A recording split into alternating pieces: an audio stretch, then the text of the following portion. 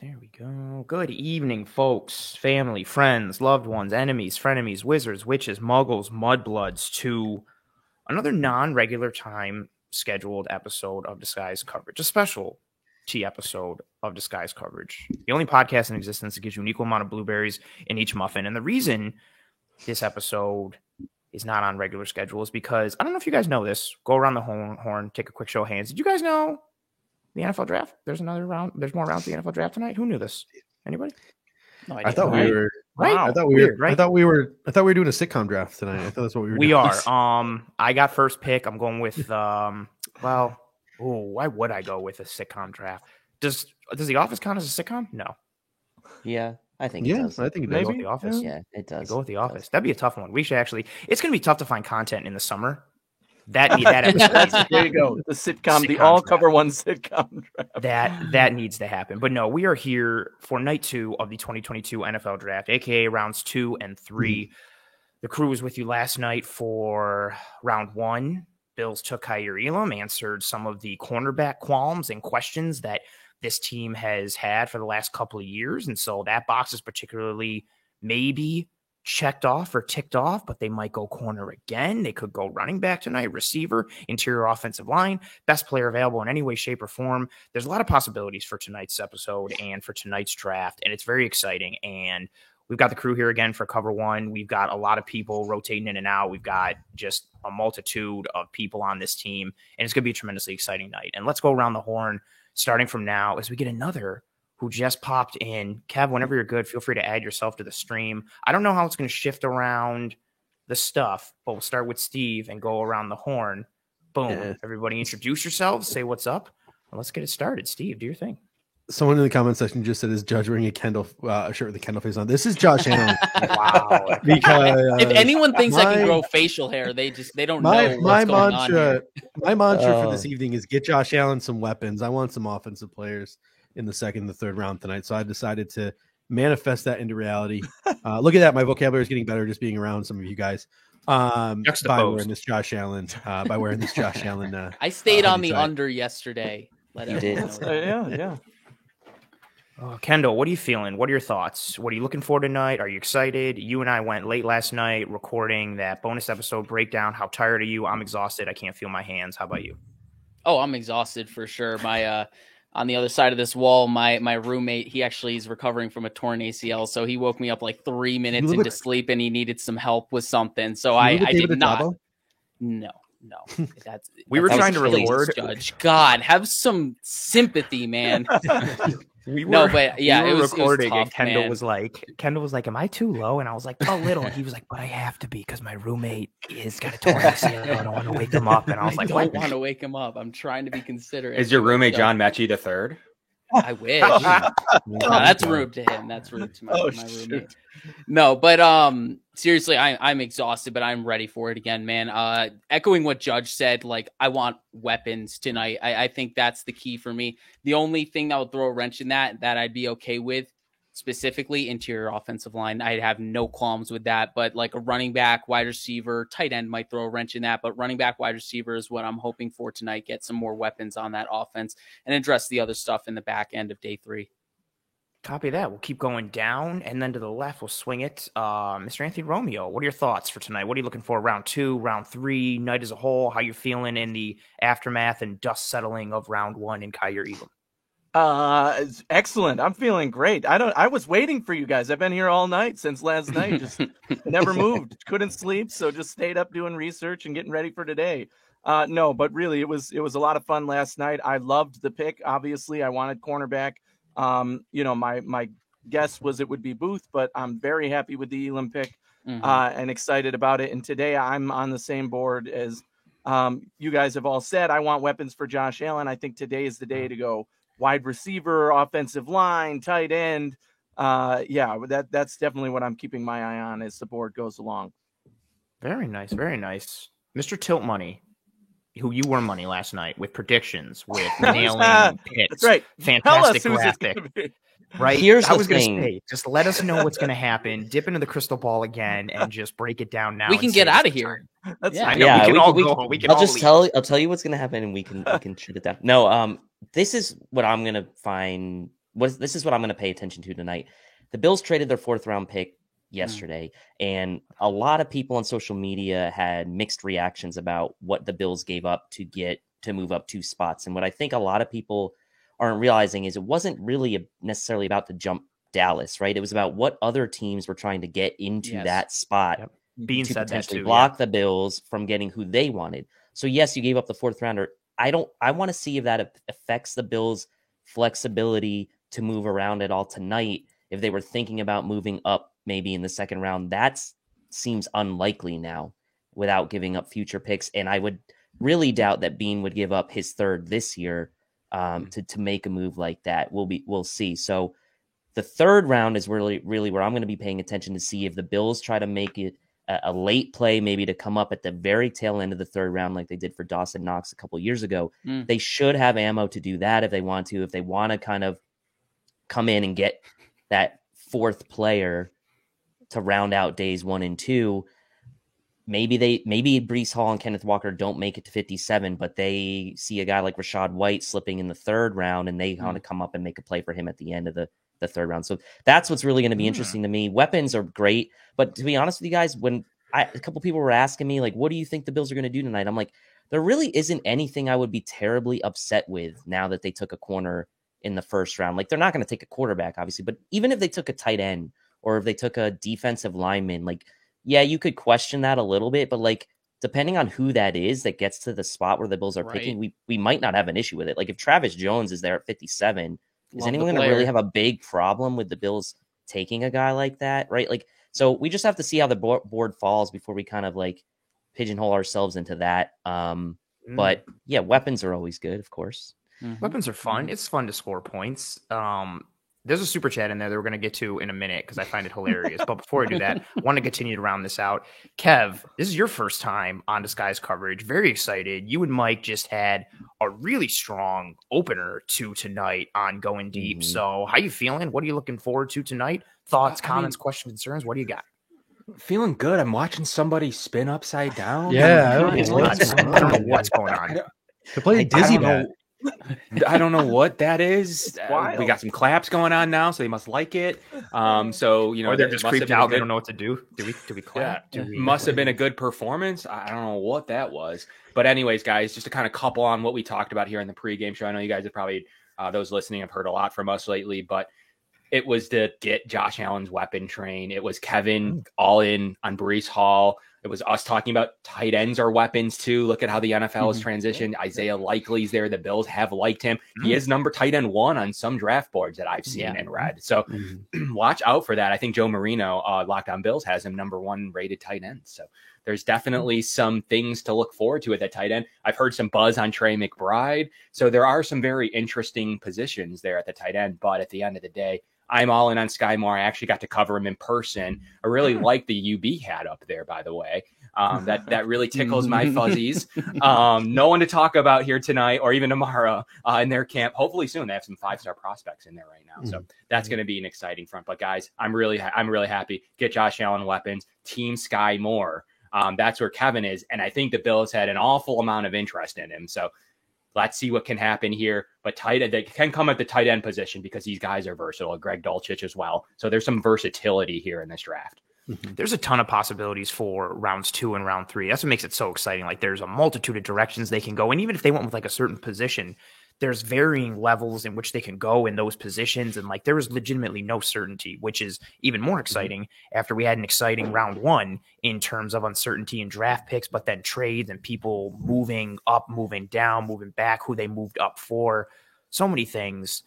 One of the things that I really enjoy about the draft are when people put really good chats into or comments into the chat. And this is a winner from Alan. Alan, thank you so much for your super chat and your donation and for being here live. Alan says, I would pay money to get a shirt with Kendall's face on it and his age on the back, i.e. at least 16. Can we make this happen? Is this a thing we can do? Apparently I need to merchandise my likeness. Can we make this happen? I think we should do this. Kendall, you were a star today on the socials. Everybody saw your your Starbucks wrap or your chocolate milk or whatever. Judge, had. that was nice. I like that subtle Chocolate dig. milk. I appreciate it. It's literally I don't drink coffee. I drink caffeinated chocolate milk. That was some nice mood juice you had this morning. Do you put something in it? No.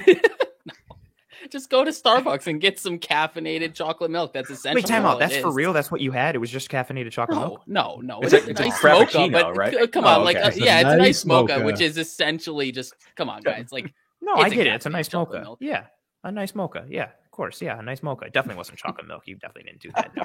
Greg, appreciate you joining us It's a live. Nesquik Greg stuff. and Aaron and Eric have been rocking it in Vegas live, providing coverage in a variety of forms, all on the socials, episodes, a whole bunch of stuff. So shout out to Greg.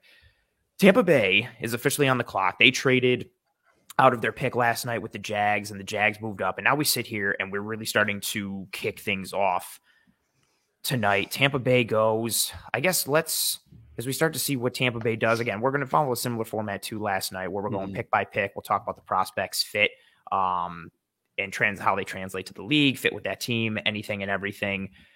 Tampa Bay is a team that, if we're looking at it from a Bills perspective, they are a Super Bowl contender. Like, I don't care that they're in the NFC. They are a potential roadblock to the Buffalo Bills. Is there any position that anyone feels strongly about the Tampa Bay Buccaneers not getting or not addressing? Like, given that they are a team that potentially the Bills could see down the road, is there a position that if you think, oh, if Tampa Bay got this, that makes me dislike that matchup for the Buffalo Bills, potentially, given how they're already currently built? I would say, go ahead. Sorry, James. Dave. I was going to say Jason Pierre-Paul's gone. I know they got Joe Tryon. I know they got Shaq Barrett, but they're a team that kind of likes to rotate like the Buffalo Bills. Another edge rusher, somebody to get at Josh Allen would be my biggest fear with the Tampa Bay. My fear last night, to build on that, I thought if Jermaine Johnson fell out of the first round, I was like, great, he's going to go to freaking Tampa and he's going to be sick. That was my fear. What else? I know there's another thought. I kind of missed who it was, though. Anyways. Oh, well, I was going to say, like, don't discount weapons for Tampa Bay either, right? We're talking about the Bills adding weapons for Josh Allen, and what's to stop Tampa Bay from doing the same thing? I mean, the fact of the matter is like they're not going to probably invest in a player that's going to need to be brought along slowly, right? So I'd be surprised if they went the route of tight end, given how that position has kind of tended to take a couple years to develop. So even though that's a weapon for them, maybe that's not a fit. So wide receiver to me and running back seems like potential options. I know they got playoff Lenny back in the mix, but if they added another running back to kind of pair with playoff Lenny, Brees, that would not make me happy. Watch him take Brees right now, and then the conversation is Todd over. Bowles on the phone, so they're staying put. Yeah, if they added like Kev's guy, Sky Moore, like any weapon like that, I think that's something that if you're looking at it like way down the road, and the Bills as a potential Super Bowl matchup with Tampa Bay, it's like that's the one thing you just like you don't want to see other teams just stack weapons, even though that's exactly what we want to do for our own team, which is why you don't want other teams to do it. Exactly. And that would be so ridiculously, I always think of, I'm just so paranoid as like a Bills fan. And it would be just so poetic. Like Tampa Bay, like for whatever reason gets Brees Hall, and then the Bills play Tampa in the Super Bowl and Brees Hall just goes nuts on for Buffalo. I'd be like, of course, of course, this is how it works. Like, this is just how everything fits together. The cruel irony of anything and everything it has to do. You know who this pick could be? Gronk hasn't re-signed yet. They lost. Gronk hasn't re-signed yet.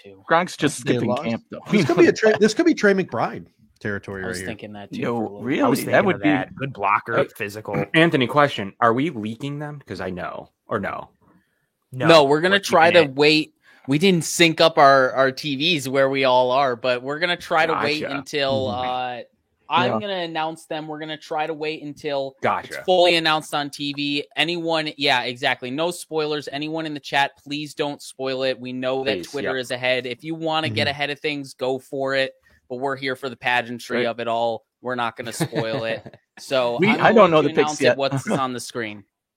Everybody was pretty good last night in the chat. We started to get a little later in the night, and then there was some potential. It was the New England debacle that really that was what it was. Oh, let's talk about her for a bit. I mean, it's Pats related. Like, I think they're about to announce the pick, but until then, I mean, the Pats were kind of getting like ripped for Cole Strange and the pick. I like Cole Strange. I mean, granted, I think it's like a first round is early, but I don't know. with the Pats run for like weird positions like that, granted, like Dante Scarnecchia is like not there. Like, I don't know why I just have the feeling that Cole Strange is going to be like an all pro and kill it. And we're all going to be looking back and like, remember when we all laughed because the Pats took Cole Strange? I mean, that's the thing. I think a lot of people here like the player. It's just like, really at 29, like I think most people were like, yeah, sure, take a reach at him in round 2 and everyone would be okay with it and understand it. Round 1, that's pretty rich. I mean, what are they drafting him desperately to be Shaq Mason's replacement? It's pretty. Right. I forgot they lost Shaq Mason. Ironically, he went to Tampa, and now the pick we is get in. Tampa's I have pick. seen it. Is everybody Yeah, good? Tampa Bay selects Logan Hall, defensive end, defensive tackle type of hybrid player from Houston. Interesting pick for them, but they do run that type of 3-4 hybrid front, so he could fit into that system and how they William do things on the Golston front 3. Is one of their starting defensive ends, and the other guy is Raheem Nunez Roches. So, and then behind that, I've never heard of their backups at any of the 3-4 defensive end positions, those 5 tech spots. So Logan Hall would fit there perfectly. Hall's an interesting one. Ooh, we have a trade. The Vikings have traded pick 34 to the Green Bay Packers, so we're already getting some action. Oh, Logan Hall, George Pickens. That's 2. Imagine if they go defense NFC again. North trades. Oh, good How about call. this? And the Vikings did them both. Trading with the Lions yesterday, and the Vikings trading now with the Packers. That's interesting. Appreciate you, Kenny. They must Thank you so really much, not Kenny, for the have donation. liked anyone. This has got to be for a wide receiver, though, right? Oh, Because news came out today that Yeah. Aaron Rodgers wanted Treylon He was Burks, pissed. and they couldn't get Treylon Burks. So I got to imagine this is for a guy like Christian Uh-huh. Watson or something like that. That's my Yeah. assumption, at least. Pickens I or mean, if you're Watson looking at the makeup of the Green Bay wide receiver room, you're sitting there with Lazard, you're sitting there with Randall Cobb, Valdez Scantling is gone. He's in Kansas City. Obviously, Devontae Adams is gone. It's weird with that like weapons grouping. They could use like a true X. They could use like a real slot because Cobb is a little long in the tooth. Like if they trade up, If they go and don't defense get a receiver, dude. If they trade up and don't get a It has to receiver, be a then I just feel receiver. like this Has to be. organization is always just trying to slight Trolling. Aaron Rodgers. They're Like that's it. Like they are just all about like making him upset. But I would think the pick is in, so they came up obviously. they knew Where who they did wanted. they move up from? Because this one seems like it would have to don't be a know. pretty fairly It sizable says jump for them. right? 53 and 59. Nice, good call. They had Oh, 2 picks. picks. wow. Okay. So When two. you're trading inside with a division rival like that, do you like turn to them and be like, just because it's you, I need an extra 6th-round pick? Yeah, Like you do. Yeah. Add the bonus there. Yeah. 100%. Like you you do twist that. the screw a little The bit. Belichick, yeah. But Minnesota That's could tough, feel like though. they're shooting themselves in the foot if they end up giving Detroit and Green Bay Yeah, like their exactly. future stars with their pick, right? Minnesota is clearly a team, and if you look at the Minnesota roster, the Minnesota Vikings depth chart, Every year. solid starters, and Oh yeah, you said this last night. weak backups at almost every single position. And this is a new GM who looks at a draft and be like, I didn't get a shiny blue chip toy, so I'm just gonna kind of what I think a lot of Bills fans wanted the Bills to do, but the Bills are in more of a go for it position. The Vikings are more in a let's restock the depth of this football team. Now they have 53. Now they have 59. They got Lewis Seen at the end of the first round yesterday. They're just going to add like solid backups who could develop into starters over the next 3 hours here. Like that's essentially what the Minnesota Vikings are going to do. And it's a smart move for them. The Green Bay is in a situation where they're trying to get over the hump too, right? They've been competitive year after year after year, Yes. but unable to make it to the Super Bowl, right? Because, there's other teams that seem to best them in the playoffs when Green Bay falls on their face. So I think this pick has to be to make Aaron Rodgers happy. Is this Aaron But Jones, him by the coming way, up. with a sombrero? Yeah, and Sombrero on. That's what it looks like. Does this feel a little forced though? If you're Green Bay, like you're kind of like appeasing the Aaron Rodgers like a definitely little did, too yeah. late. Like in my mind, like I mean, yeah, you're gonna get a receiver, I'm sure, but it's like it's more of a reactionary move than it is something that you probably really planned. And here to we do, go. maybe. They go ahead and take Someone Christian Watson out Yeah. of. Oh, good There for him. you He go. doesn't have to change. North He doesn't have to Dakota change State. uniform colors now. He can just stay No. in the green and yellow like he was in North Dakota State. Very easy. And I mean, we were talking about him offline before. This receiver group is so deep. Like it's not necessarily filled with, from top to bottom, like with home runs and just there's some top end talent, but it's the strength of this group is in the, I don't know, like prospect 8 through 17, 18, 19, like however you want to rank it. Like there's so much talent for receiver in the second, in the third, and the fourth. And Watson's somebody who, we were talking about Watson, like he could fit in with a team who doesn't need to ask too much of him right away. You let him develop a little bit, you let him work his skill set, and you let him but that's not necessarily Green Bay. Exactly. He's going to need to produce right away in Green Bay because Aaron Rodgers will punt him to the moon if he does not. So this is a very interesting one because I recognize the skill set that he presents, like the speed and the verticality and even some of the gadgetry. Like he can run those jet sweeps and the orbit motions, and he is a legitimate potential house call threat every single time he touches the ball. And his route running, he has some nuance to it, but the route tree isn't tremendously developed, and the competition level that he faced in North Dakota State isn't exactly where you want it to be. Not that he can't accomplish things right away, but I just hope it's not a too much too soon type of thing with how much they're going to put on his shoulders. I believe we have another trade according to Titans Twitter. I believe. Yeah, it says the Titans pick is in on the screen, but Field Yates is saying that the Jets have traded up to pick. Oh my God! No, the Titans made their pick. The Jets have moved up with the Giants. Pick, it looks like. So he must have typoed. Yep. He just retyped it. Yep, it's up to 36. So the Titans are in fact selecting. Who mistyped New York Field Yates? You should get at Field Yates and be like, "Good job, Field." You just ruined my stream, Field Yates. How dare you? What do the Jets still have to trade? I know, right? We're seeing a lot of excitement and movement around, even from, we did in the middle of a round last night. But at that value, too. Like they got a lot for that pick. Yeah. I'm interested to see what the Titans are going to do, considering all they did to trade back. Yeah, and then really they traded back to get assets and then got Treylon Burks. I think among this panel, I think a lot of us are okay with what his ceiling could be, but acknowledging that 18 might be a little bit rich. And certainly seems like the Titans were one of the losers of day one based on what a lot of people losing AJ Brown. Somebody posted the GIF last night when I said it on Twitter, like that they got Treylon Burks to like be AJ Brown, and it's like that Family Guy GIF where like Peter's like, "Oh, like a boat's a boat, but the mystery box could be anything. Could be boat. Yeah." And then she's like, "So why don't we take the boat?" And he's like, "We'll take the box. We'll take the box." Anthony, your guy is off the board. Roger McCreary in the AFC. To Tennessee Titans. Wow. So between the last 2 years, they draft Caleb Farley and Roger McCreary. How many corners did he done? I don't want to talk about this pick. Somebody else talk for about whatever reason, though, Tennessee, when they even with the drafting these defensive backs, I know they lost to Dory Jackson a year ago, but they still haven't really been that successful in stopping the pass. The last few years, they've been really one of the bottom pass defenses in the league. So I get what they're doing right over the last years. Spending an early pick on Farley, who has an high upside. Spending a pick here on McCreary, who's Elijah Molden last year sound. Too. Elijah Molden. So like they're trying to kind of combat that bad pass defense that they've had. But if you're Tennessee, like you're going the route of like 1980s football right now. I feel like you're investing a lot in the defense. You're trading away offensive players. You're putting a lot on the game manager / above average quarterback Tannehill, and everything's on Derrick Henry's legs right now. So little odd. Treylon Burks, obviously they picked yesterday, but like it's just kind of weird for me to understand like what direction Tennessee's going right now. But Mike Vrabel's an ass, so whatever. I mean, I look at this Titans. No offense, they have a solid defense, and it's even better now with Roger McCreary, even though they had Christian Fulton and Caleb Farley. So the question is, do they not trust the durability of a Christian Fulton?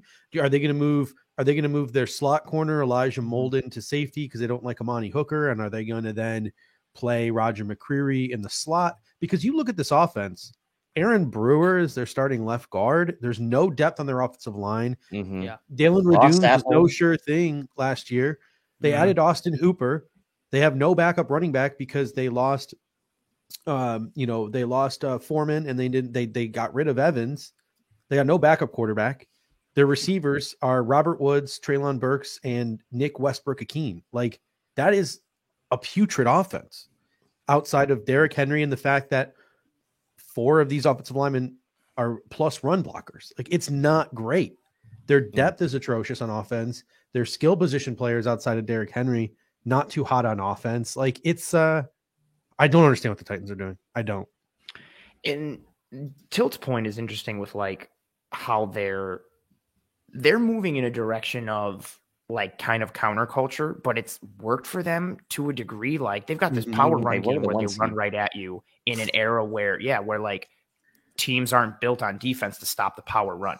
They're built to rush the passer and defend on the back end. And then that's why when teams like the Titans or what the Colts did last year, when teams have this power running attack, or the Ravens are a unicorn, but the Ravens are in that mold too. Like these teams that run these gap scheme running attacks, like defenses are just like, well, my guys are like 3 tech defensive tackles inside. We're built to rush the passer. Can you pass the ball? Like we're not prepared to have like gaps and pin and pulls, like run against us like that. And it's worked for Tennessee a bit, but then you've also seen like them just get housed regularly in matchups. And I don't know. This pick is really interesting, for Judge, what you mentioned about like their secondary pieces. Like, I don't know if this is an indictment on Caleb Farley, and all those red flags were super legitimate last year. And I mean, the first thing that happens, he looks good when he plays. And then I think he tore his ACL again and missed the whole year after like week 3 or 4. It just seems like he just can't stay on the field. This is an indictment on someone, which I figure we'll see that come out through the wash as we move forward towards the season. But man, like I feel like I love Roger McCreary. I think it's a great pick for them, but it's that's got to be tough to sell your fan base on with everything. Well, I mean, what you said, Ant, like around them in the power running game, and it's worked for them, but you need that game script has to go a certain way for you. Correct. Every week for that to really work. And whereas you need receiver threats on the outside to still be able to honor and work with the play action. You do, and you need to be able to, in a situation where you do get down in the game because that script doesn't work for you, you need to be able to come back. And that's why so many teams are where they are right now in the NFL today with these pass-centric offenses, because like we've seen it so many times where teams come back, like the ebbs and flows of NFL games. But the Titans are one of those where it's hard for them to come back in a game where they get down, because you take Derrick Henry out of the game, you don't have the great weapons now with AJ Brown gone. Like that's a very specific brand of football and a very specific game script that has to work in your favor every week for that to play out well. And I just don't see it being in today's NFL something that's sustainable. They have a unreal generational player in Derrick Henry that's masked like their deficiency in kind of having to be that passing centric offense. But once that's gone, I mean, I don't know, man. It's just a very weird situation for them right now. So the Jets come up here and leapfrog the Texans to go ahead and take Breece Hall out of Iowa State. So very strategic move from them. The Jets stay winning in this draft. Strategic play from them to get in front of the Texans, who are running back needy, and they get their guy to pair with Michael Carter from last year. So I think it makes a lot of sense for their offense. Last night I talked about how, it's tough for them to recruit when no one knows in free agency what the Jets are. No one's really attracted to going to the Jets, so you got to go ahead and get your guy in the draft and bring them in and lock them into that team that way, and hopefully build from within. What did the Jets give up? Do we know to move up to that spot? Just a late round pick to move up. Okay. 2 spots. They were already picking. Okay. Because they already have a couple young running backs on their team, and clearly they're like, it's really just Michael Carter and Tevin Coleman though. They're not high on Pirine. They're not very high on Pirine. Ty Johnson. They have Ty Johnson too. They've got a lot of guys. Okay. I want to get real quick. So, I know this is kind of one of Judge's babies. Judge, I want to know how you're feeling right now emotionally, and then I want to kick it to Kev. Kev has been very much, like you said, Kev, you're on this weapons for Josh Allen thing. Judge, give us your thoughts on how your heart feels, and then Kev, give us your thoughts. First of all, this was the most exciting running back, and I think the best fit for the Bills offense. I think the best fit now falls to Rachaad White. It stinks that we have to now watch. I feel bad for Breece Hall having to go to the New York Jets, but good for him. Kudos to him. I think the Bills made a mistake not trading up to this spot and nabbing Breece Hall. Listen, and if they decided to pass on running back and go wide receiver or something like that, I'm fine. But if we go and take Isaiah Spiller at 57 or even take him in the 3rd round, I'm not going to be happy. Because even though I like Isaiah Spiller, the running back, slightly upgrading to a bigger version of Devin Singletary, it was not the move that I think would be beneficial to the Buffalo Bills. Breece Hall is a game-breaking talent. Isaiah Spiller is I can move the chains type of talent. So to me, I wanted the game breaking type of talent in Breece Hall. I didn't want now we got a running back for the next 3 years to sort of be a bigger version of Devin Singletary, move the chains type of guy. I wanted that game breaking talent. So this is disappointing for me. Kevin, before you go, I just want to announce that the Texans just picked Jalen Petrie out of Baylor, but I definitely want to let you talk on Breece Hall. For me, it's disappointing because I do agree that they could have came up to this pick. And like we did yesterday, when you're looking at that, we were sitting there and you're thinking, what could happen in front of me? And we need to get Elam. Like, what could happen? I think the Jets may have been feeling that same thing. Were they necessarily just jumping the Texans? I don't think so. I think that you never know if they got wind that the Bills were trading into the Texans spot or something. Good point. Or something along those lines, or another team. Doesn't have to be Buffalo. But it could have been someone else coming up there, and they're like, shoot, we got to make this move, call up New York right now and get it done. It kind of senses to me like they got a sense of that. Otherwise, you're probably feeling pretty confident you can get the player there. So to me, there's been a lot of trade action. There's been a lot of things going on. But yeah, as Bryce Hall, the player, I think he would have brought that extra level that the Bills are looking for. Really, really disappointing to see him go to the Jets. Seems like they punted on Carter, a weird situation. Obviously, you can have multiple running backs, but I think that team had a few more needs than just that. So it is interesting to see what they do the rest of this. They've done well. I definitely got to chime in on the Breece Hall thing, obviously, because I was not pro Breece Hall this high. I disagree completely that the Bills could have traded up this high to get Breece Hall. At this point in time, after you gave up your fourth, what are you going to give up? Your third and your second to come back up this high? I don't think that's an option. Now what are you going to do? Get a running back or a wide receiver and all these other positions that we talked about as being targeted in the 5th or 7th round this year? No, you can't get up this high. It was no longer an option to come up this high to get a guy like Breece Hall. I disagree. So, a first, a third, or I'm sorry, second, third, and a 4th round pick next year. Or I'm sorry. Okay, so then you're taking second 5 and a 3rd round pick next year for a game breaking running back. I'd do it. I also disagree, obviously, on the evaluation of Breece Hall as that guy. I do think he was the best fit for the Bills in terms of the running backs in this draft class. However, I don't think that I would have picked him this high if I were the Buffalo Bills. And looking at the board, even if you traded up, there's still plenty of other names that I would have taken before I thought about taking Breece Hall in this position. He's simply not a sure thing. And for me, that means you have to go with greater needs over that. And I'm not overlooking the fact that Devin Singletary stepped up. Can we upgrade at running back? Absolutely. Should we upgrade at running back? Absolutely. But we don't need a guy who's going to come in and be a superstar at that position when you have a guy like Josh Allen. So stepping up in this position, he goes to the Jets, and obviously maybe that's not a place where he's going to maximize his potential. At least they haven't shown that in recent time. And it's not a stretch, at least to say at this point, that he's their worst draft pick so far, since the first 3 guys they got are worthy of top 10 picks in this draft by a lot of people's evaluation. So yeah, I'm not surprised Breece Hall went here. I was expecting him to go kind of in this range in the 2nd round. The fact that he went this high is a little bit more of a surprise in trading up. I like the pick for the Jets personally. Yeah, I think it's a good pick for them. I mean, they moved up 2 spots to get arguably the best running back in the class. But it is a little puzzling because of who they have on the roster now. It's fairly puzzling with who. I mean, it depends on where you're looking at it. Like with Michael Carter, with Ty Johnson, but also you're giving up on them already. It's that San Francisco offense, right? They're just going to want to.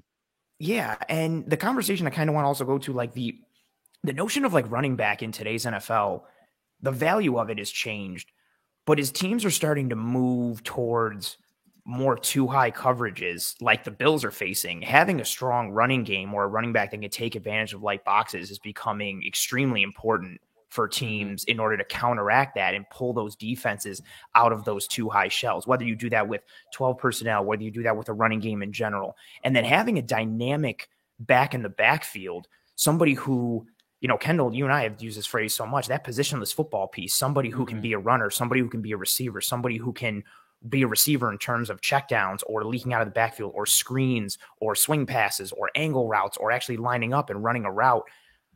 I think running back potentially unlocks this offense in a way that we haven't seen before. And I like Breece Hall's skill set, I thought fit that well. There's other running backs I think that can fit it to a lesser degree, but I think running back unlocks a lot for this offense. And it doesn't just need to mean that they're running the ball a lot. Like it's a change in dynamic based on how current NFL defenses are starting to track and trend. to fight offenses like the Buffalo Bills. So offenses are starting to move in a direction to kind of pull that dictation piece back and change things and change the math. Do you think, serious question, do you think Jamison Crowder takes some of that? Because I do. I look at him as an upgrade over somebody like Beasley because he has that speed, because he can do those things. And we also still have somebody like Isaiah McKenzie, but we know who he is in this offense. We don't necessarily know the potential for a guy like Crowder, who, but you don't, Josh Allen, you can argue, hasn't had a receiver like that. And he is dynamic. He's better than Crowder. He's not significantly speed and different than Beasley. What he brings to the offense. He's got more run after catch potential and potentially more long speed, but Beasley adds more to the offense. Crowder doesn't have the crispness to his route running. He can understand leveraging coverage and finding soft spots in the zone similar to what Beasley did. But I don't know if to Tilt's point, I don't know if his skill set is that different to the point where he changes the dynamic of the offense. A top tier running back or a dynamic running back changes the function but of the argument offense. You made, the part that I was hinting at there, you made an argument that a guy could stay there as a running back and receive passes and be the kind of check down guy for an offense when you're dropping receivers deep and the defense has responded by putting 8 guys deep or whatever, right? So I think Crowder can do that as that weapon, right? You keep him short, you send the guys deep who can go deep, and then the defense has to cover those guys who are going deep or whatever, making their routes. And you have Crowder as the safety valve to jump it off to. And as you just said, one of his best things is yards after catch potential. It doesn't have to be deep. Get him the ball. Let him be that guy. They could look at him as that piece. I look at him as bringing that dynamic to the offense more than Cole Beasley. That's what I meant by an upgrade over Cole Beasley. Certainly he has to build that relationship with Allen first. Right. But for the running back piece, like the check down piece, it's more of it's a position that can give you something in the run game, but also in the pass game. And it's a tendency. Mm-hmm. It's not a tendency clue in.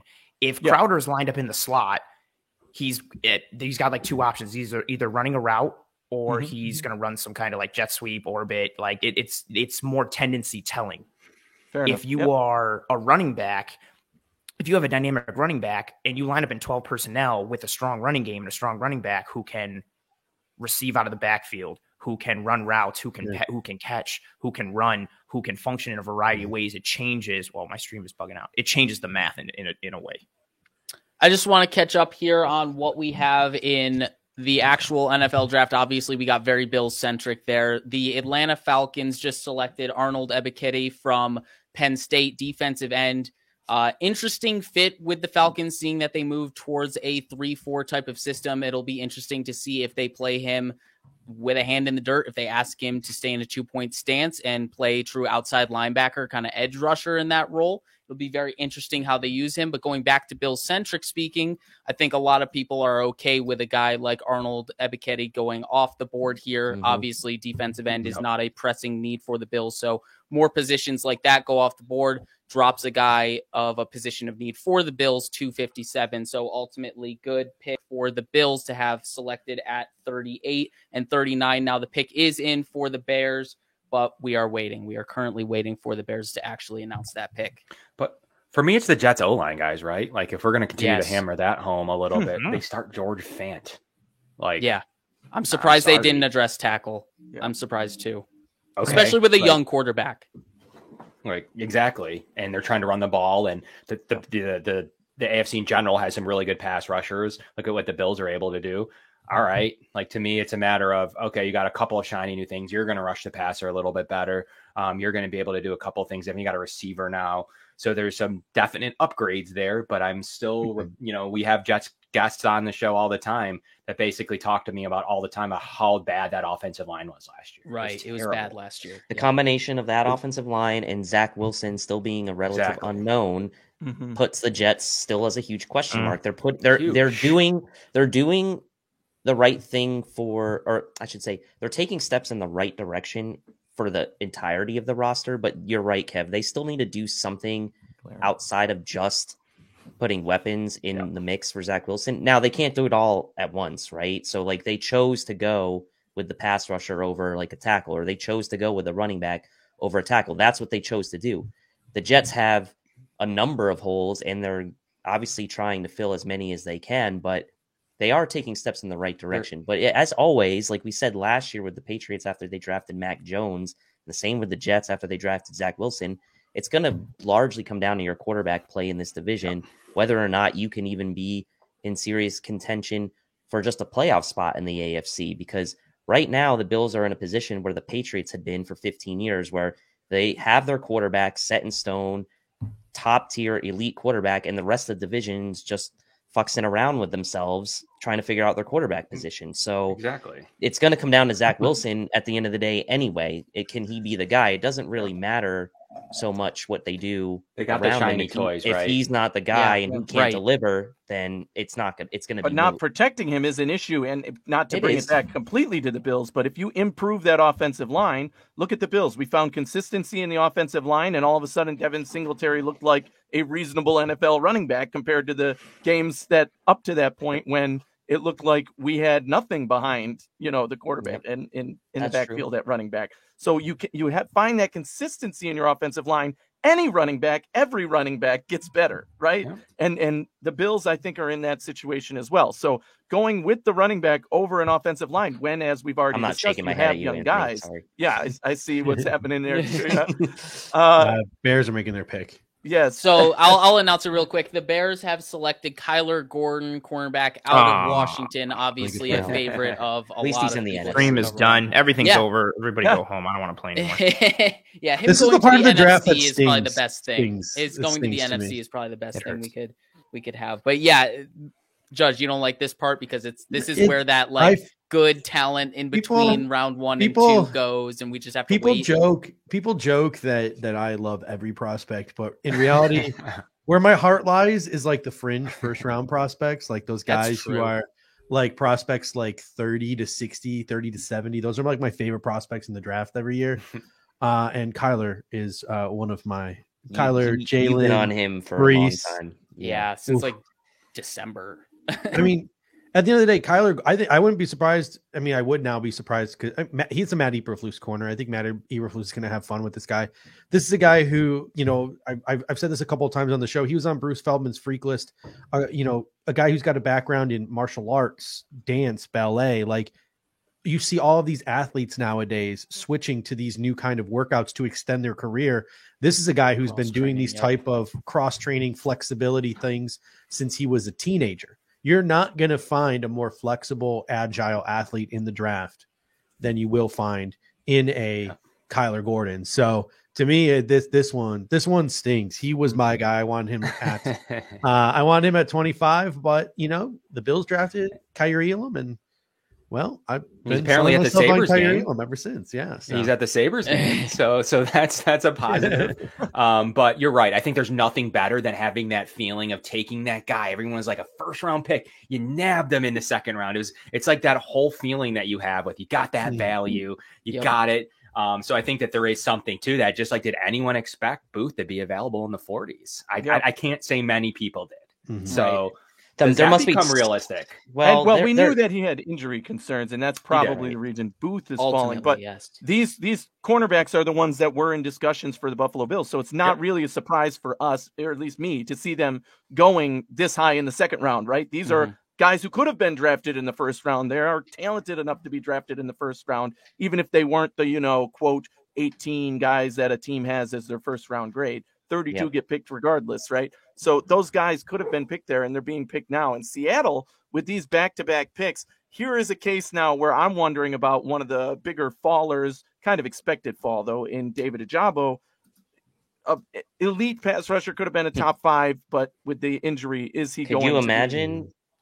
Could you imagine, though, right here, Seattle, they did not take the quarterback at 9, and they go Malik Willis and David Ojabo here would be in very, very...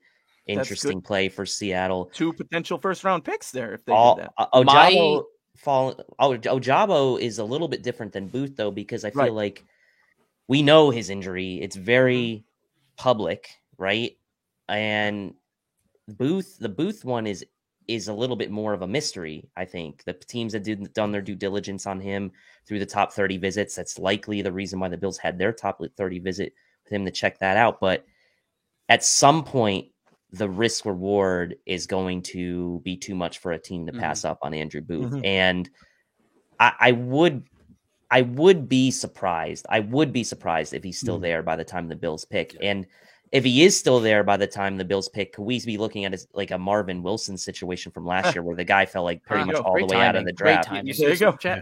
Oh, there you go. I didn't even see that comment. I promise you. It was just on the top of my head. I saw you looking away. I was like, dude, it'd be wild. If he goes that late, though, that would be a wild fall because of medicals, because that tape is... I mean, the thing with Marvin Wilson, too, is he had outstanding 2019 tape, and his 2020 tape, fell off the table a little bit because he was playing out of scheme. And then you also factor in medicals.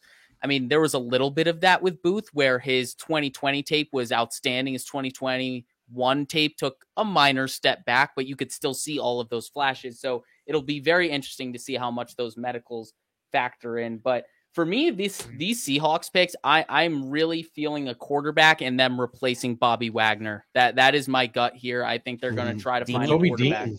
Nakobe Dean is still on the board. Muma is still on the board. I would be shocked if they don't go after. Don't say that, man. Don't put Muma's name in the ether. Hey, I'm just being analytical about it. Tonight I know this is a Bill-centric cast, but these are the picks that start to sting. Like, this is the night of everyone being miserable. I love the beginning, first half of the second round. This is where everybody's like, oh man, like we got hope, like so and so might fall, and then like 2 picks later, you're like, this sucks. He went, and everybody. Hearts are gonna be broken. I am a little shocked Nakobe Dean fell. Yeah, to this degree. Yeah. Medicals too, right? Short arms. If that was a rumor or not, but the guy's tape says it all. So I'm surprised he's still on the board. Oh. And Seattle's pick comes in.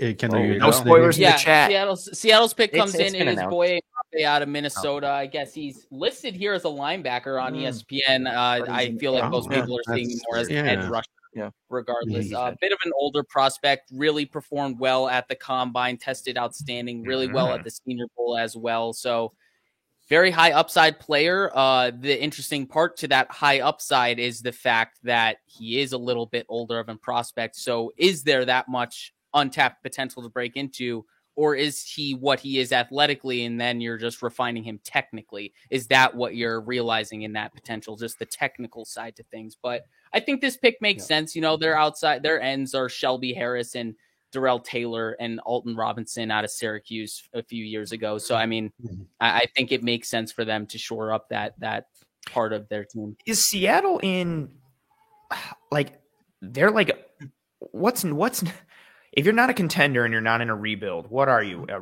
denial. Denial. That's what you're the drought Bills. That's what you are. Yeah. Doug Whaley. Are they constant mediocrity picking in the middle of the first round?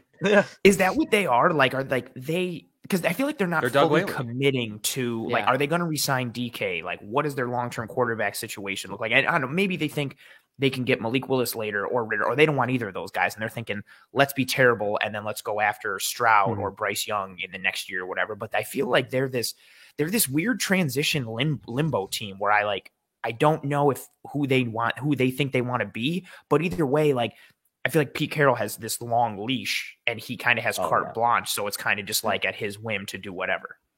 And he said he didn't want to go through rebuild, but Pete Carroll's also notoriously like a liar about everything he says, even when it comes to like how he's going to use his players and things like that. So athletes. It's just like the opposite of what he says. I mean, it still seems odd to me that they traded up to the 9th pick and didn't take a quarterback. But and is rattled here. The Seahawks come quickly back to back and they draft Kenneth Walker, the third running back out. Didn't they re-sign Rashad Penny? Rashad Penny and Chris Carson, and they have Chris Carson. So very odd.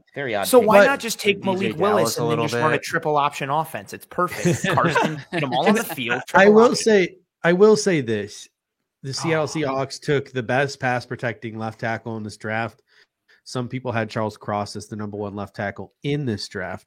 They follow up by taking a guy like Boye Mafe, where if Boye Mafe was 20 years old, he probably would have been a top 15 pick. And then they go ahead and they take the best pure running back in this class in Kenneth Walker Jr.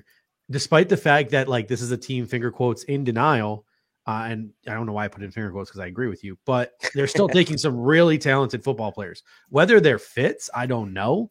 But they're still killing this draft in the fact that like they're taking really good football players and arguably some of the best players on the board when they pick. So kudos to John Schneider. He still got it, but whether these guys actually fit and they can make it work without Russell Wilson, I don't know. I think Russell Wilson would have loved these 3 picks, even though they wouldn't have had one of these picks without Russell Wilson being traded. Yeah.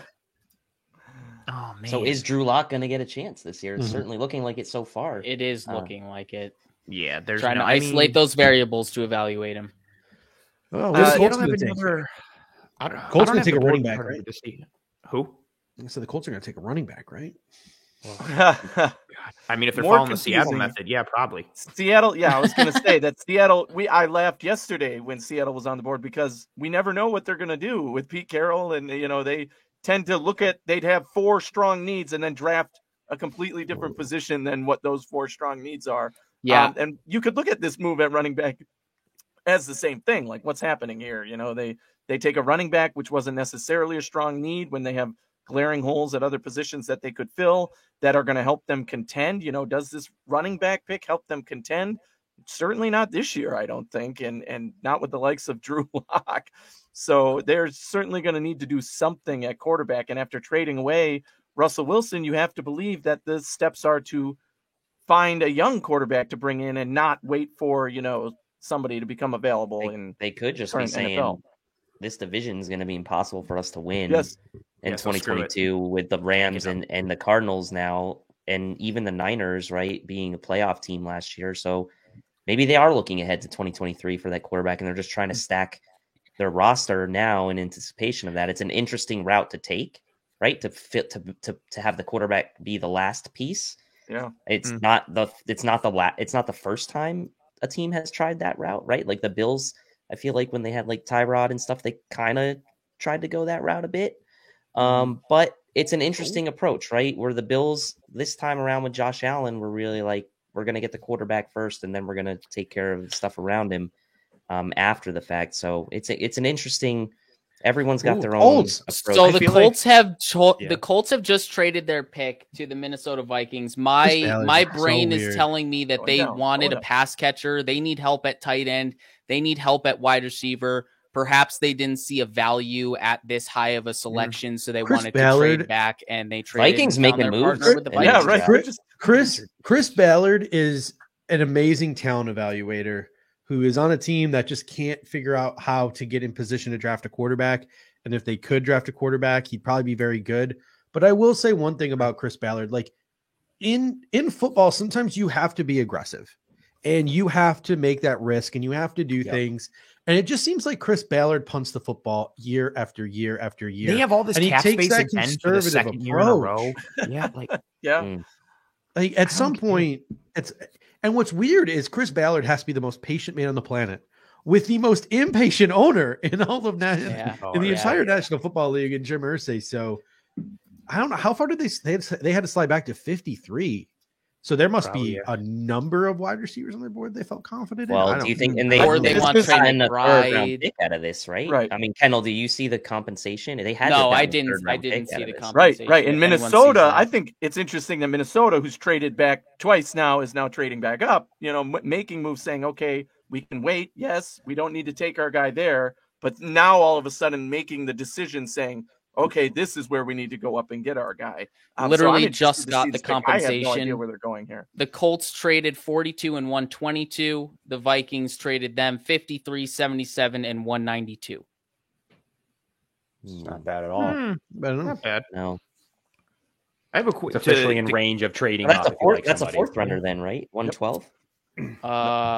They got 192. That's 112 is an R&B group that was on Bad Boy in the mid-90s with Biggie. Peaches and Cream. Oh Yeah. Peaches and Cream. I don't know why I always think Peaches and Cream is B2K and it's not. No, it's 112. Dance with Me. 112 is a good one. Yes, it is. Yeah, Cupid. Oh, Cupid. Oh man, that's a banger. Real quick for I want to kick it to I just want to keep everybody flowing. Kev, we've gone back to you for again your theme on going deep for like the pre-show here was get Josh Allen weapons. With Brees out and Kenneth Walker out, is there any running back for you that is give Josh Allen a weapon now at 57, or is it pure wide receiver or maybe protect Josh Allen into your offensive line? Is running back off your board now at 57? We talked about this if this happened, and obviously it had a likelihood to happen. And yeah, so for me, second round is out now at the running back position. Even I have my limitations, and it did just end. It did just end there. However, I'll be back in the third round, chime in on certain players that I may like there. I have some ASU swag I can put on if we do. To get the Rashad White juju going. He's, I mean, got a lot of confidence, that fella. So very interested to see where he goes, and Bills could be interested from some things going on. So that we'll pay attention more in the third. But yeah, the second round's out for me. My guy's still there. I'm still looking at the receiver room and the tight end room. Big move from the Vikings here. Big move. Yeah, the Vikings come up here. Is the pick selected on your screens? Because I know I'm lagging behind you guys. They're I'm just not, announcing actually, it. They're just announcing it now. I think he's on the stage. So all right, this so guy's I'm soaking gonna up all the announce it now. spotlight. Oh, is he? He's definitely not talking about the pick. He's definitely one of those like, it feels great to be here. Am I right? Let me hear all my fans. Right? Yeah, exactly. How about the Bellagio? Either way, right? I think he's going on some kind of rant here. He is. He's I need to turn my soaking up. volume up. He so looks I like can the hear coach these from rants. Blue Mountain State. I don't know. Oh my God, he kind of good does. reference.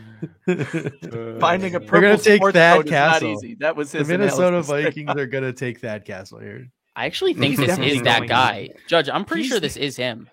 He's Oh, yeah, 'cause he definitely used to going play on some football. Sort of speech. I'm It looking sounds to see like who it him. is. I just think Yeah. that No, it is. today's It's the coach climate- from Blue Mountain State. That's amazing. What a snipe by Judge right there. That was a snipe. Good call. I'm What is he Glad I talking didn't about? announce it Ithaca. because he Shout is out for taking this Ithaca. time. He is taking Everybody's his people are time. commenting in the chat. What is this speech? Yeah, what is he doing? He's. Apparently, He's he's a still talking. Vikings fan. He's a Vikings fan, by the way. I think he used to play in the National Football League. Yo, he is. It's the guy who played the head coach on Blue Mountain State. He's He recapping used to play for the entire Vikings. series of He Blue used to Mountain play for the State. Vikings. Literally filibustering. He's just being like, so in season 1, the plot was this. Yes. Please watch my show. I need royalties. Yeah, Oh he my pulls God, out like a he's not DVD stopping. box set and puts it on the podium. I mean, I have the pick if anyone wants Yeah. it. It's, Now he's picking on the Packers fan. Just announce it. This is too long. Just do it. All right, all right. Andrew Booth Three Jr. more picks. have Andrew come in. Booth goes to Minnesota. Oh. Andrew Booth finally quits his sliding. He goes number Yep. 42 to the Minnesota Vikings. I think this makes a lot of sense for them considering, Patrick Peterson was brought in to be a stopgap kind of guy, and he's not necessarily a long-term answer. Cameron Dantzler's had some ups and downs for the Minnesota Vikings. They had everything that happened with the legal stuff with Gladney. I'm already forgetting his Hold on, first real name. quick. I think one of the PAs came and were like, you have to announce the pick. Like something weird just happened where this lady was like, come on, like talk, like stop Yep, doing she this. just came up. She's like, It definitely announce happened. the freaking pick That He's definitely getting happened. because the Giants pick's already Oh, in, by the way. He just walk off the stage.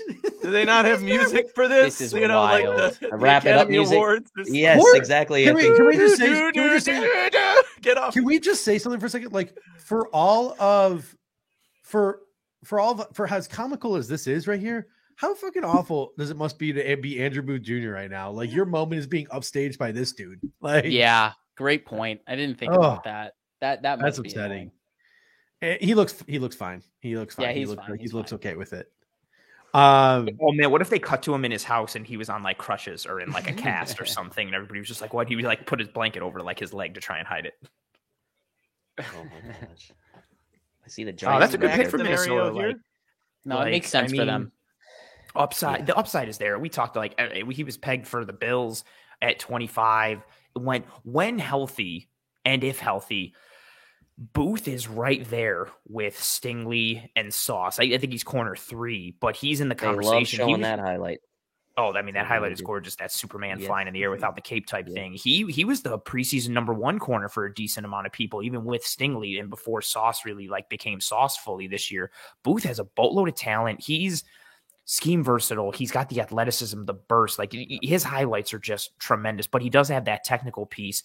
And then he's got, as we've talked about in several, episodes, a variety of us, he's got this mentality that you just need to rein him in and kind of focus and harness his energy and control. And if you do that with the talent he has, like, goodness gracious, like the ceiling is tremendously high for Booth. But with that injury history, it's a little dicey now at this point. But I think it's a good pick. So the Giants come in quickly because what's his face? Ed Mariano took his sweet time, and the Giants come away and take Wan'Dale Robinson, which certainly hints at Kadarius Toney certainly being out. You know what this tells me though too? Wan'Dale Robinson was on Sirius Satellite Radio with, oh gosh, who was it? I can't remember who he was talking to, but he was like, "Hey, what are some teams that you've been talking to? What have you been talking about?" He only mentioned the Bills and how the Bills want to use him in 4 wide receiver sets and things like that. I was going to say. The Bills had some clear interest in Wan'Dale Robinson. The Giants trade back in round 2, but make sure they're still ahead of the Buffalo Bills. And they go ahead and take Wan'Dale Robinson. That's weird. Shane is a traitor. This seems like a Joe Shane. This seems like a Joe Shane kind of guy, a guy the Bills probably had on their boards going into the season before the season even started. And yeah, Kendall's right. This does not bode well for Kadarius Toney. Why is there Pee-wee football? Also, and then right Kendall, why don't you wax poetically a little bit on your boy, somebody who you had pegged early around like February, Mr. Wan'Dale Robinson. You spoke about him in the film room. You brought up multiple clips. He's someone you're a real fan of. Why don't you touch on what is so intriguing about his game and how you think he translates to the NFL? I mean, anyone that wants a rack guy, a yak guy, he's him. Like this is who you want. When you get the ball in his hands, he's just natural at making people miss. He plays faster than he tested. I'm pretty sure he ran a 4.44 40. He'll get caught from behind at times, but his acceleration and his burst is legit. He has running back experience back at Nebraska, and then once he transferred to Kentucky, he started to get more experience in the slot and out wide even a little bit for them. He's got some work to do in the receiving department. He wasn't really tested in terms of press coverage. Didn't really get to show his release package in full, but he's got good footwork. He's got good quickness, got good suddenness. He just kind of has to piece it together at the wide receiver position because he has all the tools to get better and be a true slot with gadget work and deep ball ability, but he's got to piece it all together technically. And I think he's got all the tools to do it. I love this pick for the Giants, but yeah, I hate this pick for Kadarius Toney fans. I love that comment there. Being faked out, Joe Shane he's going for Calvin Austin. Yes, he played the real long game. Like he knew Joe Shane was going to leave this offseason. So he had been literally like having all of these fake heart-to-heart conversations with Joe Shane about Wan'Dale Robinson for months. So that's what I was wondering now, right? Kadarius Toney is now, as you said, maybe available. So does he call the Bills, and say, "Hey guys, there's this player that you might want," even though we don't? I don't think that's a scenario that actually happens. I feel like if Shane doesn't want him, exactly, Bean would be like, "Why would I want him?" Then? Yeah, like, definitely not the guy I want. If you're saying no to him, but yeah, I don't know what it is about Toney that they would make that decision, but this has been rumored over the weeks leading up to the draft for sure. This is one of those picks that if it was like Brandon Beane made the pick, then Bills fans would be like, well, why did you take him over, Calvin Austin? Why did you take him over Sky Moore and Alec Sky Pierce? Moore? People were going to, and it's then interesting. We're saying, okay, well, this looks like a nice pick for the Giants, even though they had Kadarius Toney. And a lot of things make you wonder, why would the Giants make this pick? So maybe Wan'Dale Robinson is a guy that in NFL circles had more interest in him from teams than maybe the draft community did, because I mean, personally, I would have rather had a guy like Sky Moore or a guy like and I love Wan'Dale Robinson, but I would have taken Sky Moore. I think it depends to your point, like what's the fit? I think we talked about it last night, right? To end the first, like with how much depth there is in this class and versatility, it's very much like a pick your flavor type of thing for a lot of positions, and wide receiver is one. And I think this Wan'Dale Robinson one, exactly to your point, Tilt, this is one where people might be like, really him over these other guys? But it's like, no, because what we're trying to get out of the position, this guy's higher on our board than the consensus rest of the board. And this is where we're going to start to see it, which is what makes it so nerve-wracking if you're trying to predict who's going to be there for the Bills at 57, because there's so many avenues that all these teams can go, and that's why we're in draft madness. And the damage had been done with Toney, right? Like the perception or the public damage of perception has already been kind of done, right? It's not the regime that drafted him, and if that position in the offense is that important to the Giants, then they're going to get the guy they want for it, right? And they will be able to get something for Toney. It won't be what they drafted him for, but this regime didn't draft him, so they maybe don't care, right? They took him with a 1, right? Yep. Yeah. Yes. They took him with a late 1 first in the last year. Oh man, that return on investment, like But Marquise they didn't Brown make went the for investment though, right? So maybe they no, don't very care. true.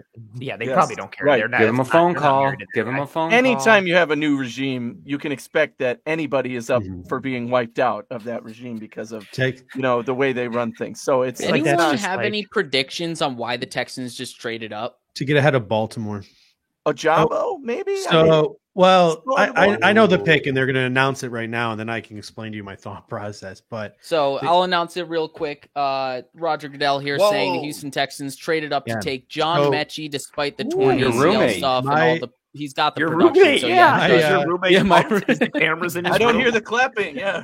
my Judge, speak on it.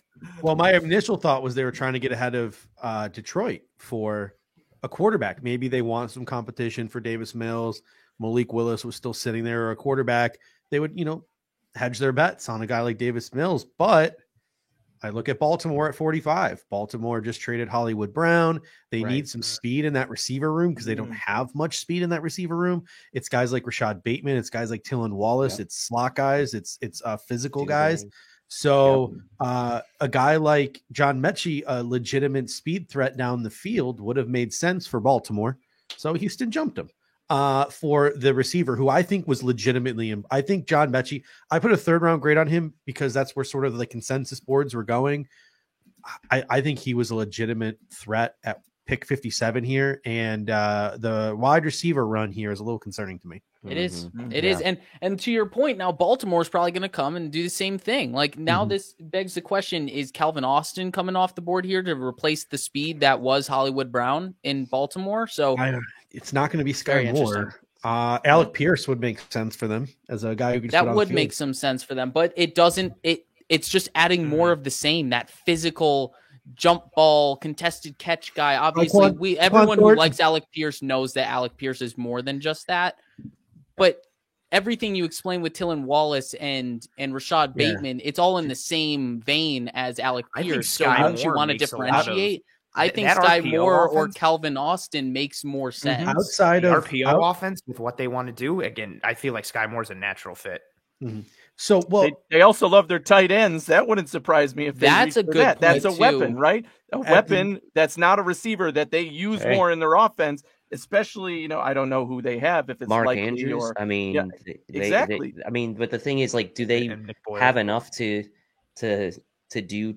I mean, what Nick Boyle had some moments, right? But Mark Andrews he's is a the blocking commanding guy. the targets.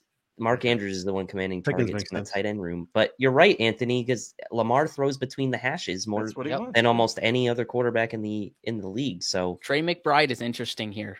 Anthony, I really like the point you brought up Yep. about tight end because he is a guy with a high blocking floor, but he will definitely have room to grow as a receiver. He already has a decently high floor as a receiver, but I think he would fit really well in an offense that gets the most out of him as a blocker and gives him opportunities as a passer or as a pass catcher in kind of a gimmicky, more manufactured way Oh, where He kind of doesn't have hides to some be the deficiencies. guy. He doesn't. They're have to be the showing- guy. they're showing a Jabo on TV. Yeah, Well, that would be Baltimore's defensive coordinator was Michigan's defensive coordinator last year as well. Right. So he doesn't there's the look happy connection yet. there. Oh. Before David Ajabo got How hurt, would I they think show that footage. a lot of people were mocking David Ajabo to the Baltimore Ravens because of that connection. They Yeah. also have talked at length this offseason. Some of the things some of the narratives coming out of Baltimore was we need to put another speed rusher next to FAOA. We got to get that sort of Matthew Judon, two type of guy threat. They tried to sign Zadarius Smith. It fell apart. So that makes sense. But Ajabo looks pretty sad while the Ravens are on the phone. Yeah, So yeah. that also doesn't bode well for Ajabo there. Edge makes sense for them too. Like they are long in the tooth at that position at like defensive end, and they added Derek Wolfe, but he's been banged up. Calais Campbell is effective but older. Adafe Owe is fantastic. I really liked him coming out of Penn State last year. Him and Tryon, like that whole little grouping at the end, Rousseau, Yeah, I Owe, love and then those Tryon, two. like all had really good, like under the radar rookie years in a variety of ways. That's But a good potential unit there. That's a good potential ending of a Very. draft. I mean, or a round. Yeah. very.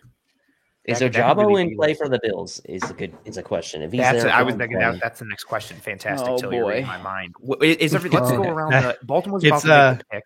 But it's no longer about to be. Yeah, it's not. It's not a. Yeah. Ojabo is now the selection for the Baltimore Ravens. Oh, we don't need a round table on that one. Yeah, we can. Let's skip go the round table. real quick. We're about to be at pick 46. There it is. We'll start with Judge and go the same way around. So Judge, Kendall, Anthony, Tilt, Kev.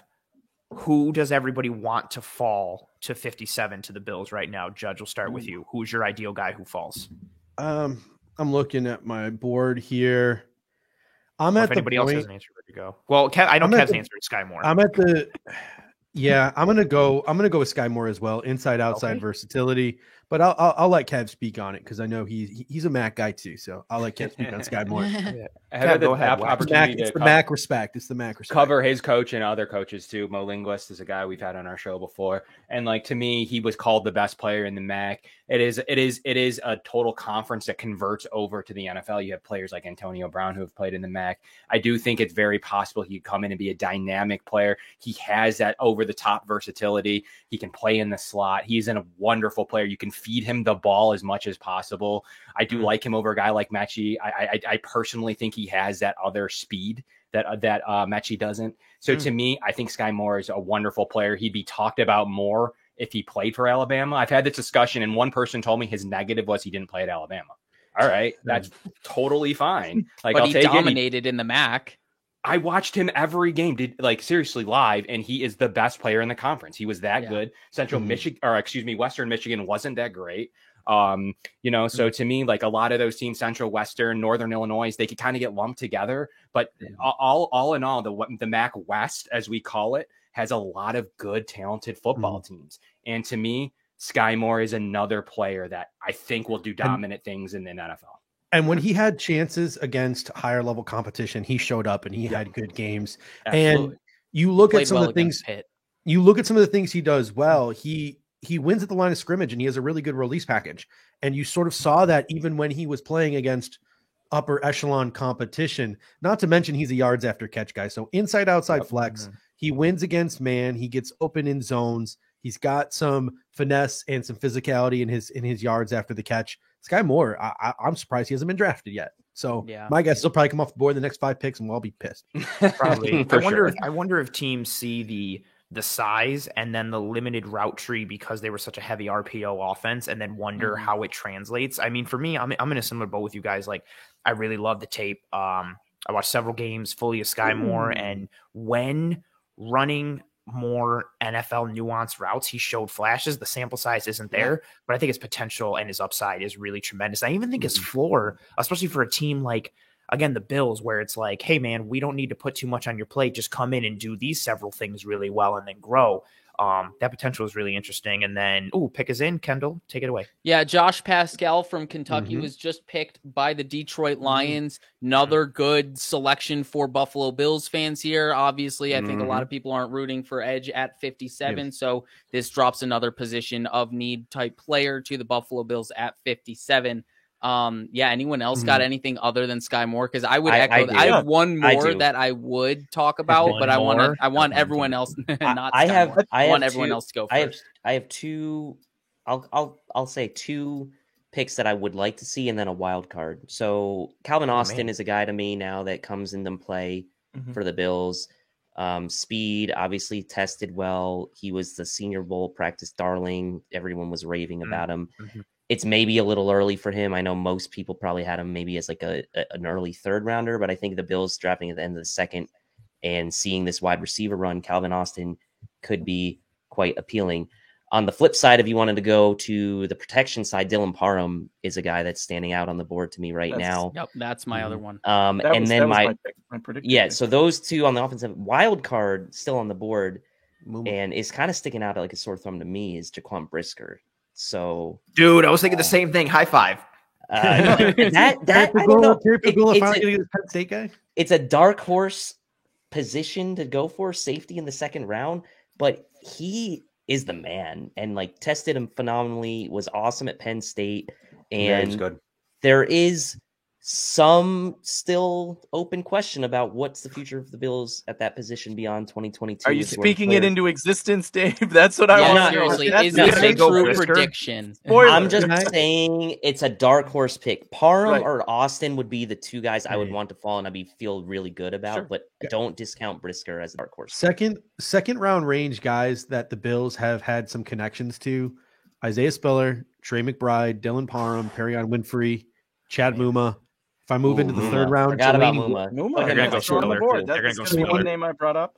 For in early mocks, one name that we haven't discussed and a position we've kind of ignored because of the signings the Bills made, but a guy who I liked early on was Travis Jones, and he's still on the board. Yeah, he's still. There's a lot of good players still. I don't know, but again, that wouldn't be one that makes me angry. But I think I would also be looking at Sky Moore, Trey McBride. My prediction was Parham or at least offensive line of some sort. In this round for sure. So I would love to see that pick. That would make me happy as well. With wide receiver, especially if it's not Sky Moore, I think there is more talent to be had in the rounds coming up in wide receiver. Again, there's a deep class of guys that I think could contribute to the Bills on day one. Muma would be awesome at 57 as well. My favorite player, one of my favorite players, Nakobe Dean, obviously still falling down this draft board when he was potentially a first round quarterback. Anyone want a quarterback? Yeah, you know what this Chad conversation Pennington year. This conversation is making me notice that there are so many players that we all think are available that we would like to have. Isn't this a trade down opportunity for the Bills to go ahead and get that fourth round draft pick back? Isn't this a true opportunity for that? I think if Parham's there, though, it'll be tough to pass him up with the fact it that they certainly had the would, but there are a lot of guys available that fit need and value for the Buffalo Bills right now. It could make sense to move back 10, 12, 15 slots and get that fourth round pick back. Well, let's see who's behind them maybe, or who's picking right after the Bills that maybe needs a quarterback. And so you could always pull a Minnesota Vikings that way, right? What they just did, they traded back 20 spots and then traded up 10 spots, right? If the Bills can get a pick, an extra pick, even if it's a fourth rounder or whatever, by trading back and then trade up to get their guy in the position, a few spots lower, they still benefit from that. So I'm all for the trade down. Have we ever seen with all this talent? Have we ever? I'm not saying he's incapable of this, but have we ever seen Brandon Beane finesse a board like that? Trade down to trade up? Not really. No. Not with the same. He trades into the bottom of the third. The closest for the finesse we saw was the multiple trade ups, the Josh Allen, according to Glenn deal. And again, I'm not saying he's incapable. Just because we haven't seen it doesn't mean he's not capable. Right? Absence of evidence is not evidence of absence. I'm just looking at the teams picking after the Bills to see who might be interested in jumping up. I mean, the Falcons pick right after the Bills, so could that be a situation where they just want to? If the Bills are taking phone calls from teams in the third round who want to come up, would the Falcons want to come up one spot? Or just be like, just to spite you. We will take Malik Willis to spite you. Give us a yeah, that's exactly it. I remember you don't trade. Different scenario, but remember it was the Bears trading up one spot to get Mitchell Trubisky in the first round just to prevent other teams from doing that. So a lesser version of this. But could the Falcons trade up one spot just to prevent other teams from getting a trade with the Bills? I don't know. The Washington Commanders come in here and take Vidarian Mathis, interior defensive lineman out of Alabama. Yeah. He's someone I liked a lot. I know Eric liked him a lot. Really solid tape, good technician, high motor player, someone that has a great name. Yep, last name specifically. He's someone that could play 3-tech and 1-tech. He's got the power to do both, but the technical side of things and the motor that he plays with, I think, is very intriguing. And ultimately, he seems like a high football character kind of guy, and that's probably why he flew up into the second round. Kind of wild that the Commanders are continuing to invest in the interior of their defensive line and their defensive line in general, because it's just stacked. They're the Bills on steroids. They're just like all defensive line. That's always everything is defensive line. Oh man, that's it has worked to an extent.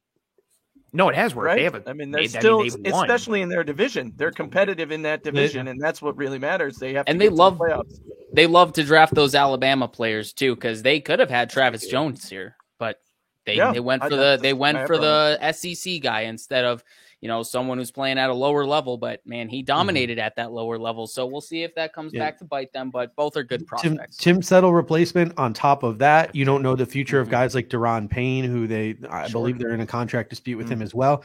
Not to mention Jamin Davis didn't have the greatest rookie year. So maybe you want to put some more beef in front of a guy like Jamin Davis, some more space heaters in front of Jamin Davis to try to resuscitate him or develop him even further. I don't know if it's at the point of resuscitation yet, but you're giving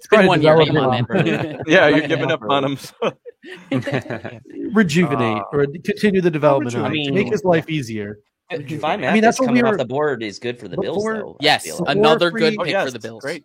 Before free agency, that was the talk. Like everyone was on the Fidarian Mathis train. Why? Because he was a two-gapper who would take pressure off of Tremaine Edmonds. So, just take that conversation, but insert it. Apply it to Jamin Davis. Yes. From a value perspective, real quick, we have a ton of people in here. If everybody could drop a like, this would be fantastic. I know it's corny, but it does a lot towards helping us attract in front of more eyes and ears. I say it every week like a robot. I hate myself for it, but you guys would be surprised. It's crazy. But Bills related, as the Bears pick is in and they're about to announce it, the need isn't there. From a value perspective, I'd have real trouble saying no to Travis Jones at 57. Yeah. Yep. I like him a ton. Yep. And I kind of backed off it a little once they got Daquan Jones. And I was like, okay, there's the two gap in DT and what we can do inside. But just from a value perspective, like I wanted to attack defensive tackle in free agency for the Bills, because for me, there was like a really good defensive tackle by round, how you went. It was like, okay, like Davis does this, Wyatt does this. And then it was like Jones, Mathis, Hall is a 3-techer defensive end like we saw. And other than that, it was like one per round. So the odds of you getting that player was rare. You're putting a lot of, or the odds you have to hedge hedge against it and get someone in free agency. You putting your eggs in that basket being like, well, we'll get one of those defensive tackles. That's too risky for me. But if he's there, oh man, I have trouble saying no to that, even though I think it's much lower than the other areas of need at running back, receiver, and interior offensive line. But the value would be tremendous. And the Bills have not shied away from investing in the defensive line early in drafts. So as much as we keep thinking, oh well, they're not going to do it again, they do it again. So I would not. And that's a move towards exactly from a tendency perspective. Like, what do? They build it out through the front. Like, why not take a really highly graded guy in a grouping that they value and they build out with? Exactly.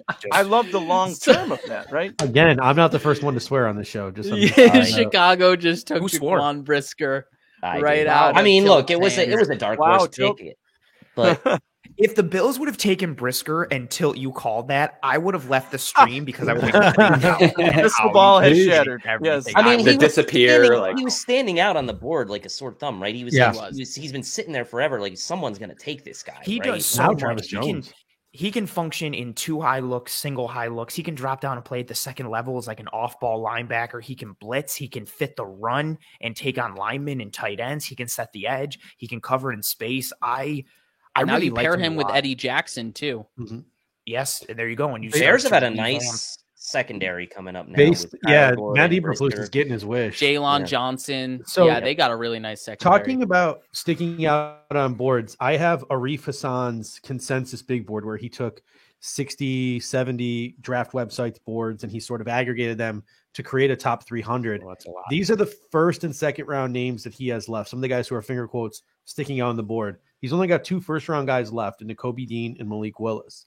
In the second-round range, he has all the quarterbacks you'd think of: Corral, Ritter, Howell. Running back, Isaiah Spiller. Tight end, Trey McBride. Wide receiver, George Pickens, Sky Moore. Offensive tackle, it's Raymond, it's Falele. Interior offensive line, it's Darian Kennard. Edge, it's Nick Benito, Drake Jackson.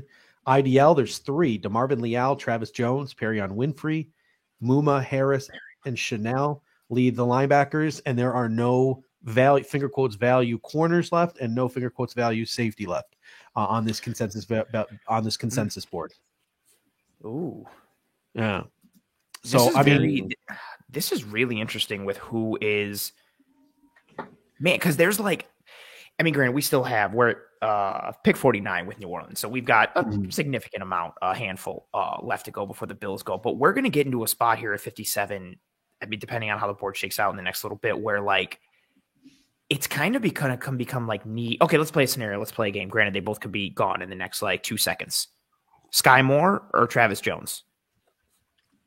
Travis Jones. Yeah, right? Isn't that Jones. wild? Sky Moore. We're 50-50 on that one. That's Okay. great. I really don't want a defensive player, but like the fact that we're talking about it is crazy. Yeah, go ahead. Mm-hmm. I would be happy with either. Trust me. If they took Travis Jones, I'd be stoked with either of those two guys. Yes. That's the thing about the way the board is falling right now. There's a lot of players that Bean could pick, and I'd be perfectly content with it. And that's why I'm still in this boat of trade down right now. There's so many players that I think would be good. Yeah. The way go ahead. The way Dave was vibing on Jaquan Brisker, I'm vibing on Trey McBride right now. Yeah, Trey McBride is also an interesting one. But that's my point. Like, there's so many players right now at 57. Yeah. I'd be more than content with. I'd be happy with at 57. There are a lot of different directions they could go, and I'd be fine with it. I was hoping there'd be a run on quarterbacks, but that doesn't seem to be happening with the teams that are ahead of us. It would need to be somebody else trading up to take a quarterback. I mean, the Saints could take one. Here comes the quarterbacks. The Saints could take one, hopefully. I mean, they keep playing chicken on it, but as a trade down, right? Let's say Trey McBride hasn't been picked yet. By the time the Bills get up on 57, there's no tight ends have been picked yet, and someone really wants Trey McBride, and the Bills are like, yeah, we like Trey McBride, but we don't really want to invest in the tight end in the second round. Mm-hmm. Maybe someone comes up for Trey McBride and crushes Steve's dreams at 57. If no tight end has been picked yet, and he's gone. He hates that I've put that into the universe. Oh, he was like, I hate your points. I'm out. But I'm trying to think of scenarios like what player, not even position, but what specific player would a team want to come up for at 57 that hadn't been picked yet? Is it a Travis Jones? If the Bills don't want to take another defensive lineman, is it quarterback? Is it Trey McBride? I don't know. And now I'm kind of like that's a little early. Now I'm kind of discounting a quarterback as a trade up target, right? Like no one's traded up for a quarterback yet. Well, this class was a class that was very like, we talked about it so much, like how quote unquote deep or good the quarterback class was. Like people were talking about Willis at 2 or Willis at the back end of 1 and who was going to go, but this isn't like a strong class, and maybe it's legitimate. This is it, and it sucks for the Bills in this moment, but this is one of the first times though that we're not seeing teams reach. Teams are like, no, this class isn't that great, so we're just going to stand pat. Usually it doesn't matter. Even if the class isn't great, teams will be like, well, we have to get a QB, so we have to take one. Yep. Like it's wild. Is it also though that there's not as many maybe QB needy teams like as there? I mean, you think about it. The Steelers, they got Pickett. The Saints, like they could be okay with Jameis, right? Yeah. The Seahawks might be like, okay, we could be okay with Drew Lock for a year. Like, so maybe teams are but for a year, right? For a year. And so maybe teams are saying like, okay, who, like the Steelers obviously like could have gotten away with having Mitch Trubisky be the guy for right. Everyone hedged their bet. Everyone hedged their bet because they knew how weak the class was. Yeah, if anything, the Steelers look like the fool right now for drafting a quarterback. In a way, I would agree with now that. It's like you could have gotten him way later, maybe. So, but they got their guy, and I'm sure they're going to. I would be shocked if Pickett was like so far ahead of every other quarterback on everyone's board. They're all. You can make a case for any of them. Average. Yeah, you can make the case. They all have pros and cons, but they're all kind of just middling to above average dudes. They're not somebody you sacrifice for. And there's a name that's sticking out to me, not to get like too, well, there is nothing, I guess, really that's off topic considering we're just talking about the draft. Nakobe Dean falling, it's still really weird to me. Yes, like, I just think his skill set is so strong. Like, he's a great blitzing linebacker leader. He's smart as hell. He's cerebral, sideline to sideline, unless it's the arm length or it's the overall frame and size or it's some medical thing like Jeremiah Owusu-Koramoah, who fell last year. I find it very interesting because he's really good, and I feel like somebody's bound to take him because of the talent and the value, but he and Travis Jones, to me, just keep sticking out like sore thumbs. So the Saints just came up and they just took Alontae Taylor out of Tennessee. Someone very split opinions I know amongst me, Till, and Anthony. I know that we're all very split on what he is, what he's going to be at the next level. Till, I know you love him. I know I love his traits and would love to try him at corner. And I know you're just like, he's a safety through and through. So we're all very jumbled on what our thoughts of Alontae Taylor are. Ultimately, because the Bills drafted a corner, I think this is good for the Bills board at 57. I like Taylor, right? High res. He's a former wide receiver, so he hasn't even really been playing the position for that long. True. He's obviously got the athletic ability that profiles him to maybe as a fallback play safety. I know you guys have had concerns about his his reaction time and reaction ability in coverage, but he was the number 6 rated corner on SIS's board this year. He's shown progression in each year that he's been there. He made a huge jump in his PFF grade from 2020 to 2021. So I feel like there's still a ceiling there for him. Yes, there's untapped potential. Untapped potential is why he's getting picked right here. And the Saints obviously have then a fallback option. If it doesn't work at corner, they can likely move him over to safety. So it's a traits over production type of thing. And he goes to a defense that has been using, I mean, even Chauncey Gardner-Johnson, like Marcus Williams and PJ and Malcolm Jenkins for the longest time, like they are known for having these secondary players that are like corner safety hybrids all over the field, but they have length, they're physical, they're mean, they have burst and explosion. Alani Taylor has all of that. He's got the length, he's got the speed, he's got the burst, he can pop, he's flashy. Is he going to take some risks and miss at times? Yes. Does he have some stiffness and coverage things? Yes, but he is. This thing keeps coming back over and over. He is a move towards positionless football that a lot of defenses like, and the Saints are a proponent of that, and he fits in well with their scheme. So I personally wouldn't have taken him this high, but for the Saints, a good pick for the Bills. I actually like this pick. Yes, good pick for the Bills, but I do like this. Real quickly, I want to pivot quickly. We're starting to do some rotations, hockey line changes. We've got another member of the Going Deep pod who's about to come in, and we're going to say bye to Kev. Kev, you were tremendous. I want us to give you your parting thoughts right now. Lock it in. Prediction. We know your heart says Sky Moore, but at 57, try and tilt money crystal ball this thing. What do you think we're getting at 57? Just seeing New England come on the clock confused me a little Trying bit. to jump Philly for a linebacker, I think. Yeah, sounds like a plan. I am fully in on Sky Moore. I think he would add another dynamic to the Bills' offense. I think that's kind of just where I'm at this stage. Now he's going to go in the next couple of picks, but I do think he's one of the last of that tier to me that would be in that. But I like Dylan Parham. Picked him a couple times live on our show.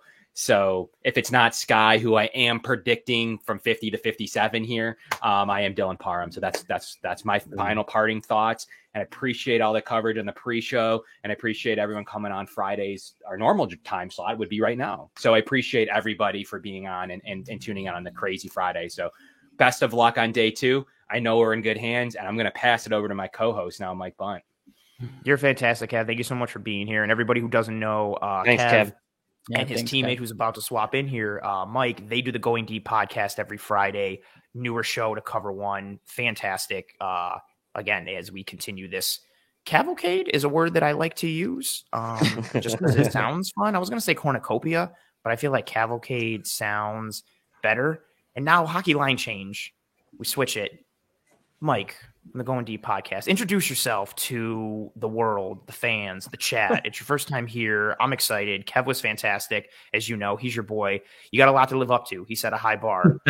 So introduce yourself and give us your quick thoughts on what do you think of how the board has fallen so far and what you're thinking for the Bills. Yeah, excited to be here. As you said, I co-host of the Going Deep podcast Friday nights at 8.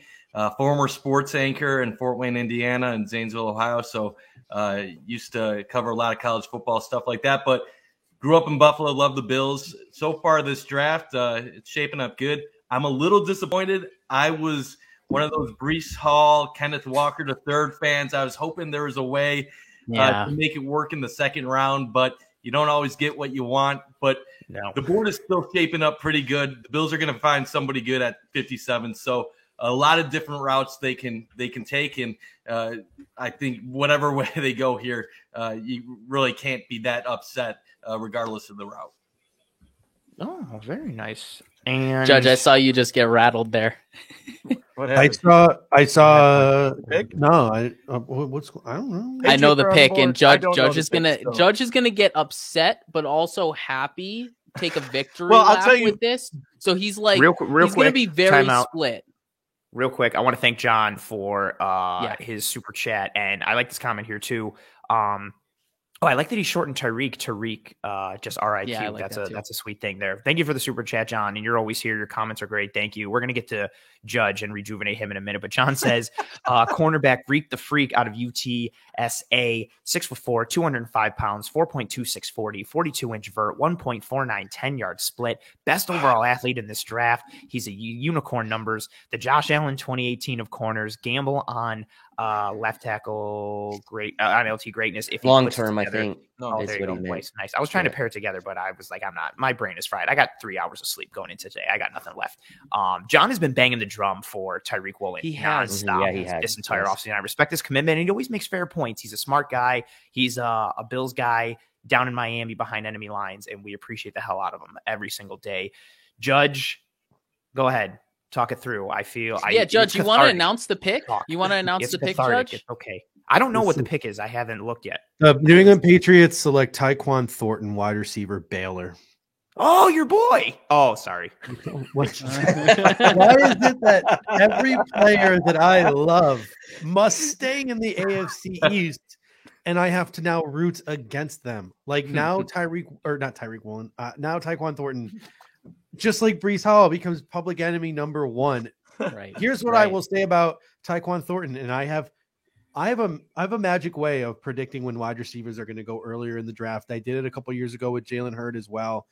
It's the speed factor. I mean, this is a guy who ran a 4.28 40 at the combine. He's more than that, though. I look at Tyquan Thornton early on in his career. He's going to be a take the top off type of guy, a deep ball threat. He's got really good, but he's got phenomenal footwork at the line of scrimmage. You watch this guy come off the line of scrimmage, and just the way he can move and his footwork at the line of scrimmage, and the way he can work himself open.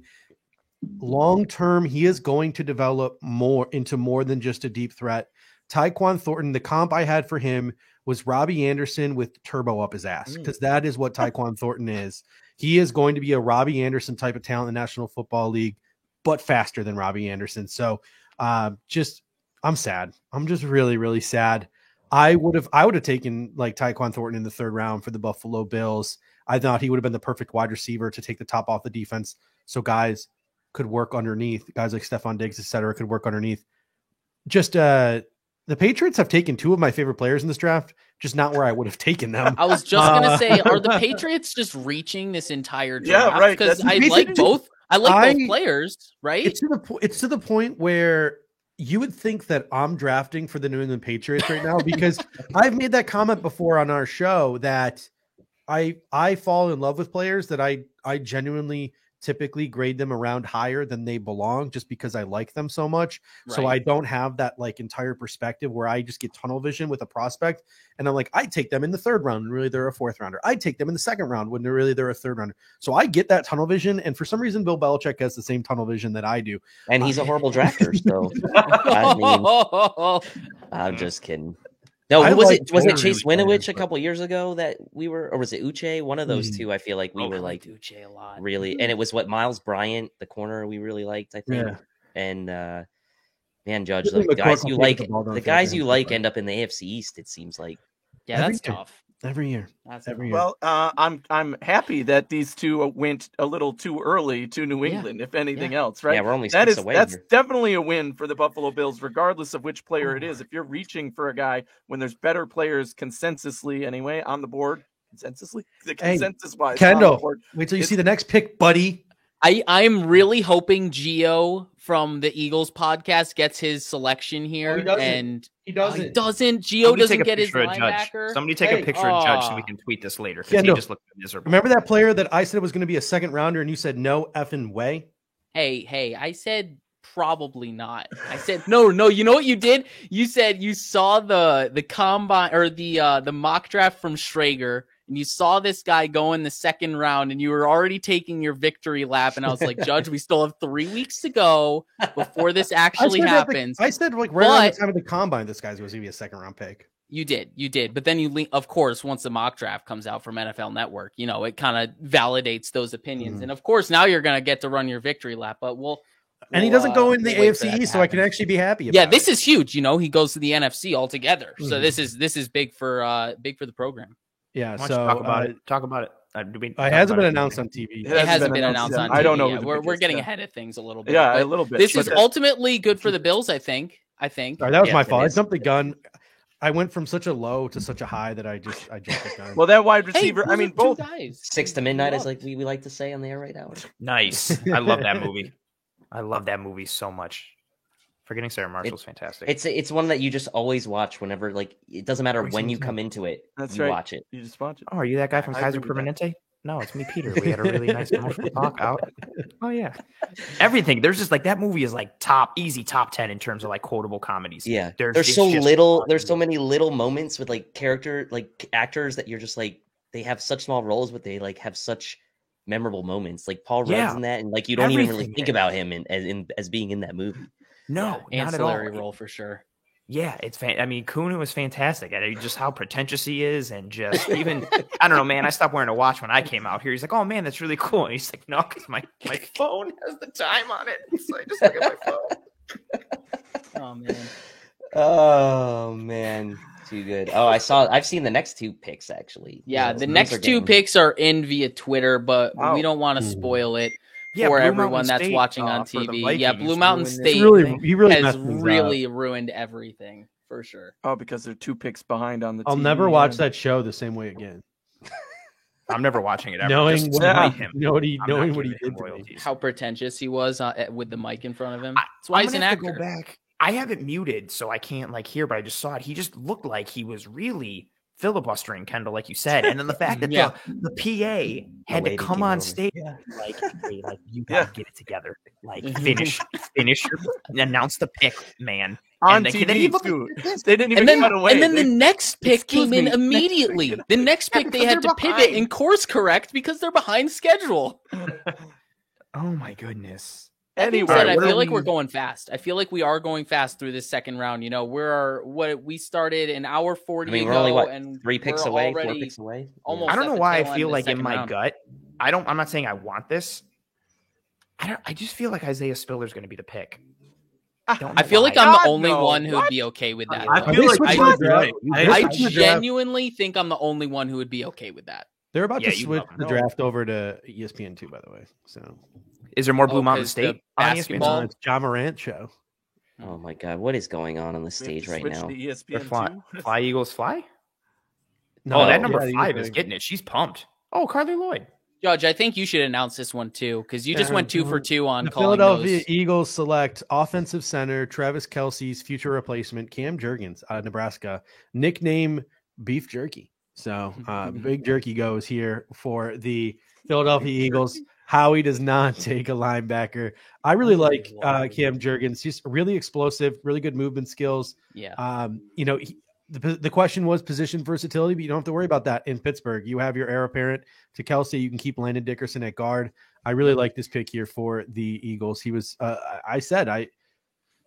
if a team needs a center, he's a 2nd round pick. If a team doesn't need a center, he's a 5th round pick.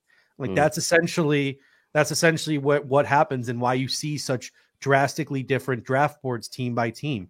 If you need a center, he can plug and play right away. Obviously, he now has some chance to go into Philadelphia, sit behind Kelsey, add maybe some strength to his body to help him with some of those interior pass rushers. So this might be the best thing for his career, really, because he goes to a place that's going to need a center soon, but not right away. But for a team that needs a center, he's a 2nd round pick, and that's where he was taken. And this is a good fit for him too, because we know how the Eagles like to use Kelsey and how they like to have that center be uber athletic, and that's exactly what Cam Jurgens is. Very interesting to see him off the board as center number 2, though. I do think that's a little rich, but to your point, if a team needs a center, he's got all the traits. Oh, did I say Travis Kelce? My bad. Yeah, you did say Travis. People should know what you meant. But to that point, I think he fits the Eagles. The next pick is coming in already, and apparently Chase Claypool is announcing it. He is announcing his new teammate, his new running buddy in the wide receiver room. Georgia wide receiver George Pickens is now a Pittsburgh Steeler. And that makes sense. Also, real quick, I just wanted to say I saw a couple comments in the chat. I know they were super chats. No, we're not going to. Don't spoil the picks in the chat, please. I appreciate the monetary donation to say that, but don't spoil the picks in the chat. We reckon don't do that, please. So continue. Let's talk about George Pickens. I mean, I don't have really much to add like about George what's Pickens. happening here. I mean, yeah, it's good for I the wasn't Bills. a fan of Pickens to the Bills, so I like the way this board is falling to the Bills right now. I agree with both of you guys, and I think that the next pick's in. I'm not going to spoil it, but another one I called in the second round. We're 3-4 picks now away from the Bills. So like, who right now is like on your 2 to 3 player short list? For me right now, my 2 to 3 player short list would probably be Sky Moore, Dylan Parham, and Chad Muma. Those would be the 3 guys, and then Travis Jones as a dark horse. Those would be the guys on the short list, and guaranteed that one of those 4 guys will be available when the Bills pick. It's hard to limit it to 3, man. Like I'm truly team trade down because there's so many people I want. Like I could list Isaiah Spiller, Travis Jones, Sky Moore, Calvin Austin. But our Dylan other team's going to see that Trey and be like, McBride. we don't want to trade up. That's the problem. Of course. Yeah, that's the thing. You always have to find a partner. But based on how many guys are on the board right now that I like, I'd be trying to find a partner to trade down. I'm with you, Kendall. Try to get that 4th round pick back, and then you can have potential ammo to maybe end day 2 with 3 picks potentially. Oh my God! Offensive lineman losing weight. The Colts just came up and drafted Alec Pierce with their trade down pick. They get Alec Pierce. Wow, that was a wide receiver I like for the Bills, but not this early. So yeah, I agree. Did they trade up into this pick? Judge, did they trade up into this pick? I don't think so, but if they did, it was to jump Kansas City. Who's another one that I called as a possible second rounder? Boom, boom, boom, boom, boom. Did Alec Pierce. NFL front offices are so predictable. They love combine numbers. Like what is there to say? They love His it. Tape they was good too. Like they see these specimens and they trust their coaches. I don't like this comp to Jordy Nelson though. I don't like that. He's more of Russ a beast. Actually, didn't Russ comp this?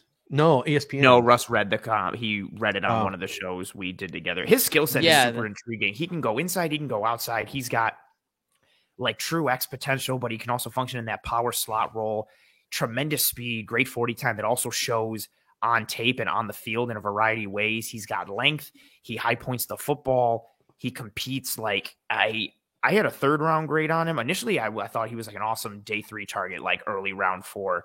And then I thought he was going to I put a round 3 grade on him because the tape was so strong. I thought he could creep up into the 2nd just based on recent buzz and what he did. I like that pick for Indy, given what they need and how their roster is constructed. Like, and he still has he's also a high ceiling guy.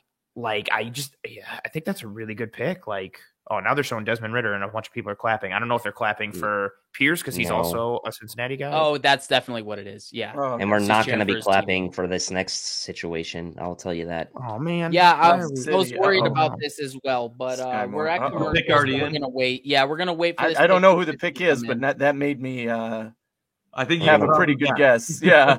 Yeah. I know who it's going to I'm guessing. Oh, boy. Yeah, I think it's a fair assumption for most people to guess with the Chiefs on the clock and what they need and what they've lost, what this pick may be and what it truly is. Malik Willis. We will wait till they actually show it on the screen before we spill the beans. But I was truly worried that they were going to do this when they traded back with the Patriots, and I'm tired of every year the Chiefs just taking people that we want, like legitimately. Last year, like with Creed Humphrey, and then even you and I were screaming at the screen. We were screaming at the TV. Even Trey Smith, like I love Trey Smith. He fell so much, and then now, of course, they break my heart with McDuffie. And now I'm guessing who this is, and I'm just annoyed. I hate Kansas City even more than I already did. Yes, we all hate them so much. Oh my god. Yeah, you'd think you'd get a little bit of time where they're restarting the clock on certain things, but no, you don't get that time. Oh, and then I also saw who someone else is picking after that. Yep, I saw that. Too, wow, these picks are really coming in. They're behind on ESPN, man. Because Blue Mountain State ruined the flow of the show, and they have to now go into warp speed. I still really like the trade down scenario, but my concern now, looking at the board, is who would somebody trade up for? Yeah, I'm less into it. Given the last 3 picks, I am much less into it. Is not a single quarterback going to go in the second round? I mean, would somebody be willing to trade up for Ridder? Would somebody be willing to trade up for Willis? Would somebody be willing to trade up for Nakobe Dean? That's the question, right? And I don't see the why in our spot. And it hasn't happened yet, so it seems less likely to happen now. And with a couple of these guys now off the board, it feels like, and now knowing who the Cardinals picked, it feels like the Bills are probably just going to stand pat. I agree. 57. And take Isaiah Spiller. And I will love it, and you no. will all ask me why the hell I love it. No. Is that too high for Spiller? 57? It's not. Maybe. It's just listen. It's not everyone's cup of tea. That's you pass simply on the chance for a great running back to sign in to draft an average running back would not be something that I'm game for. Right. Even I would be upset about that. You could have got Brees Hall. His vision is crazy good though, and Cool. I don't like his long speed. 30-pound heavier Devin Singletary is a great pick. Yeah. I guess you shortchange him.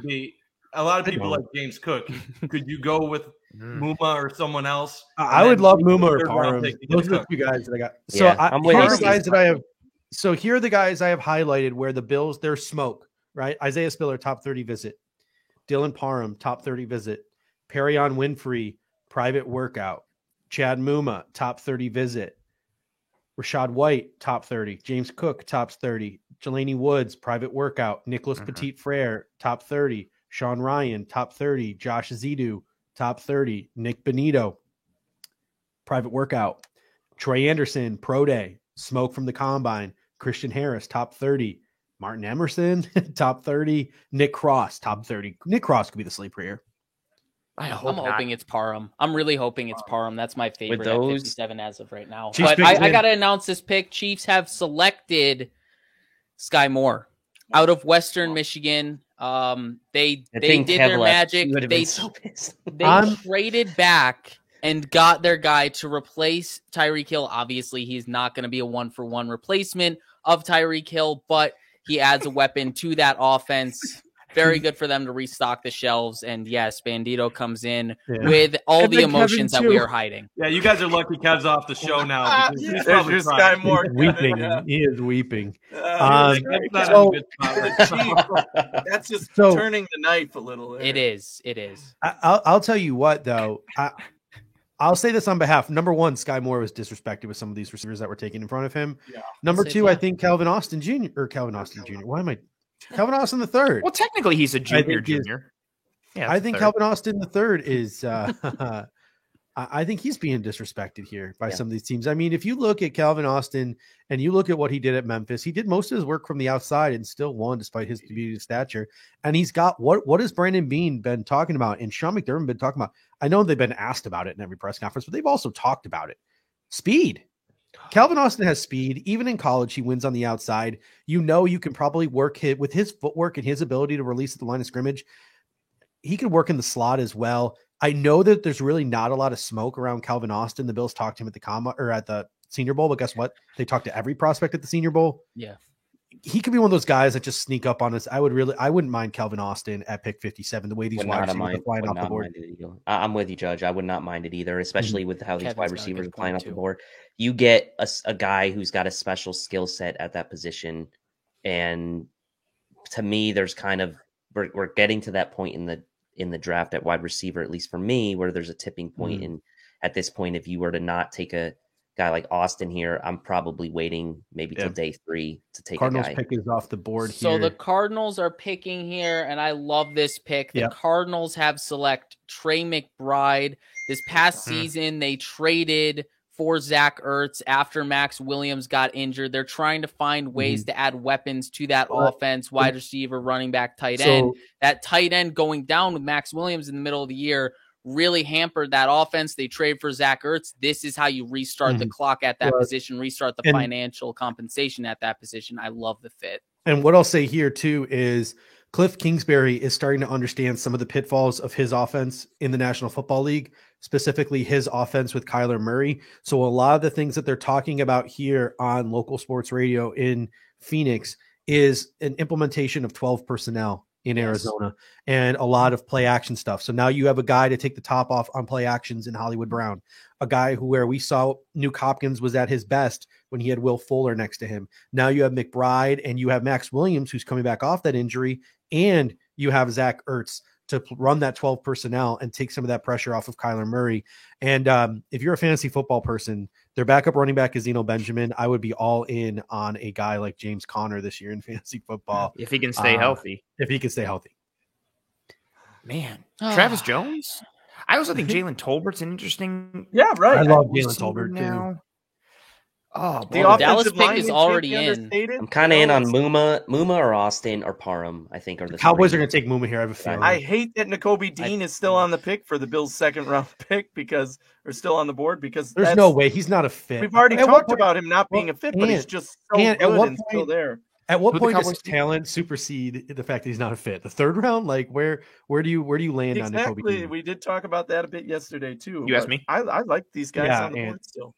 Oh man, Because you're the Nakobe Dean guy. So I go to you with all it's tough questions. because it's tough because I genuinely don't think his fit is setting him up for success with the Bills. So like if you're taking Nakobe Dean, that makes me think, okay, Tremaine Edmonds isn't coming back. And then if he's not coming back, and this isn't a knock against Dean or a pro Edmonds thing, what is required of a Buffalo Bills linebacker with the pattern matching aspect, Nakobe Dean does not do. And I'm not saying he can't. Again, absence of evidence is not evidence of absence. But Quay Walker did some of it. Dean didn't really do any. If he was dropping in zone, it was more of a spot drop zone. But the majority of his snaps were either man coverage, covered running backs and tight ends, which he can do. He can also split out wide and cover running backs, depending on how versatile their receiving skill set is. But he's a blitzer. He's tremendous at that game. Georgia runs a lot of cover 2 man and mirror up front, and then they do these basically man coverage blitz games with rules, and that's how he functions. I don't think he's set for this Bills lineup, but the value is crazy. Like if they took him, I wouldn't be upset. I don't think it's ideal, but his value is insane. He is on the board. The Dallas Cowboys took Sam Williams. Yeah, they took Sam Williams. If the So Bills now it begs the question, what is that best player available? Because there are truly players here with obviously positional need, but do they need the value? My pick is Pick up the phone, see if anyone wants one of these guys. Exactly. I mean, I'm calling everybody right now. I hope we use the entire time here on the clock because there's just too much value But that if they you can don't, still take. If they don't, I think Muma or Austin or Parham. Parham, I think makes a lot of sense here. Parham, I like. Again, I felt another. I like Tolbert's film and his potential as an X and a slot guy with the speed and his ability to high point the football combined with his size and frame is interesting. You know what a sleeper here is? Boys. It's not an announcement of a player. There's a trade. Bills are trading. Oh, wow. There we go. Exactly what we traded needed. to the Bucks. I don't want to toot my own horn here. To the but I Bucks. said this 20 minutes ago. Yeah, it's. If you say I don't want to toot my own horn and then you're tooting your own horn. Yeah, How no, far did we it's trade literally back? just How to far- soften the blow for I no do reason. want to toot my own horn. How far did we go? How far did we go back? I don't know. I don't know. That's Tampa, a so question. Tampa Everyone check had- Twitter. They Where were was not. They Tampa's did not pick? have another pick in this round, so I'm checking the third round right now to see where they were picking, and it looks to me like they may have moved a pretty big jump up. So looks to means a lot of me picks for the 60. Bills. 60, like and they only a gained a couple spots sixth back, round like pick, good spots, 180.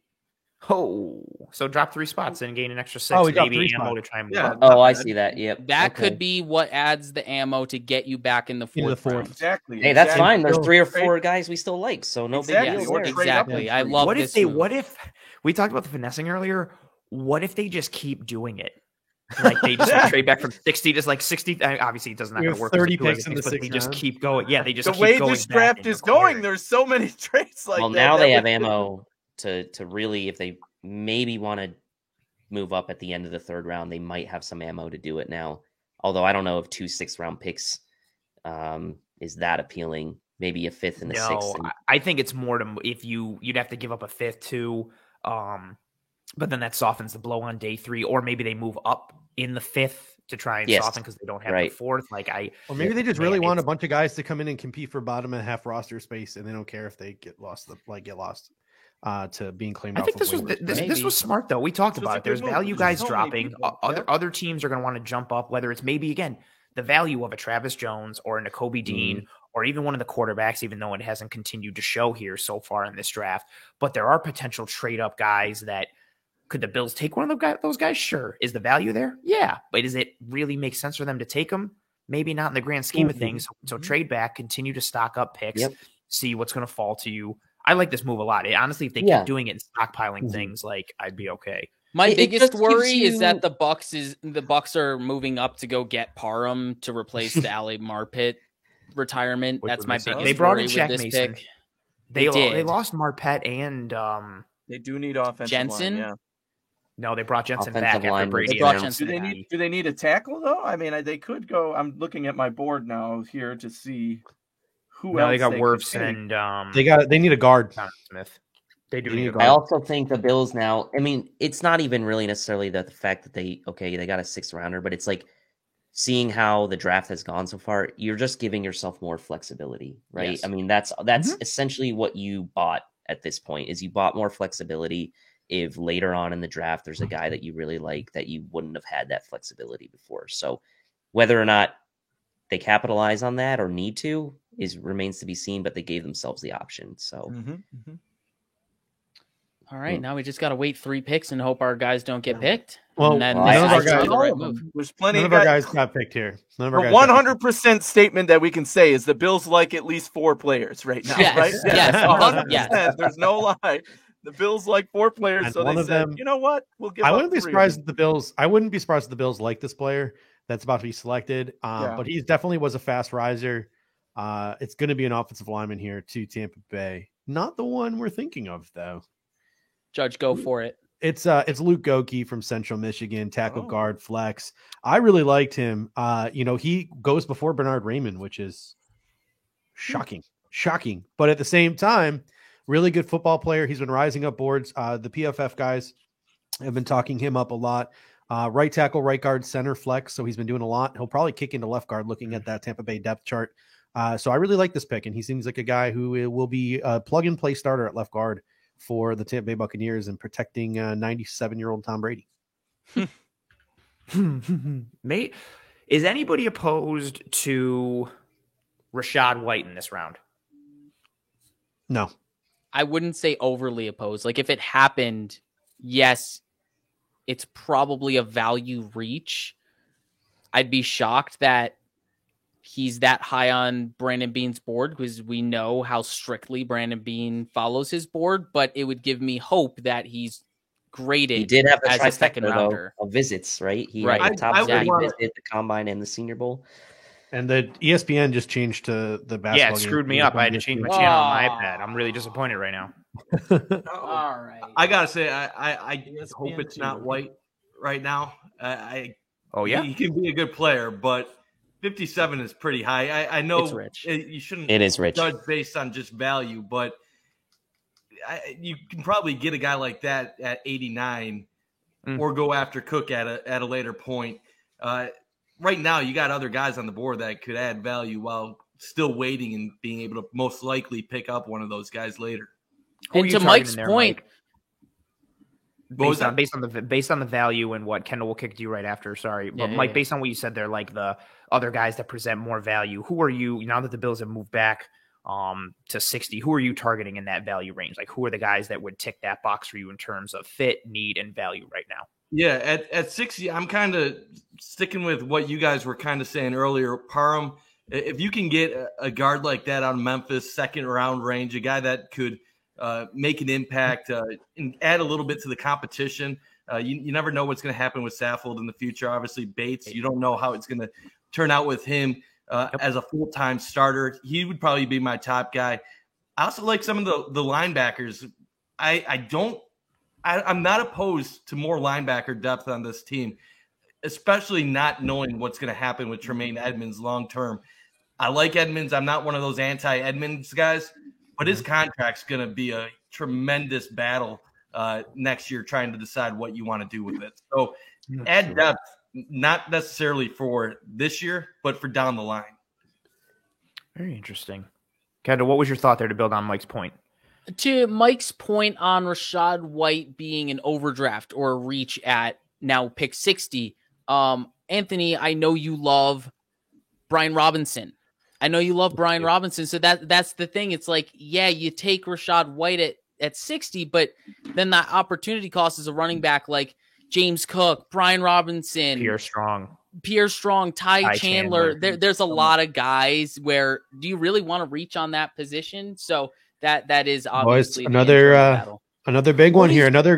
Another guy who I said could go earlier than people think. The freak Troy Anderson to the Atlanta Falcons. I'm on fire in the second round, by the way. Yeah, all the guys that I have said could go. When you throw out a lot of predictions, some of them are bound to be right.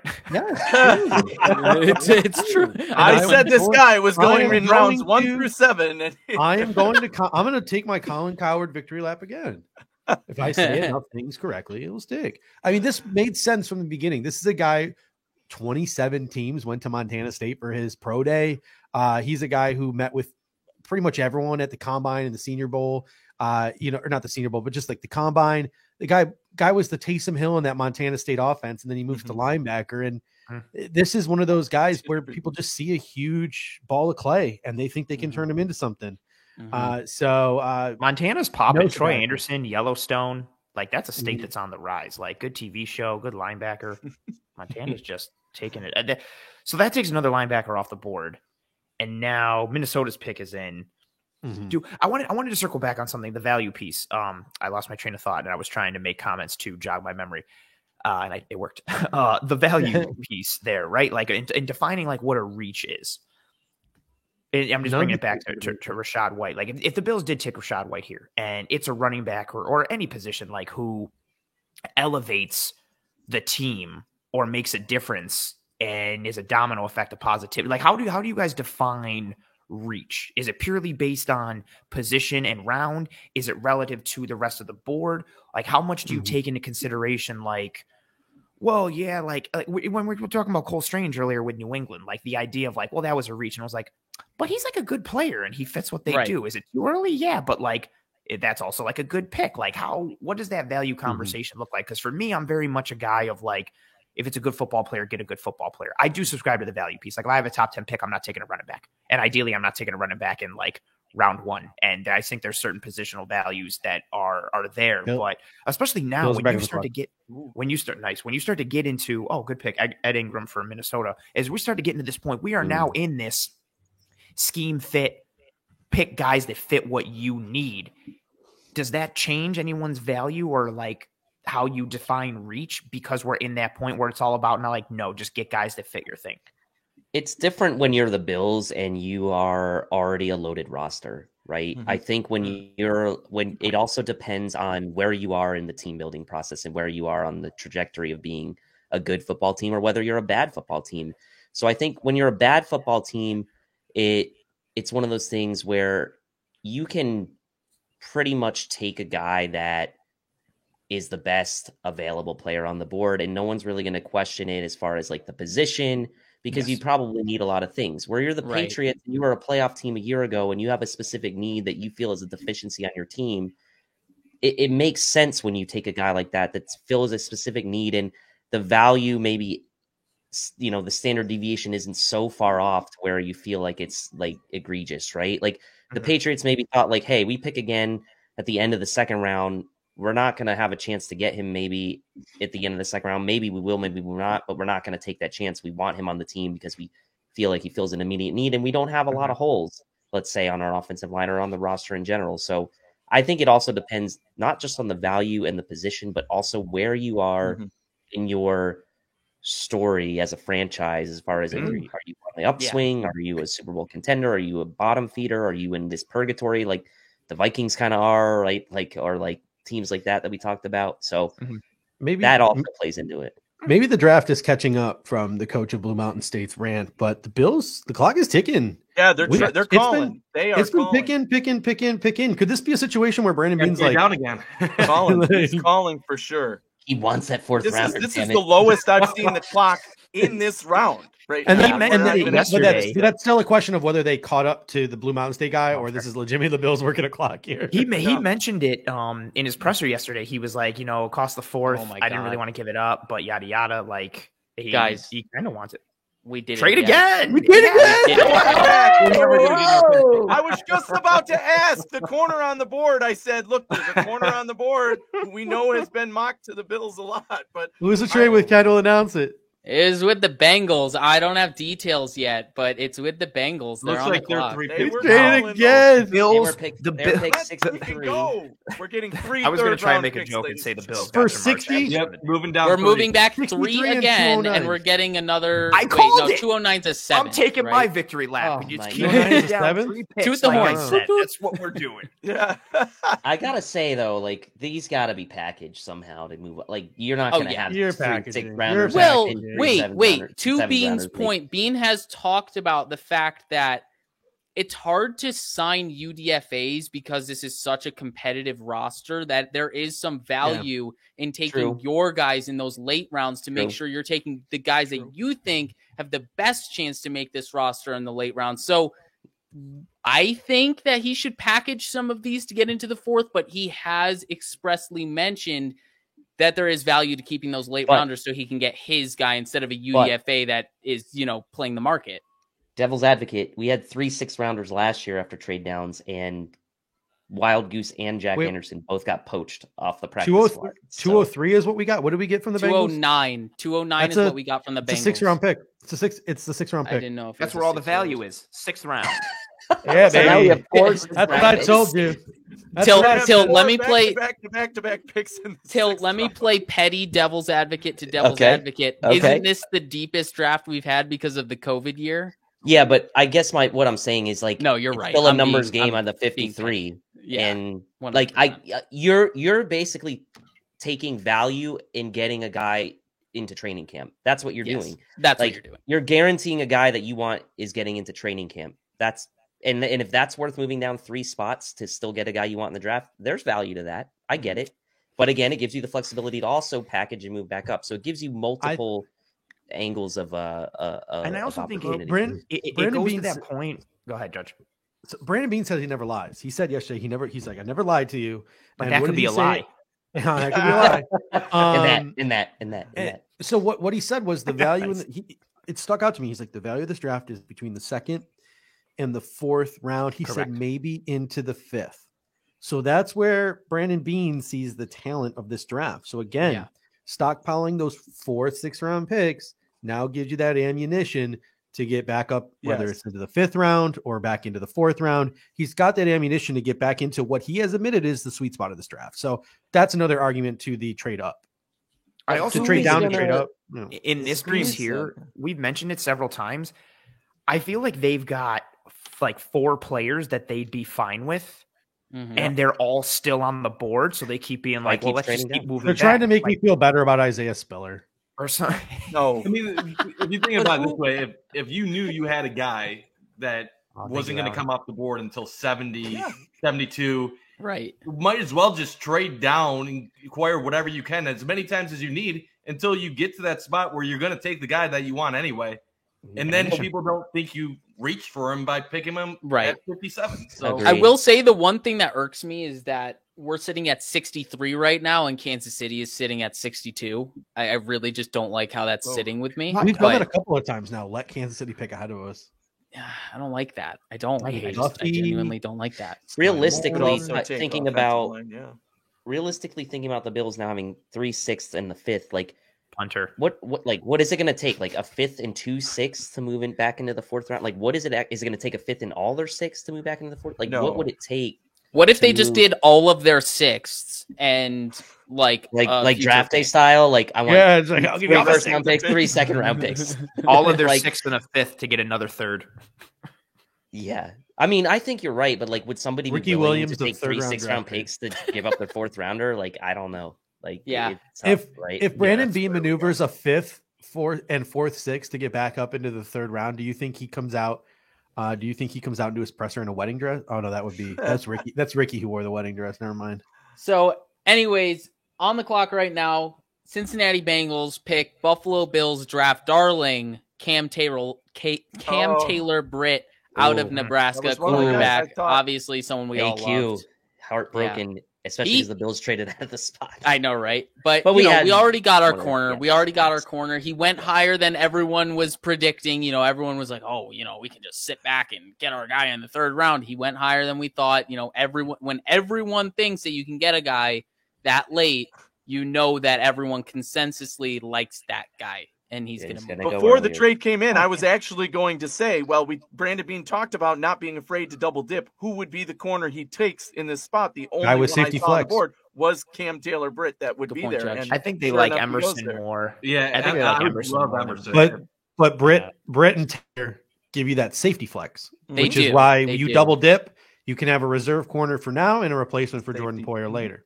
But hey, ESPN actually has him listed as safety. Wow. Then they showed CB on the screen. So they're all over the place with their graphics. You'd think by the year 2022 they would realize what positions these dudes play. Well, I mean, clearly C1 is the better stream. Yeah. Oh, John, with the donation again, you're amazing, and the trade value chart for all right. Who wants to start cranking? What is the numbers? 4-6 worth? I can't. Also, again, just to mention, we crushed it last night, but that's like round one. The anticipation is there, the excitement's there. We're rolling in almost 800 live viewers again for night 2 on a Friday night. People might have other things to do, but yes, this is fantastic. So if you're here, thank you so much for joining us live. Like, we appreciate the absolute hell out of you guys. And also drop a like. It's tremendous. Also, I'm going to take another time just real quick. I want to plug the sponsor, One Pie Pizza. You see it in the bottom right corner of the screen. Online menu can be found in the episode show notes, both on YouTube and any one of the podcasting apps or platforms you are listening to. So episode description, episode show notes, however you want to phrase it, the online menu can be found there. I know we got a little bit of other sponsors, so Air Raid Hour, guys, plug your ears.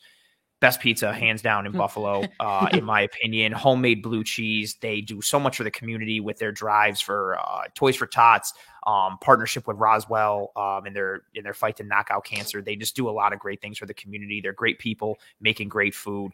Delicious sweet sauce pie, cup and char pepperoni, great cheese to sauce ratio. They're fantastic. Go check them out. That's my plug. Also drop a like. Thank you, John, for the super chat. And back to draft stuff. Good times.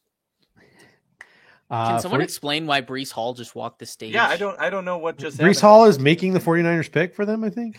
No. That's mad funny. Come on. That's weird. I mean, they showed him putting the hat on in a mirror. Yeah, it was like, this is for NFL films or something. He got stuck in He got stuck in traffic. Reshoot for NFL films. Yeah. He was wearing a T-shirt. Just took a private jet to Vegas. Wait, he was there? I don't know. He just walked the stage. He showed him walking the stage in like a T-shirt with the Jets hat on. So I don't know. Was he in a? I thought I saw him in his house earlier. Was he? Yeah, that's what I'm saying. Like, did someone just like fly him in? The Jets chartered him. They had the jet waiting. I'm looking at round 3. Fun fact. Can I just this? Yeah, go ahead. Because I tweeted. I searched Breece Hall. The New York Jets now have 2 Michael Carters. They have Zach Wilson and Garrett Wilson, and now they have a Breece Hall and a Bryce Hall. We should have seen that coming. We didn't have a chart or a tracker for that. Yeah, right. Yeah, seriously, that's a clear archetype fit. I'm looking at round 3, guys, and I'm looking to see who.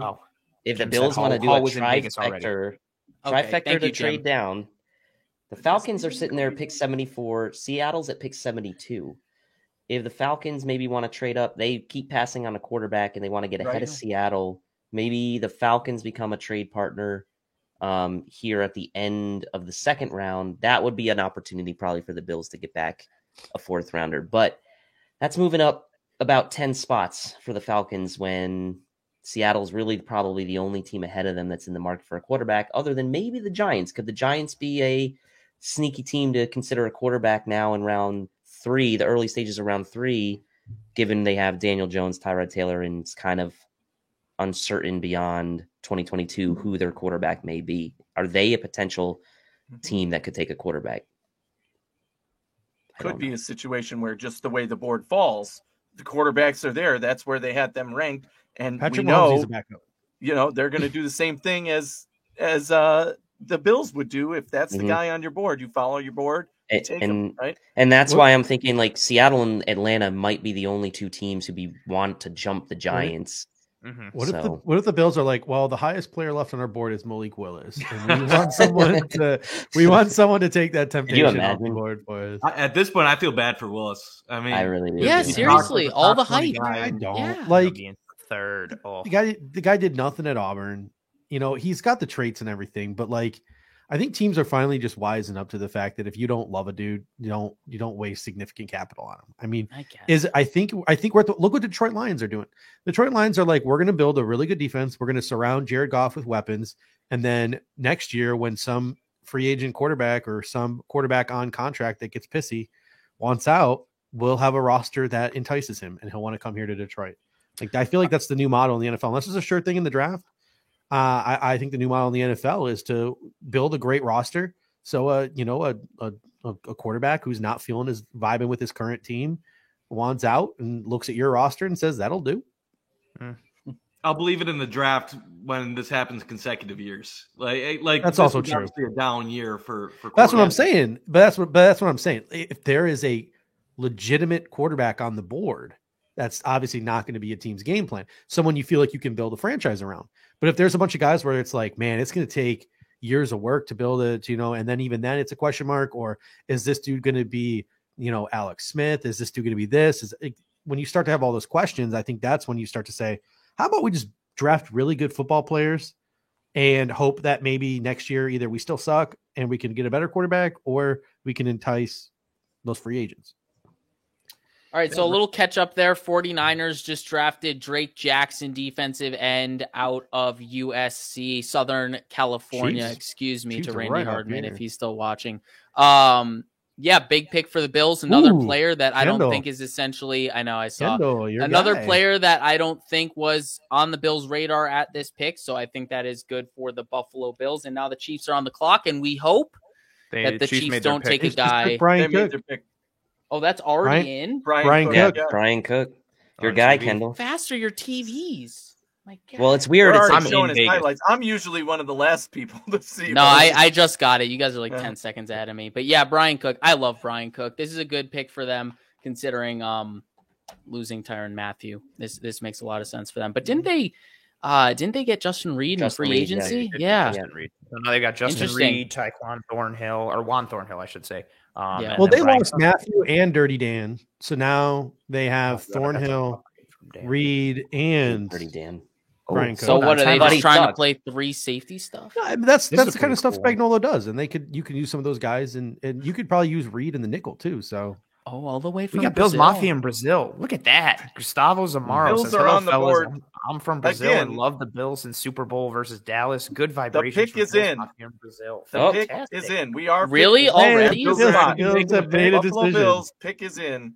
Who's it going to be, gentlemen? We've got a lot of a 5th, 6th round pick. It's going to be Isaiah Spiller. Brandon Beane was he knew how I was feeling about Isaiah Spiller, and he wanted to ease it by making it a little easier for me to swallow by adding some late round picks that he might draft. I would love if this pick is Parham. I would love that. I think it's be Chad Muma. Adding 2 and still getting the guy I wanted. Muma's still on the board. We talked about Travis Jones still being on the board, and that is an intriguing pick, even though Calvin Austin is still on the board. I'd be very happy with Calvin Austin. Imagine adding that speed to this offense. That's something that, I mean, obviously everyone wanted the speed of Breece Hall into this offense. Imagine adding that to the offense at the wide receiver position. There's a lot of players I'd be okay with, so I'm not going to sweat it too much. I'm not going to tip this pick to myself either. Yeah, I don't want to. I'm watching live, so nobody react. Freeze. Yeah, I'm watching an Arby's boneless wings commercial right now. So I got a Lexus commercial, or no, an Acura commercial. You want NFLN? What do you want? I went to NFL Network after the channel change. Good for you. Good for you. Good for you. I like their coverage too, but you all chose ESPN yesterday. I like to switch it up. I'm a wild card. It's a shame we're not on the Air Raid Hour brand right now, because then we could play the wild card. I love that episode. He just jumps out of the back of the van. You cut the brakes?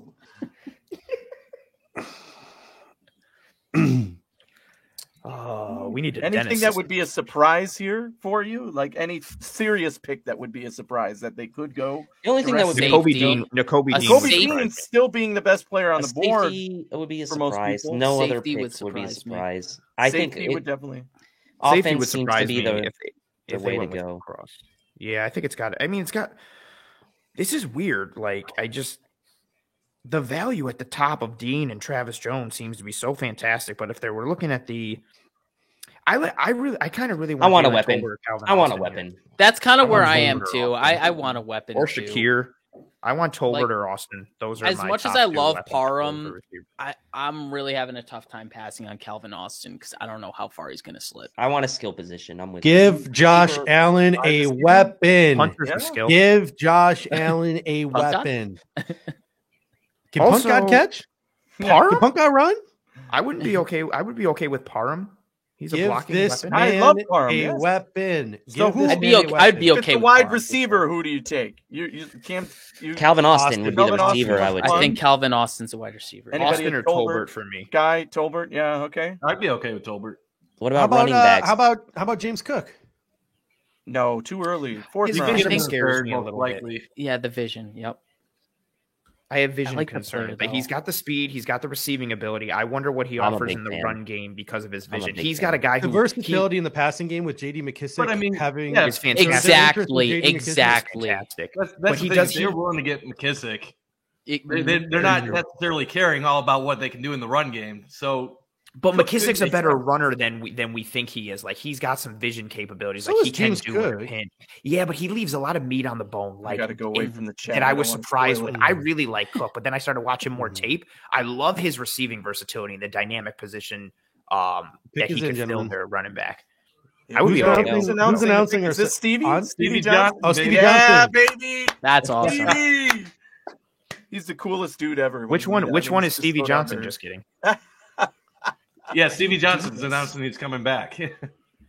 That would be crazy. The pick is him at round 2. He's like, pick I'm 63 taking coming up. myself. So, Oh, oh, crazy! crazy! That card out of that hand. There's only one football team in Hey. New York, baby. That's it. Yo. Stevie Styles is about to select a That's player crazy. with style here, gentlemen. Oh, you guys didn't see it? Is No, I'm very far behind. James Cook, running back, Georgia. Boy. Oh boy.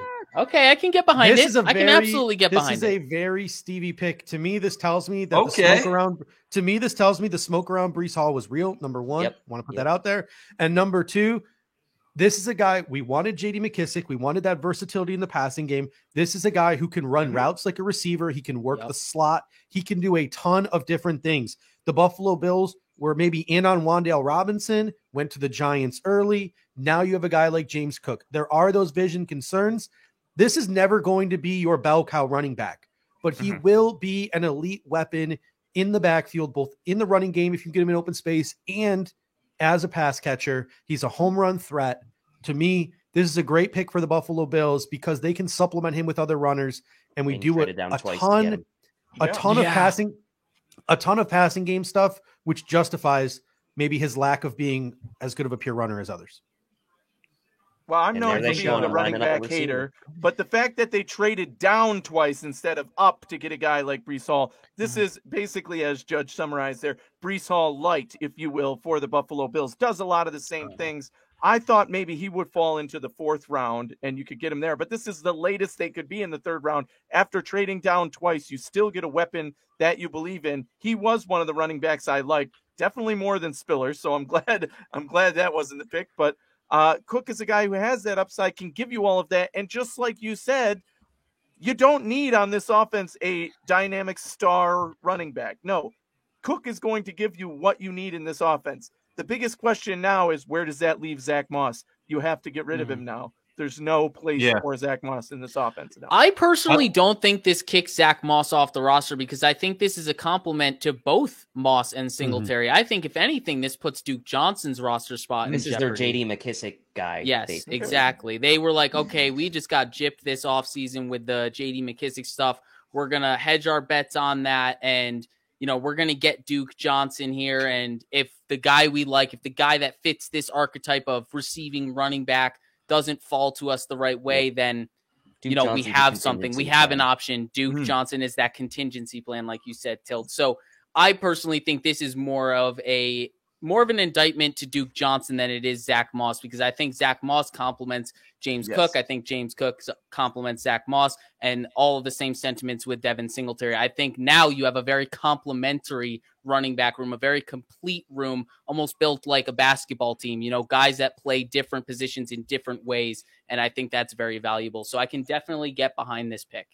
That's fair, but then you have do you dress 3 running backs on game day when right one of them Right. is going to be a special teamer? I I liked what Anthony said just a moment ago about need. So if you looked at the value of this second round, this spot doesn't fit from a value perspective, but with the Bills having a roster so complete, they want to add this aspect to their game. They want to have a pass catching back that will be able to make plays out of the backfield that you can put outside at times and add another dimension. It's clear J.D. McKissic wasn't just a fad. It's something they want to incorporate in this offense. So if they were set with, we don't know he's going to make it to 89, and we need this aspect, even if it doesn't have the value per se, it's a move they had to make. And the fact is, and that's a perfect point, Mike. The fact is we saw how pissed Bean got when the McKissic thing fell through. Yeah. He outright said it was like not good business practice, basically. I'm paraphrasing, but he pretty much said it was not good business practice what happened there with Washington.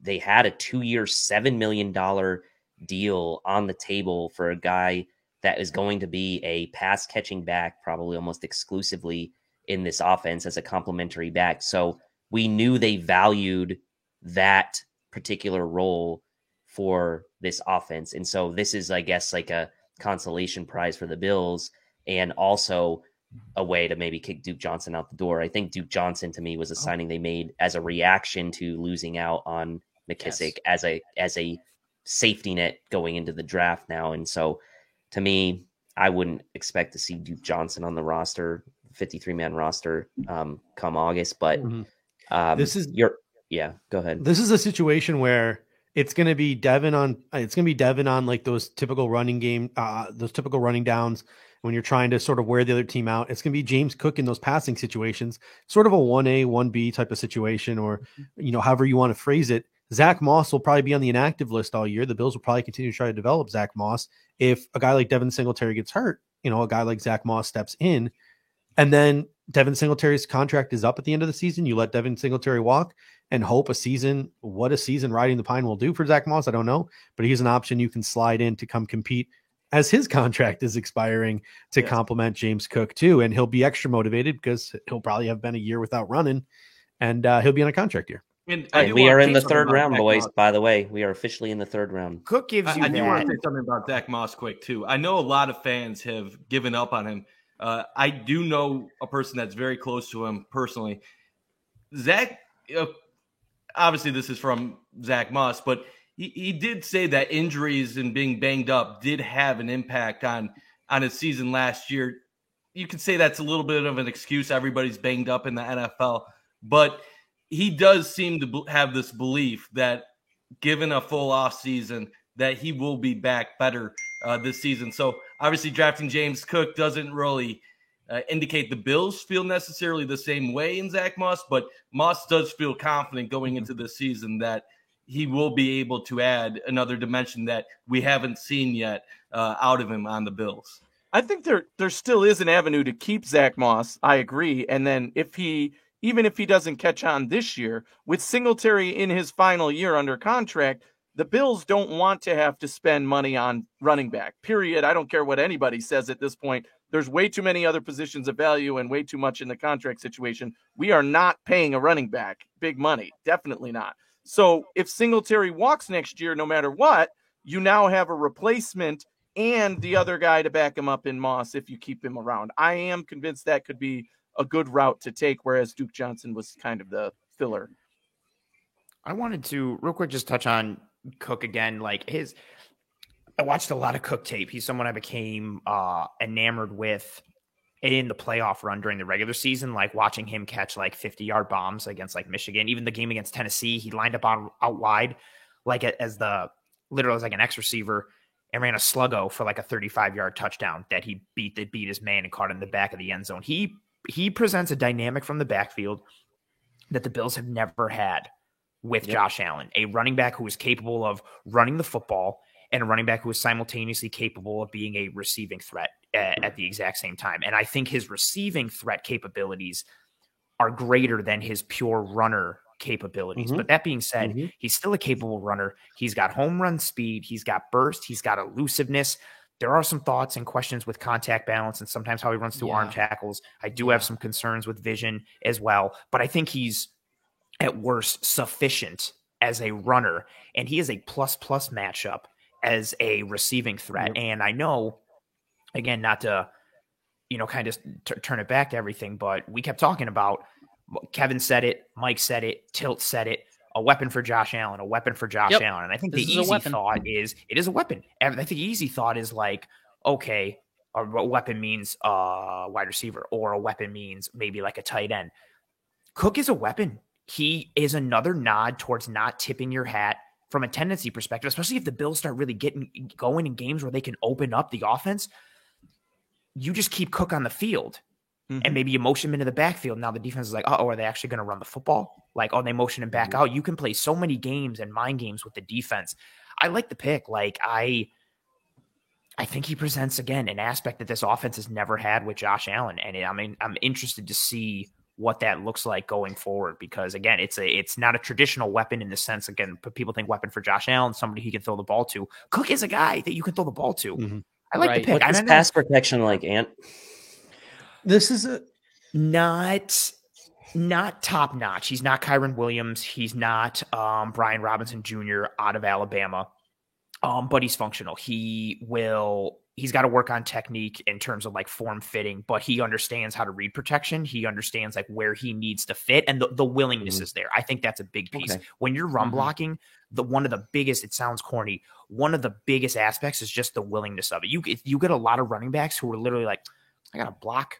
This sucks. Like, and the effort is such a huge piece. He has the willingness, and again, not to go to the pedigree piece, he understands what it's like to have to be a professional running back because of who his brother is. And so you see that type of commitment on the field. Like, I don't think he's a plus matchup as a pass protector. I think he's certainly capable, and given his effort, I think you can build around that and increase that potential as well. So he's not somebody that when you put him on the field on third down, you're like, well, he's a liability back there. So, I want to add something quick, if you guys don't mind. Yeah, we mind.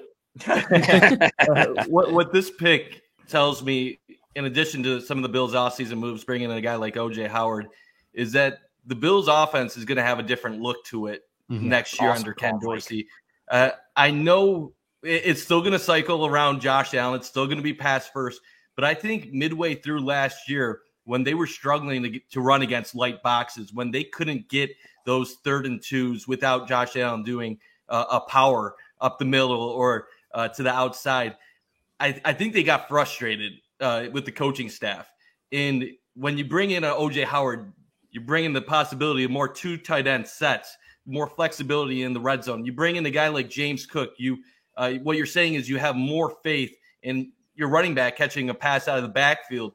It wasn't until late December in the playoffs when they started having effectiveness running the ball with Singletary and dumping it down to him, where they really finally took off.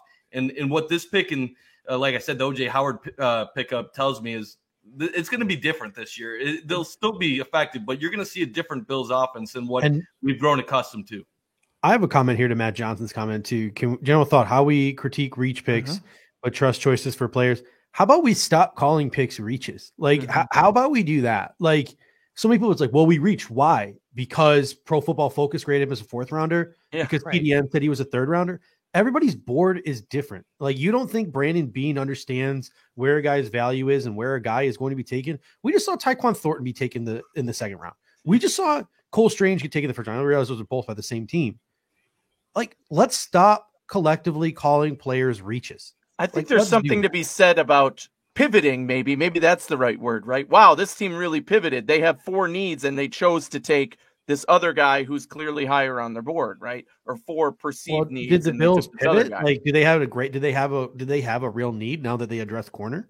Right. No, I don't think the Bills did. I at certainly that don't point. think this is a reach by any means, if that's by the definition, the traditional definition of reach. And we had a couple of conversations. Guy, We had a couple of conversations about this earlier about, what constitutes a reach. And Tilt talked about how there's different levels of it when you're a team as complete as the Buffalo Bills versus a team that's, the Houston Texans, where you take best player available and he's going to fill a need. You take best player available for running back, but we're not questioning the Bills taking James Right. Cook running back. So it's like it just depends, right? I Exactly. So you have to contextualize it in that way. Sure.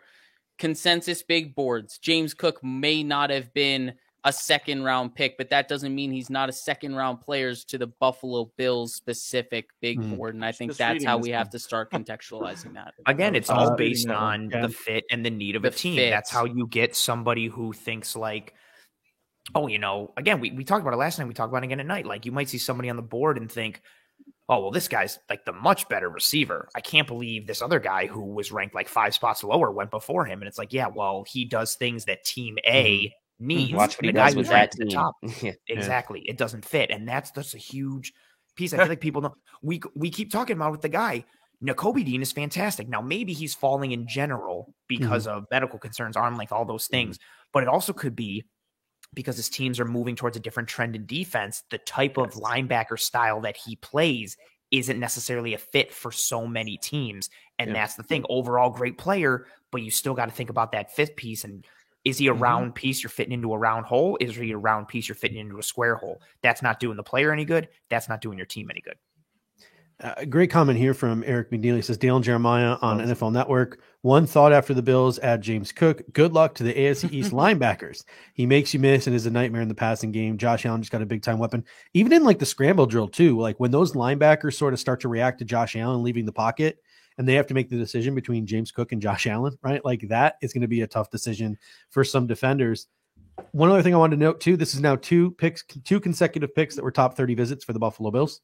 James Cook was the top 30 visit, as was Kaiir Elam, and some top 30 visits are coming off the board here. Brian Asamoah was a top 30 visit from Oklahoma. I'm sorry, he was a private workout. I consider private workouts and top 30 visits the same thing to me. Enough. Nick Benito also off the board to the Broncos, so some top 30s coming off the board for the Bills as well here. I think that also sends a clear message. Who the Bills visit with those top 30 visits, those are the people that they are going to be genuinely interested in. A lot of people want to call that a smoke screen sometimes, but the Bills have shown repeatedly over the years with Bean, and they draft who they visit with. And it's because culture matters. Like Bean talked about how they were sold during that visit with the way Kaiir Elam carried himself. Yes. And he has to show that he is a process fit and a culture fit and a locker room fit and environment fit. That also circles back to what a reach is, right? You can't be a reach if they pick you because of these intangible things that we on the outside aren't seeing in the building, right? If they value leadership and communication and the best football player they've ever seen is terrible at leadership and communication, they aren't going to pick him no matter what. That's what they value, and you don't match that. So a reach in somebody's mind might not be a reach in that building. And that's why I don't like that term either, because we know as Buffalo Bills fans, McDermott and Bean have a set character guy that they will draft. Process, right? And they love those types of guys. Another top 30 off the board, Martin Emerson, by the way, to the Browns. And I'm reading from Austin Gale, PFF, saying Georgia linebacker Nakobe Dean declined surgery on his shoulder, and it's now a major medical concern, red flag. So that could be why he's NFL Network was actually talking about that earlier today before the draft. He rehabbed it instead of the surgery, and a lot of teams are not confident that that's going to end up. So it's a Shaq Lawson situation. Line, so. That's disappointing for him. One last thing too to touch on Cook. What do we keep talking about with how teams play the Bills because they're passing attack, these light boxes, and the Bills were most successful when they finally committed more to a gap scheme towards the back end of the year and then just attacked and ran straight forward to allow Singletary to just get north and south right away and take advantage. James Cook has that short area burst that takes advantage of those light boxes. If there's a hole open and they've got light boxes, he's going to turn a 2-yard gain into a 4, 5, 6-yard gain. And then he has the home run speed to potentially what? Turn 15 or change the math in the box. Like you froze on us. Essentially. We actually got the whole game. No, we got the whole idea though. It froze and picked back up right where you left off. Okay, so I don't need to say it again. You don't. Fantastic. No, you're good. Oh, thank you, John. Good. Again, John is man. We can keep the lights on for all. I mean, he lives in Miami. This guy's probably got like a Harvard grad, John DeMarcy. Harvard grad, John DeMarcy. Watching the he needs us for support because he's behind those enemy lines. Like he mentions it. He's like, I'm a Bills fan in enemy territory. Like it's rough down. This is his here. outlet. Like This is his He out. is, yeah. Seriously. We got you, John. Oh, If you one of already my have everything favorites off, off we the got you. board there. Nicholas Ooh, Petit Pranav. Frere to the Oh, Titans. that's a good pick.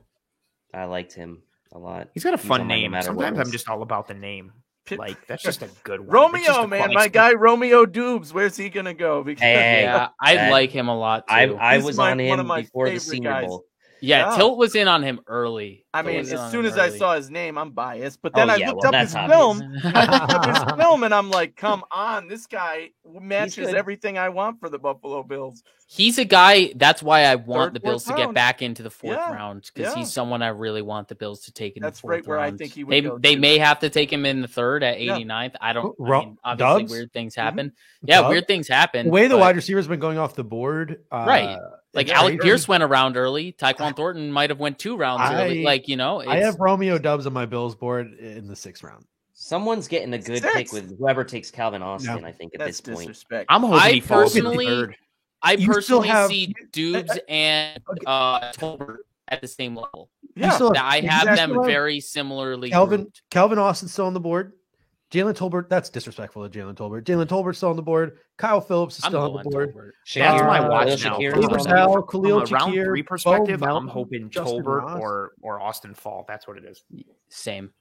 Velas Jones, Danny Gray, Eric Arm's Johnson. still on the board here. Oh, your boy Chad Muma to the Jags. Oh, Jags Damn. got Devin Lloyd and Chad Muma. Wow, Jags that's building it up. interesting. They got a nice defensive Is line. Trent Baalke not the worst?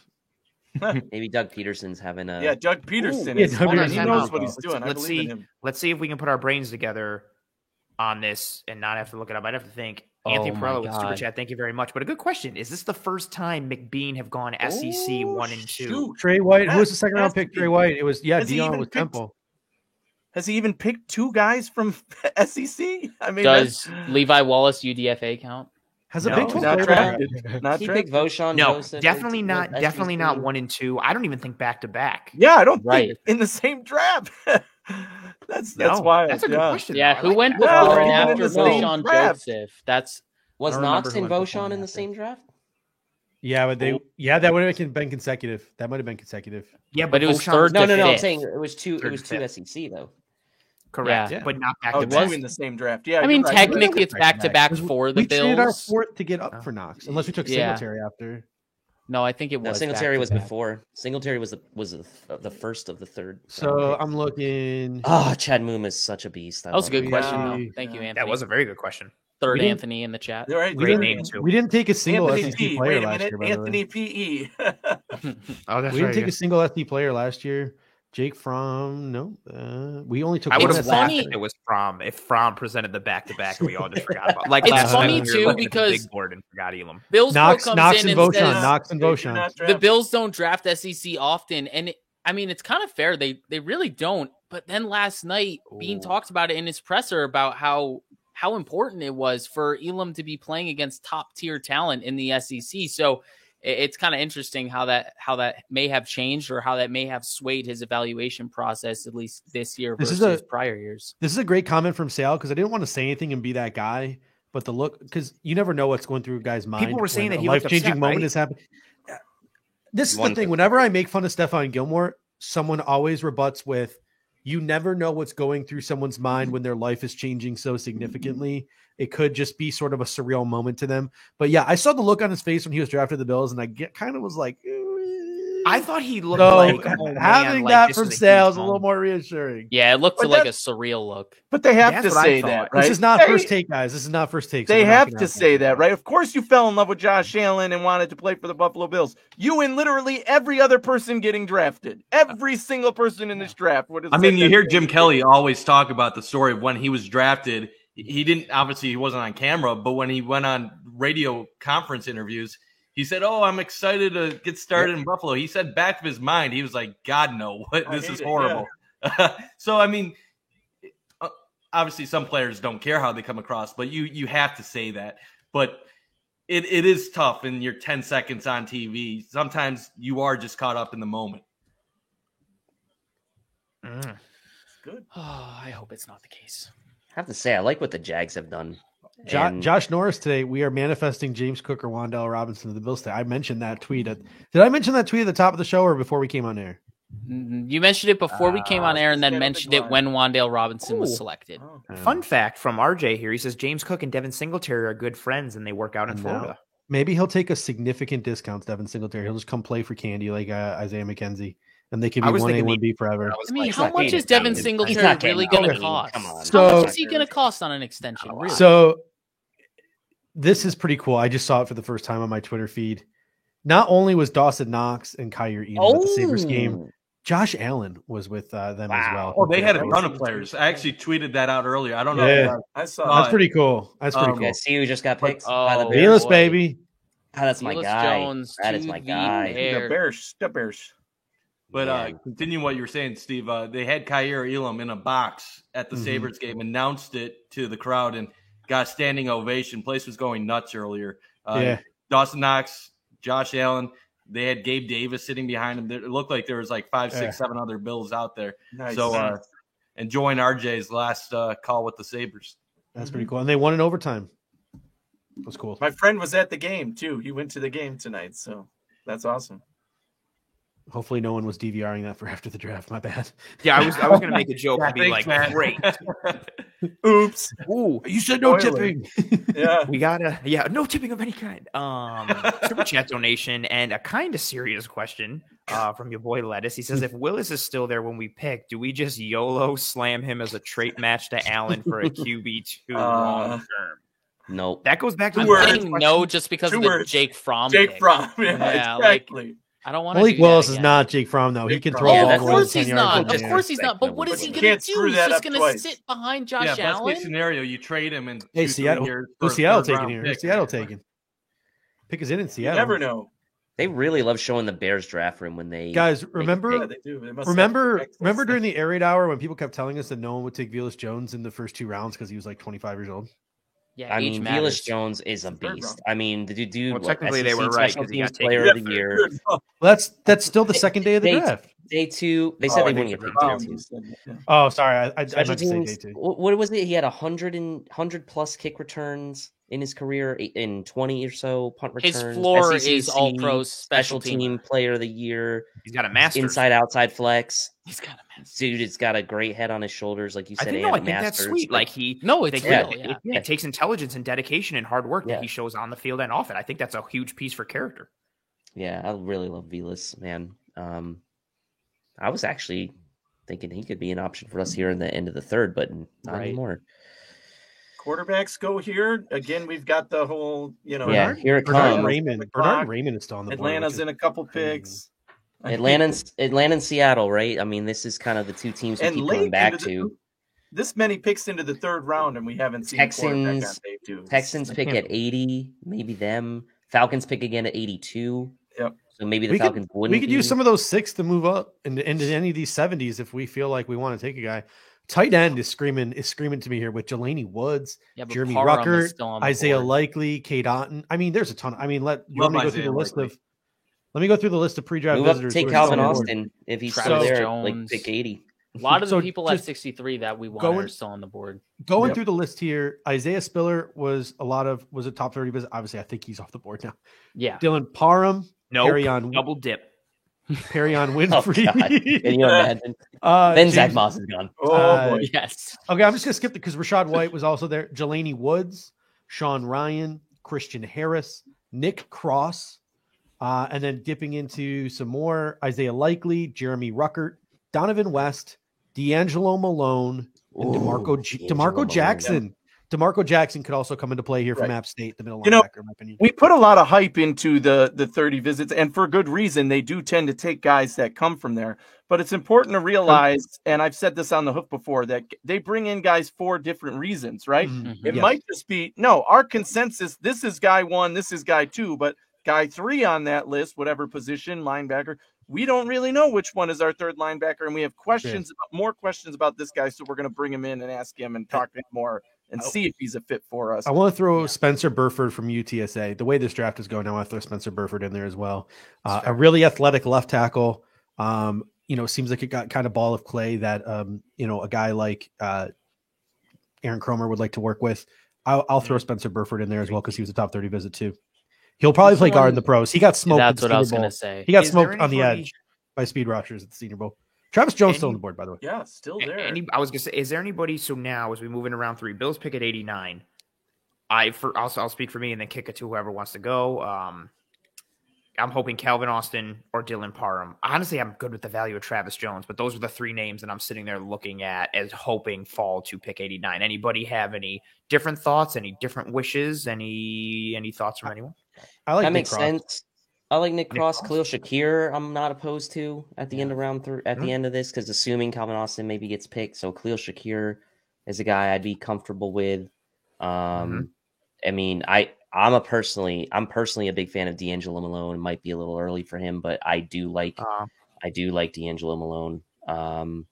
So those would just be 2 names I'd add to your list, Ant, because I do like the names you mentioned as well. I want to throw out, since Dylan Parham is a popular pick, I want to throw out Donovan West from Arizona State University. I can still go throw that Sun Devil shirt on if I need to, even though we're not taking Rashad White. People want to knock his size at 6'3", 296 pounds, but he's not going to come in as a starter. So he's got a season to bulk up. Rick Bates came in at 305 pounds, bulked up to 330. A guy like Donovan West came in. He's really young. He's 20 years old. He's already got 3 years of starting experience as a center at Arizona State. He's played left guard, right guard, center. He can literally play left guard, right guard, center for you. He's got some time to bulk up. He fits that young mold at 20 years old. He's really good at getting to the second level. He's really good, even though they don't do it a lot, at pass blocking. And I think that he's kind of guy, they move the needle at Arizona State. They move the ball on the ground and they go back and back and back to it. So I think Donovan West legitimately in play in the 3rd round as well, especially the way this draft is going. I think you could also speak to, for some of the reasons that we like Rashad White, like zone-based offensive scheme and RPO-based, like it's nice to have an offensive person in that supported system who has experience and ticks like a lot of scheme fit boxes in addition to the positional need. Yeah, good call. Anyone else? Anyone else? Also, Kyle Brandt gets to call the pick, so it's got to be a good one, right? Oh yeah, he's already hyped up that he's going to go nuts and give a whole speech. He might pull a Blue Mountain State. Yeah, he might. Oh my God. He really might. Yeah, but they'd be cool with it because he works for NFL Network. They'd be like, "Yo, you got like 4 minutes." They thought Blue Mountain State guy was going to be done in like 30 seconds. Cool with it? Would ESPN be cool with it? Oh, that's right. I don't know who has precedence. Like, who is the bigger Mike dog? Green. What the heck is going on in my television right now? Yeah, I saw it late. Okay, I feel bad for whoever. The cheeky boyos. Oh, wait. Whoa. Are the Colts up? Yeah, and they made a pick. Jelani Woods. That makes sense for them. This makes sense. Also, is that 73? Oh, 74 is already in before Jelani Woods even got announced. Woods is somebody who Kendall and I broke down in the film room for tight end this past week. And I mean, right away, you see the size and the athleticism and what he presents. He's not a fast starter when he runs, but once he gets going and his smooth stride takes over, like he really starts to get moving. He's an obvious mismatch in a variety of ways. But I think both of the things, that we were surprised with, his blocking in general, run and pass, was like his effort level and his technique. His technique wasn't great. But Kendall and I both came away impressed. Like his 74% of his snaps are in inline. Like I thought he'd be used more of a slot when I looked at the film in a variety of ways. He was used as a traditional inline tight end, blocking edges and linebackers and doing a pretty good job. And more importantly, again, giving the effort. He plays to the whistle. He blocks downfield. If he runs a route and the quarterback scrambles, he turns his head immediately and finds the first guy and will try and bury him in the dirt. Like there's a lot to like with Woods. Only one real productive season as a receiver. As a tight end, but one productive receiving season. Before that, he was at Oklahoma State in this weird offensive role. He's a little older of a prospect, but there's so much upside given the trade. Common comp was Charles Clay, right? And I think everything that you said and just watching his film again here, that was quarterback off the board, Atlanta Falcons, Desmond Ridder. Oh, there we go. Guys, I have a very important question. Is this the first time ever the Bills back-to-back first and second round picks had last names that both had 4 letters? Oh boy, we're going down a rabbit hole here. You're starting from SEC to that. This is some 6th round conversations that we're I'm just being an ass. It's okay. I'm trying to make the graphic for Eric and the guys while we're doing this. So Look at you. I just Desmond Ridder could be starting by midseason in Atlanta. So good kudos on them for getting him. You know how I feel about Desmond Ridder. QB1, speak on him, Kendall. He's QB1. He's the most pro-ready guy, and everyone talks about how Malik Willis has all of this upside. He's not Ryan Tannehill. He's better than Ryan Tannehill. Ryan Tannehill's a bum. No, that's not true. Ryan Tannehill's made a good career out of his former wide receiver life. No, but the thing with Desmond Ridder is that he's got a high floor, and he's the most pro-ready because he's played in a pro system and he makes pro-level reads, and he does it quickly. But on top of that, he has the type of pro-level style of quarterback where he can make plays off script, which is now what is needed from quarterbacks in this current NFL. You can't just be a dude that's going to sit in the pocket and make throws because it's not always going to be perfect. Things get muddied up at the second level. Things get muddied up at the line of scrimmage. You have to be able to make magic, and he has the athleticism to do it. He had the fastest time 40 of all quarterbacks in the draft this year. That being said, I think Malik Willis didn't even test his 40. Either way, he's still a long strider, fast mover. I love Desmond Ridder. He's very pro-ready, but he also has a ceiling of untapped potential to tap into. And I think that's the thing that people overlook because everyone's so enthralled with that ceiling that could be tapped into with Malik Willis, which I will admit is higher than Desmond Ridder. Texans just traded up after the quarterback pick. Interesting that the Texans would. That is interesting. With ahead of Indy, 2 picks later. So run on quarterbacks. Here we go. Ritter's also got a. Ritter's also like again, not to be corny, like he's a really high character guy, good leader. Yes, like he's a dude like people want to play for. Like he just everything about him. All the reports, granted, they all could be lies, but all the reports just speak to the quality of like human being and dude and person that he is. So really good. I'm really happy for him, and I hope he works out. And we talked about it last night. There's some fun things going on in Atlanta with Cordero Patterson and Kyle Pitts and Drake London. The positionless football they potentially have there. Very exciting things. Also very exciting. Mike, you were tremendous tonight. This is the first time I fully interacted with you on a show, and much like Kev, enjoyed the hell out of it. I also have to say, your broadcast voice is tremendous. I'm insanely jealous of it. I hate the sound of my voice. I can't project. I have no bass. I think my voice is annoying. Yours is immaculate, as was your overall presence, your takes, everything like that. I really appreciate you coming by. And before you go, tell everyone again where they can find you and parting thoughts. Let everyone know what your hope is or what you think is going to happen for the Bills at pick 89. So to wrap up, you can catch Going Deep Podcast Friday nights at 8. You can find me on Twitter at Mike_Bunt. Final thoughts. Excited about James Cook being a Buffalo Bill. I think he's going to add another dimension to this offense. What will they do at 89? A lot of different directions. I'm a fan of what you guys have mentioned earlier, Calvin Austin. A sleeper maybe later in the draft, and Isaiah Likely, like those type of guys that can bring a different dimension to the team. And then the last thing I'll say, that broadcaster voice, it's good to know that I learned one thing during my 4 years at Ohio University. So on that note, you guys have a good one and enjoy the rest of the draft. Appreciate you, Mike. Thank you so much. Another top 30 visit off the board as well. Christian Harris going to the Texans here. Nice. Top 30 visit. And now we move to another hockey change, another line change. Mr. Rich Haynes on Twitter at Burn River Sports. Slow draft for you, my Browns friend. Very slow, but hey, it's still the NFL draft. Still been fun watching everything that's been going on. It's been great to do work this year with Russell on the NFL Draft Show here on the Cover One Network. So definitely just interested to see these prospects go off the board. But yeah, Browns wise, we can get into that in a minute. But yeah, it's interesting. Let's put it that way. Browns being the Browns, is that? Yeah, the Browns made a pick yet? Emerson. We just made a pick. Yeah. Oh, Emerson. I like Emerson. Good pick. I like Emerson. Yeah, it's a good pick. I like his size. The Browns have something called guardrails from their draft perspective, their organization perspective. So I really like Andrew Berry. I really like the front office and the general direction they've taken the team here over the past couple of years. But I'm gonna lie. I'm not gonna lie. I don't know a ton about the corner they just took. He was down the draft boards quite a bit, as far as a ranking went. But I do love his size, 6'1.5", 200 pounds.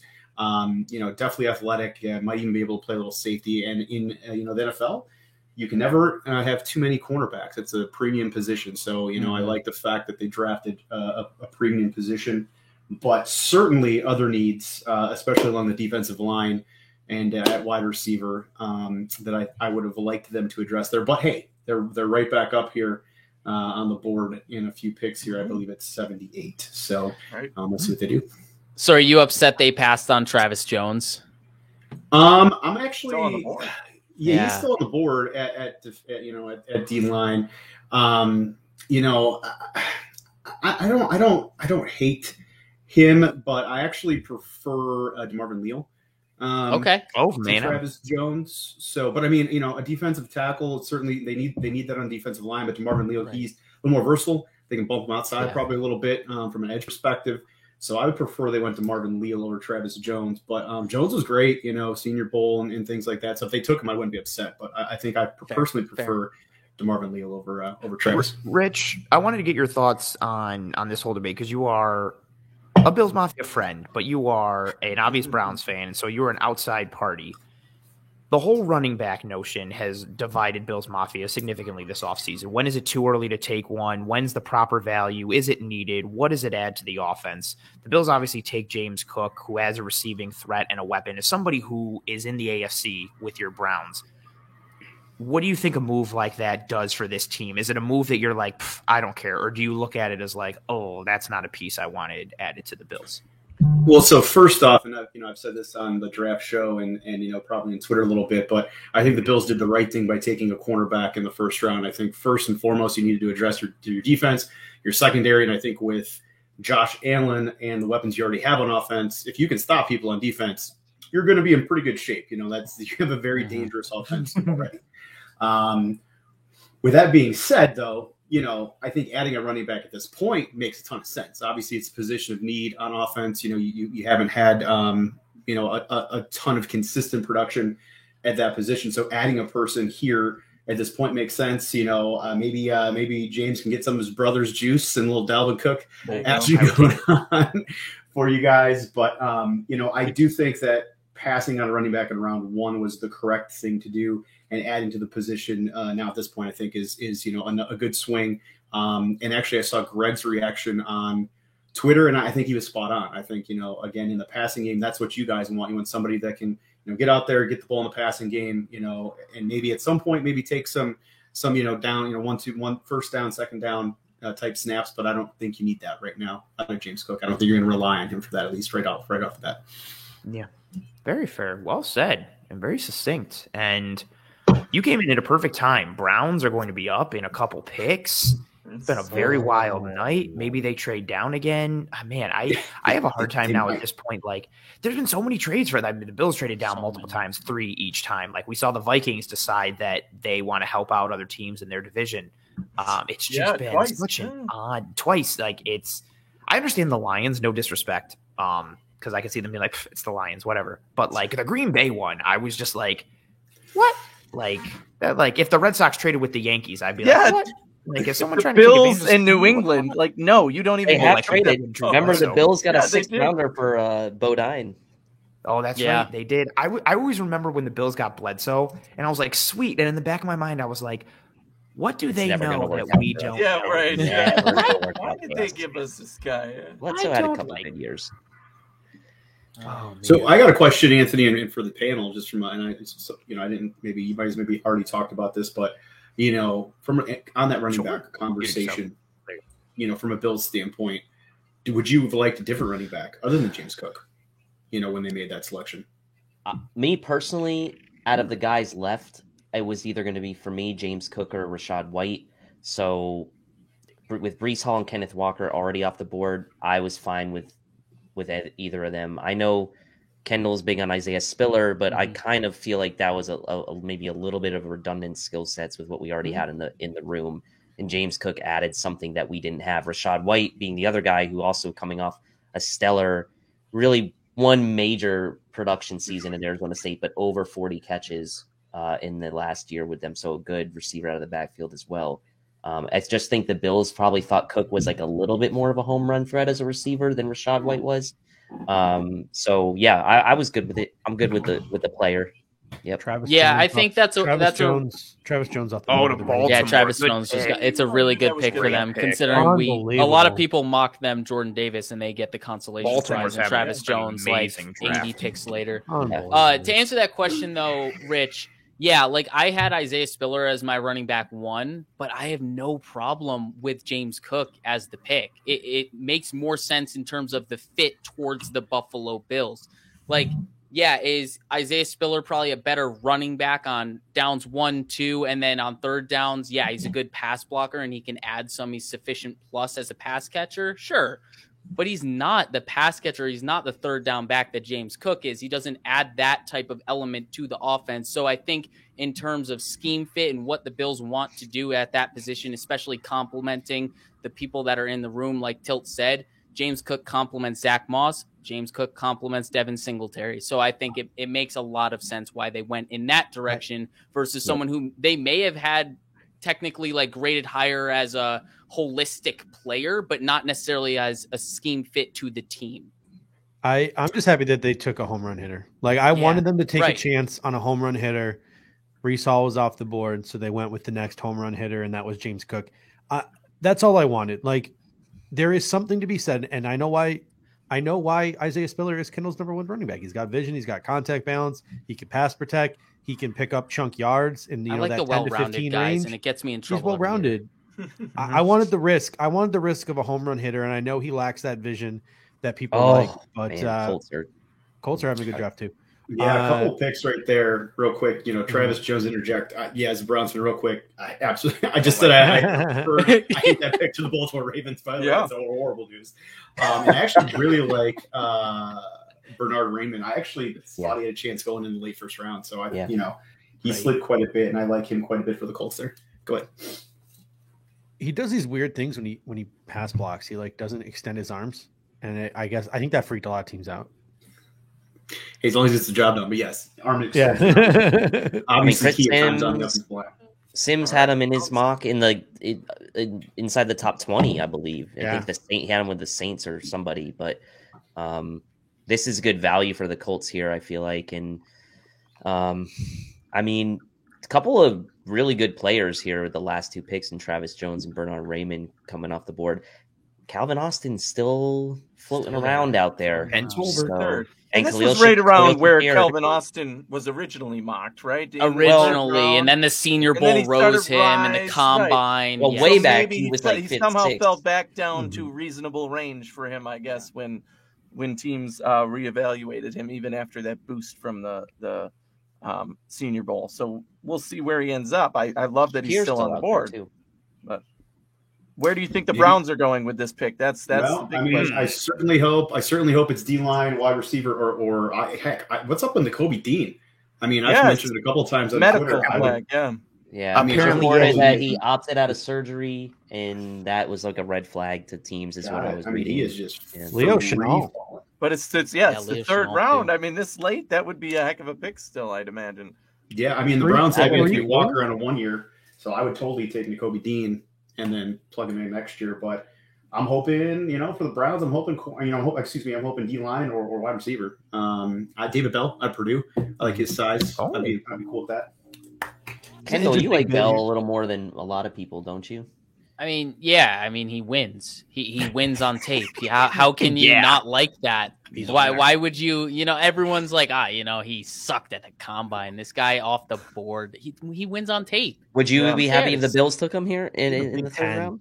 In the third round, I'd be okay with it. Not if Calvin Austin's available. That's the thing. That's where I have to follow my big board. My big board does not have David Bell higher than Calvin Austin. So you follow the board in that way. I can't wait to see Rich's reaction to this pick. The Browns. I know, right? One that we're not involved in here, but we can enjoy the reaction. How much do you hate Andrew Hawkins right now for just talking way too much? What was the Vikings guy? We were talking about that too. Yeah. Oh man, he was like, read the card. All right, it is Alex Wright, defensive end, UAB. Okay, I'm okay with that. You did I like that guy. Right? Yeah, no, he's a big, lanky dude. He won at, I guess, a lower level, but he was top 3 in every pass rush productivity metric that PFF has. So I looked into him, and he truly wins with size and length and I guess sufficient plus athleticism. And I think that's going to be the challenge for him at the next level. Is he going to be able to win beyond just the size and length? Because people are better athletes at the next level. He's going to have to refine that technique and not just win with size, length, motor, all that kind of stuff. So that's going to be the challenge for him. But having those tools is a big thing. That's very encouraging for him at the next level. You just got to refine that technique. Yeah, I love that. I love that take. And yeah, I mean, like I said, we need the Browns right now. I mean, I think they're still going to try to bring back Jadeveon Clowney, but who knows, right? So, I mean, they need some people that can rush the passer opposite Myles Garrett. So I love adding a piece there. They can still use some interior D-line help. So certainly okay with that pick. Maybe not a guy that I had on my radar as somebody that I was looking at going into the draft, but hey, I like your take on it. I did some work with that with Russell Brown a little bit as well. So I think he'll be a nice fit in rotation there on the D-line for the Browns. The pick is in for the Chargers, so obviously it doesn't come into play here. But if you're looking, the Bills pick at 89, Denver picks at 80, the New York Giants pick at 81. Joe Shane knows their draft board. Jerks. If the Bills want to try to use some of the 6th-round picks, if the Bills were going to use some of those 6th-round picks, I'm worried about this. They'd likely try to get pick. Denver to bite here at 80. So if the Bills I'm were going to pretty trade up in the worried 3rd about round, this Chargers my guess is pick. right here ahead of the Giants is where they would try to do it. I wonder if the Chargers. The Chargers. They went into. They didn't have a 2 because they traded it for Mac. Who did they? They just have Zion Johnson. I think they might go wide receiver here. Exactly. I'm genuinely worried that they're going to take Calvin Austin to go with Keenan Allen and Mike Williams. They need a little would be bit a of speed fit for them. I mean, Keenan Allen's like that big sort of possession type guy, not the top. He's not the guy. They need to take the top off the defense. Like and Jalen Guyton isn't long term that guy. No. And a lot of their guys that they wanted was the Jameson Williams. That was take the top off guys. There's not a lot to take the top off guys left. Maybe they reach. We took that word out of vocabulary. Maybe they take a chance on a player whose tape is not so good, but his testing is good, and Kevin Austin Jr. out of Notre Dame. That could be. There is also another speedier size guy, and Eric Uzakanma from Texas Tech, Jalen Naylor from Michigan State. Not a lot of speed guys, not a lot of field stretchers left. Not long. Isaiah Weston from Northern Iowa.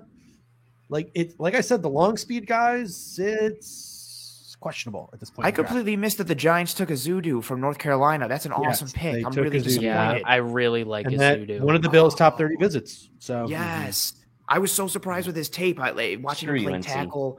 That's exactly what happened to me. I jumped into his tape like 3 weeks ago, and I was like, "Wait, this dude can play. Why is no one talking about him?" And then last week, everyone's like, "Don't be surprised. This guy's going to go before round 4."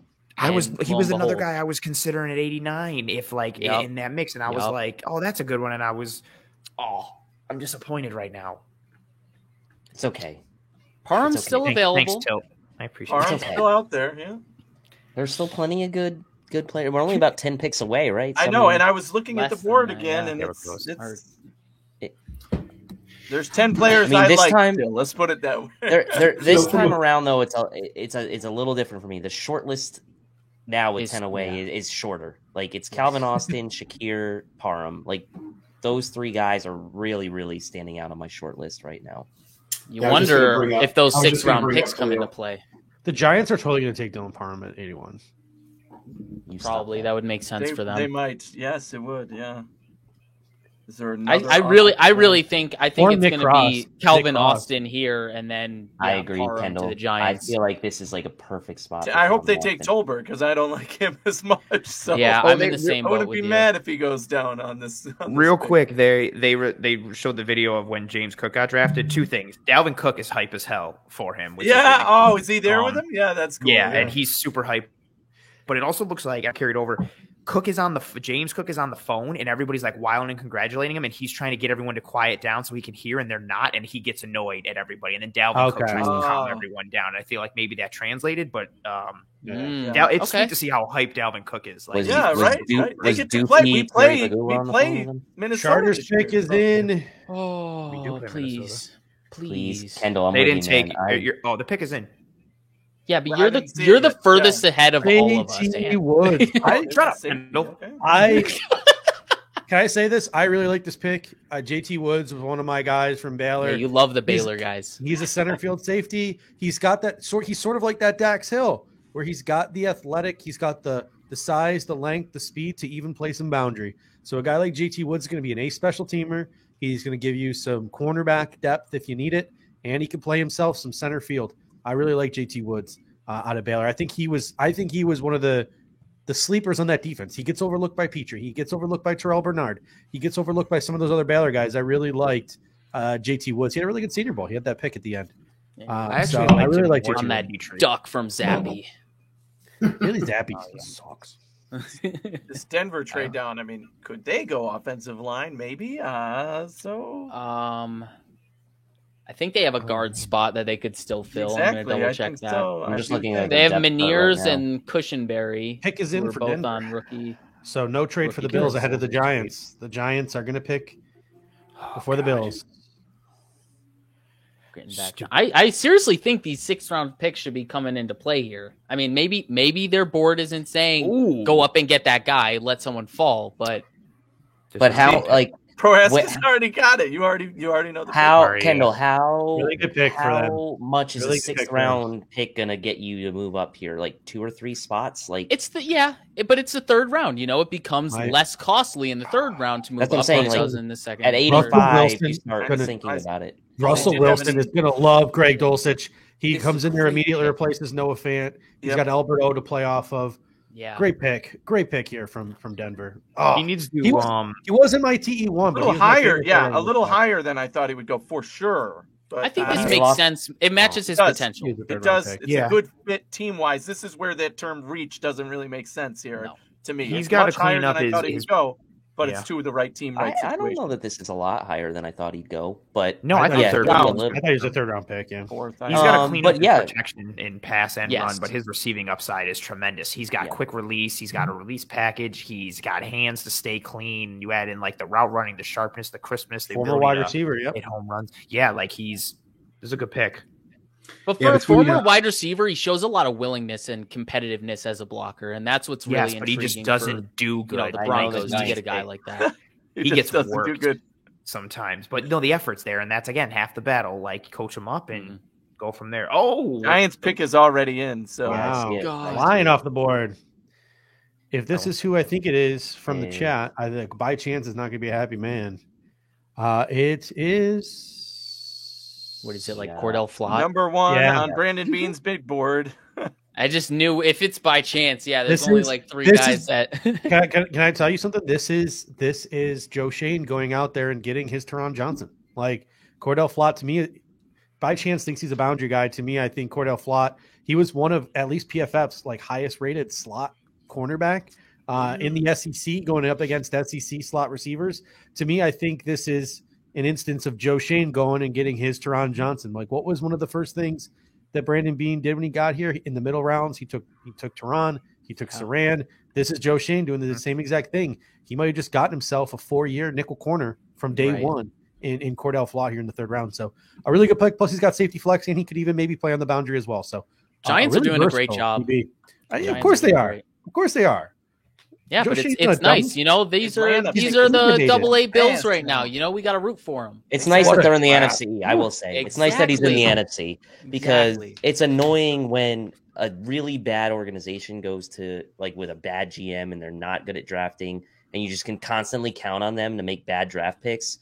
And then all of a sudden there's one less of those in the draft and you get a good GM, knows what he's doing. At least it's in the NFC. They just showed all the Giants picks and you can see it's so well balanced right now. Yes. They're doing both sides of the ball. They're filling the trenches, all premium positions.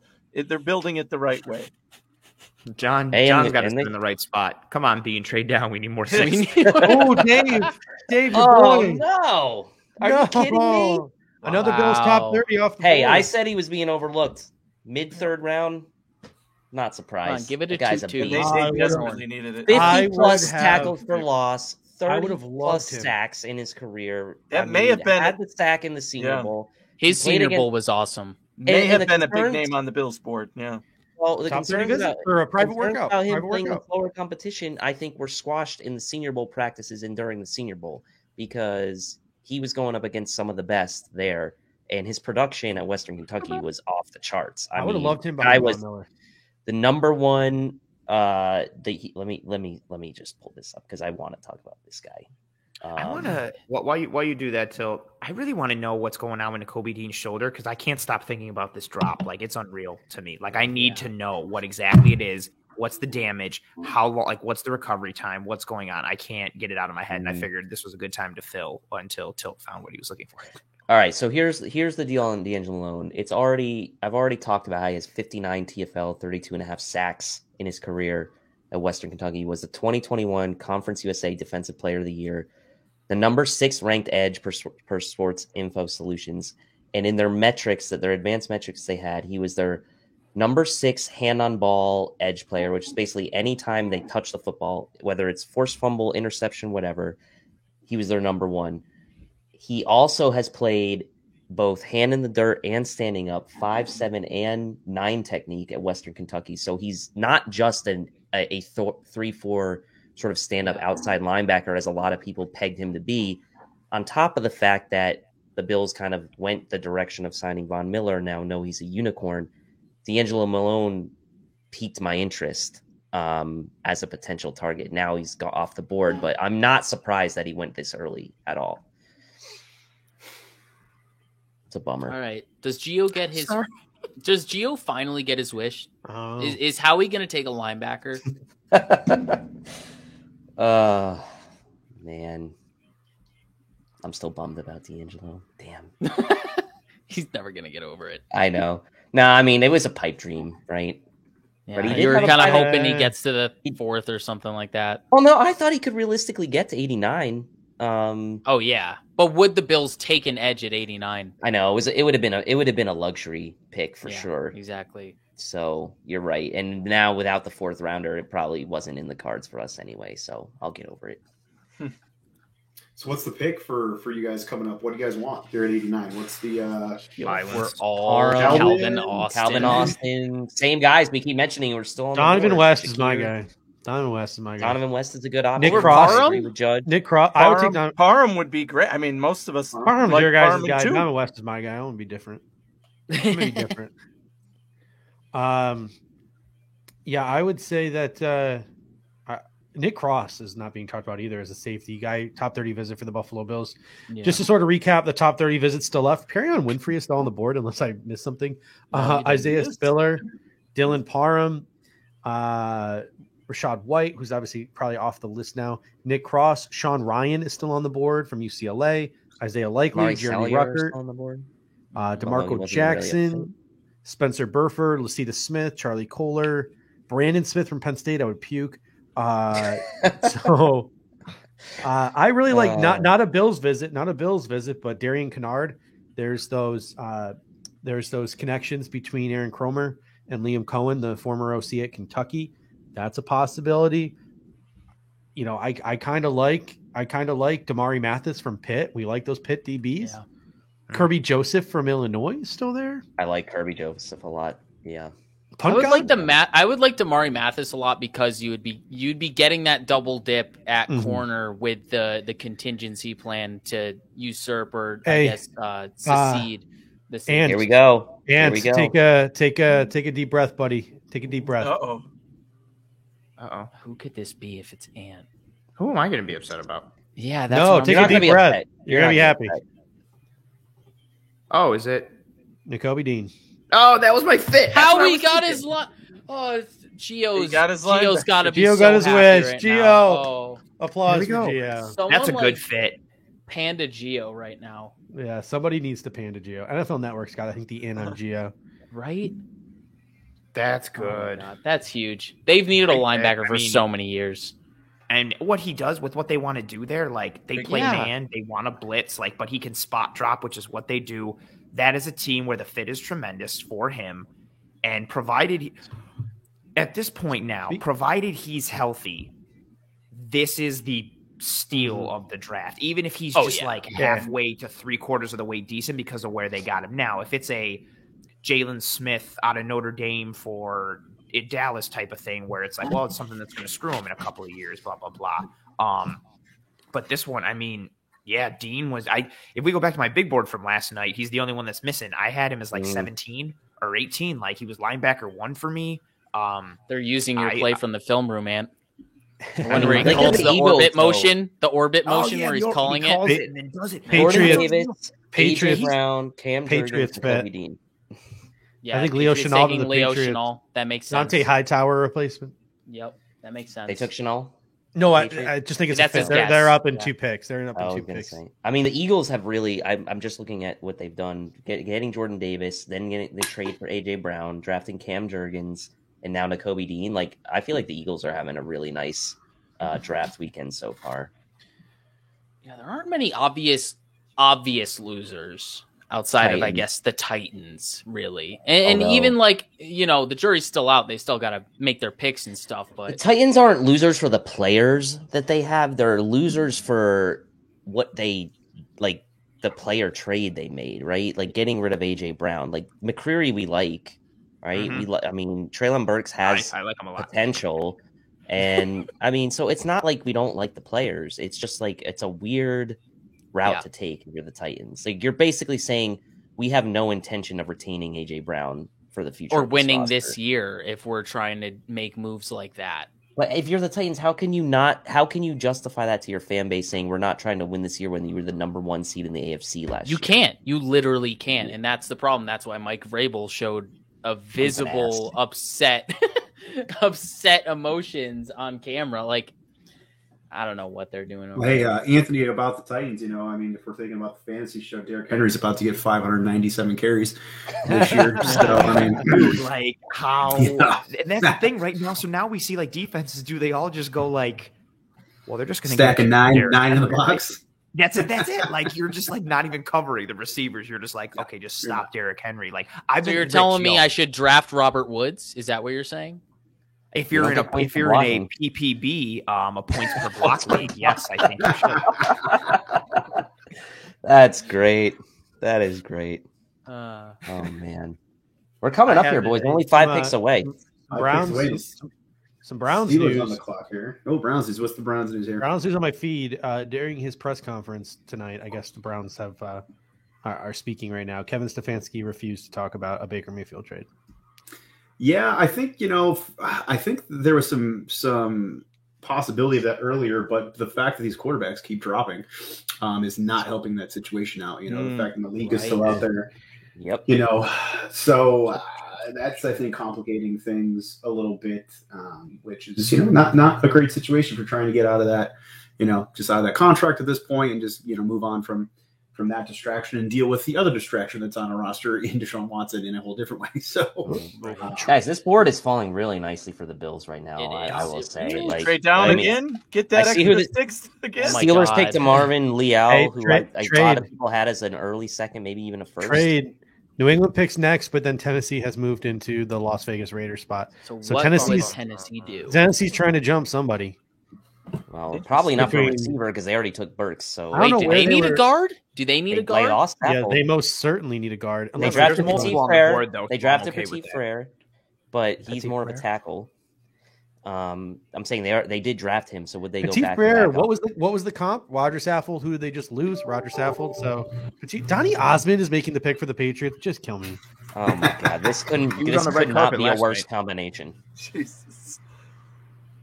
I hate them even more now. He was really excited to zap up Chris Angel pre-show. So by the way, the Patriots. Here's the thing: do we need to draft a punter now? Did the Patriots just force our hand?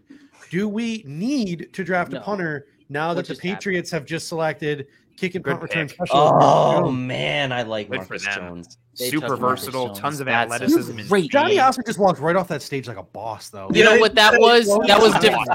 He runs. You know what? Yeah, that's great. This is my city, damn it. Marcus Jones. That was a clear indictment on the Isaiah McKenzie game, just torching Miles Bryant. They just found their guy to take over that, and obviously the return. Yeah. I mean, that's the floor. That's he is hands down for him right now. Exactly. Even if he doesn't progress in the coverage standpoint, he is hands down the best returner and threat in this class. Over 10 career total touchdowns.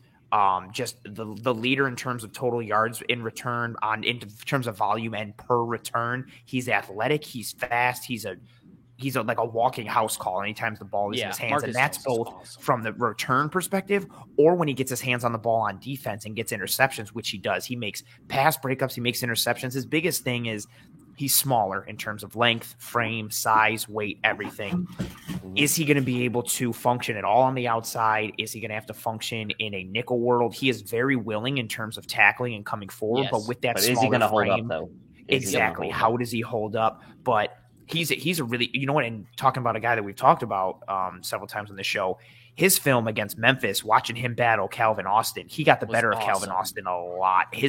You see, there's times when Austin would beat him to the inside on a slant, and Austin, we know, is a burner. He can cook in the short yardage and long, and Jones would close the gap in an instant with his speed. Like, good pick. Yeah, Yeah, that's a good I really pick. like Marcus Jones. He had four touchdowns just last year on returns, and he had 5 picks. So it's like, I mean, man, for the people who really like to have their corners, right, be return men, like he's the guy in this draft. God. And this pick from the Titans is wild. Wow. What? I haven't It hasn't happened yet. It hasn't happened on TV. I just saw it on Twitter. Why y'all gotta be? But another good move for the Bills, though. We're only two picks ahead of us now. So who's your three? Who are your 3? Ooh. Oh boy, now I got to. Who are they trying to jump? Arizona, Dallas, Buffalo. Were the Bills going to take this guy? No. We took Fromm. Were the Cardinals going to draft a backup quarterback that looks exactly like their starting quarterback? Maybe put some leverage on him. I'm just looking they at take who's Malik drafting Willis? after him. Yes. Yeah, Like you Whoa! have Raiders, Bucks, Picked Malik Packers, Willis. Niners, Wow. Patriots, Bank. Like there's no I thought one in they the might take market a for a quarterback, yeah. QB. I'm not Why gonna lie. they trade up to So trade they up for, used though. their trade down assets to trade up for no reason to get this guy. Yeah, that I like the trade- RPO the pick- potential with Malik Willis. Oh, and I like the player and the fit and what they want to do. I think it makes a lot of sense. But like, why are you trading up if you don't have to? Or it's specifically, why are you trading up with this team if you're not jumping? Maybe Vegas called the Titans and said, "Hey, we got a deal for another team." Yeah, that must be what happened, and give us a better deal, or they're going to take your quarterback. But who would have That's been the only offering? thing that The would make Lions? sense. I mean, They could use the Brandon Bean excuse and say, "Well, that's the last guy with a 3rd round grade we had to trade up and get." It doesn't make much sense this late to have, say, a 1st round grade is a 1st round grade, a 3rd round, a 4th round grade. Yeah, it gets not really ambiguous. Yeah, exactly. So I was half kidding with that, but maybe they obviously felt like they had to get up here and do it. That is crazy. man, I Guys, want Calvin Austin to fall into our lap. So are so bad. the Titans still the losers of the draft? Yeah. Yeah, It's a I mean, bit of a 100%. shocker, yeah. I may want to take a heat check there. So, guys, I want everyone to close their eyes for a second and imagine the Buffalo Bills, because I just saw a graphic from PFF that made me it's all soaking in now. Close your eyes and picture the Buffalo Bills in 12 personnel with OJ Howard, Dawson Knox, Gabriel Davis, Stephon Diggs, and then James Cook in the backfield. Mm-hmm. Any one of those doing it, guys can dogs. split out wide and give you a spread look. Like, it's absolutely incredible. So the Bills just have like Good comment. Positionless football, dogs. positionless football. I didn't want to steal your word. There you go. Juxtaposed. Hey, that's mine apparently. Football. I Nick use Cross is on the juxtaposed board. a lot. I know, was right? laughing when that happened last night. I say juxtaposed and microcosm a ton, and when they were giving it to you, I was like, "Oh, I'm just gonna be quiet." Kidding me? You couldn't defend me in I that don't want it to moment. turn on me. Man. No, bro, I gotta let you take the heat so I can prosper in the background. Ride my I'm coattails. I'm Palpatine. It is what it is. Run the Sith from the shadows. My gut is anger telling me the runs pick through for you. the Bills is going to be Parham. That's kind of what my Parham? gut's telling me. It would be a kind of safe choice at this point, rather I'm than gonna going with see. But I want all the Calvin wide Austin. receivers. I want Interior Calvin offensive Austin. lineman. I'm vibing with Calvin Austin right now. Calvin Austin would be Give an me a exciting receiver or a pick. guard. That Dallas- is an Dallas exciting could be- pick, right. Dallas could be in play for a wide receiver too. Lost could. Cedric Wilson. Lost, And we know Jerry Amari Jones Cooper. always takes the flashy Yes. shit, Yeah, like true. every time, every Yes. single That time. definitely is Calvin Austin. They could be in I'd play. still be happy with Shakir Good though, pick. if they wanted to go that route. Arizona already picked a wide receiver to replace Kirk, right? They traded for one. They Well, they got traded Marquise for Brown. Yeah, that's Yeah. what it was. That's what it was. Yeah, So, Marquise Brown, Joe- Rondell Moore. Joe B Yeah. on Twitter is sort Rondell of Moore. Joby on Twitter is sort of echoing my thoughts here. The top 30 visits that stick out like a sore thumb on the board for the Bills: Dylan Parham, Sean Ryan, Nick Cross. Those are the three that stick out like a sore thumb. Give me Parham out of those three. Yeah, I hope it's not Cross. I wasn't a fan. You're not a Yeah, fan I of was- Saran Neal Jr.? in the third round. His That was- athleticism is that was being tremendous. serious. But Yeah, he he's just, Saran Neal. He's an athlete. yeah, but he's just not technically sound in a lot of things. He's Saran like Neal. whether He's an it's athlete. He's not a football yeah, player. I don't care. I don't want that again. Like Exactly. I that's mean, what I'm We already saying. have that. We I gave was just I thought you were making the I case was for him. agreeing with you. I I'll thought you take were it in making the fifth. case. I was like, what? Why? No, Why? I was agreeing. same I don't team. need another Same team. Saran Neal, a Same guy team. who has to play 6 different positions because he's an athlete, not a football player. Like Brandon Bean likes him because he could do 2 things: run fast and tackle. He can't Yeah, do he's much good on else. special teams. Oh, somebody spoiled it in the chat. No chat spoilers. Oh wait, there's somebody what? saying that's who they think. They might be just be Oh, they predicting. think It no, might be because Yeah, Dallas that's- is 9 o'clock. I feel like we should have had a disclaimer and say Sorry, Vlad. put prediction before all of these Yeah. claims. I've fallen Sorry, for that Vlad. too many times. I I don't would want to give put me- people in timeout for that. Remember we Is- all is- fell for the trade thing yesterday on the graphic? Oh, Oh yeah, and they're all like, Elam, Elam. yeah. We're like, Everybody oh, yelling That at was us. in the end when we were Or- looking at the yeah, big board, which the guys big board. weren't on the big board. Oh, that was I'm funny going too. back to as we start to circle through here. Parham, Calvin Austin, Jalen.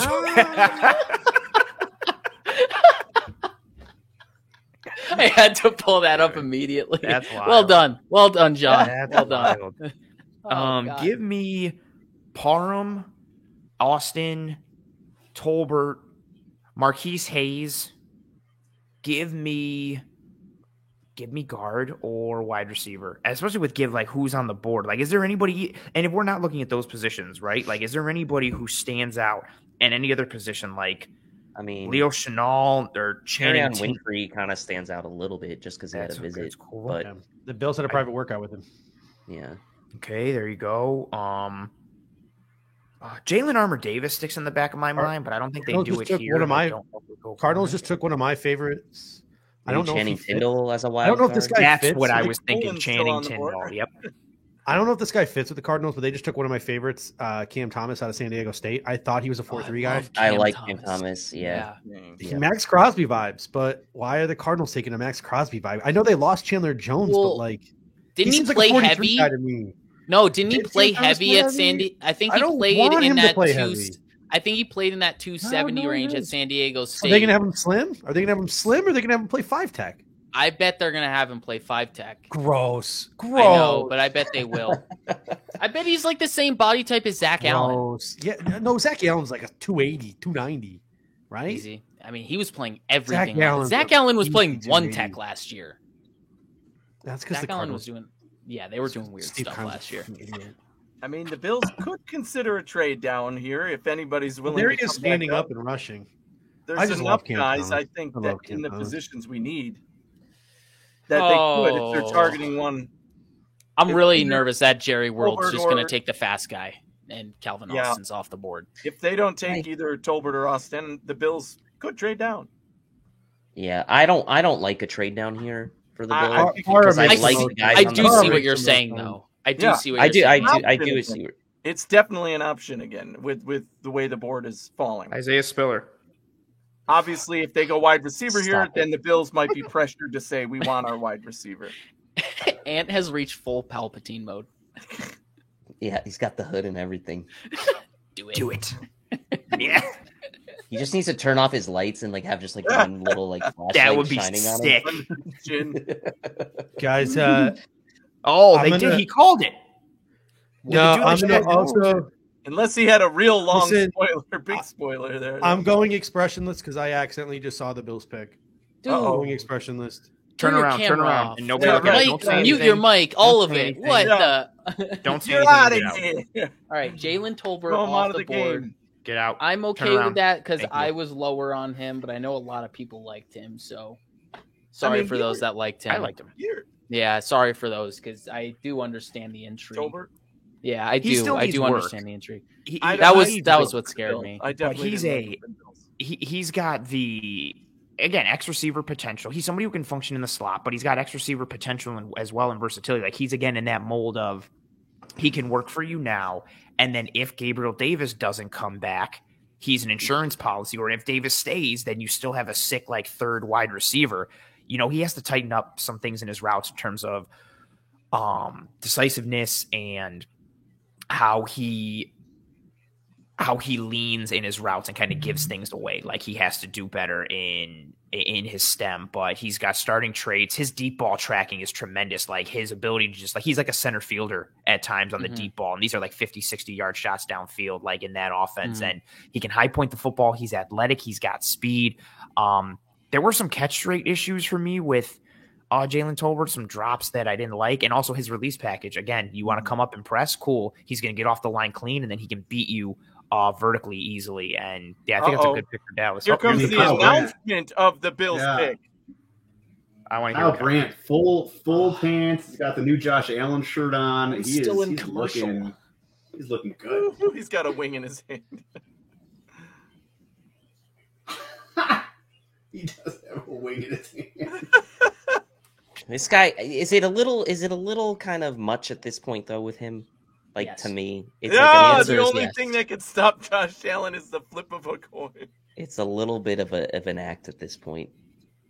Well, maybe it's always been, but I still like him. I guess he's in the wrong profession. He needs to get in the WWE and be seriously, that would fit him in the WWE. Yeah. I have not tipped my own pick. I like this pick. You guys are going to hate it. I haven't. Yeah, I'm not there yet. I think you guys should go offensive line.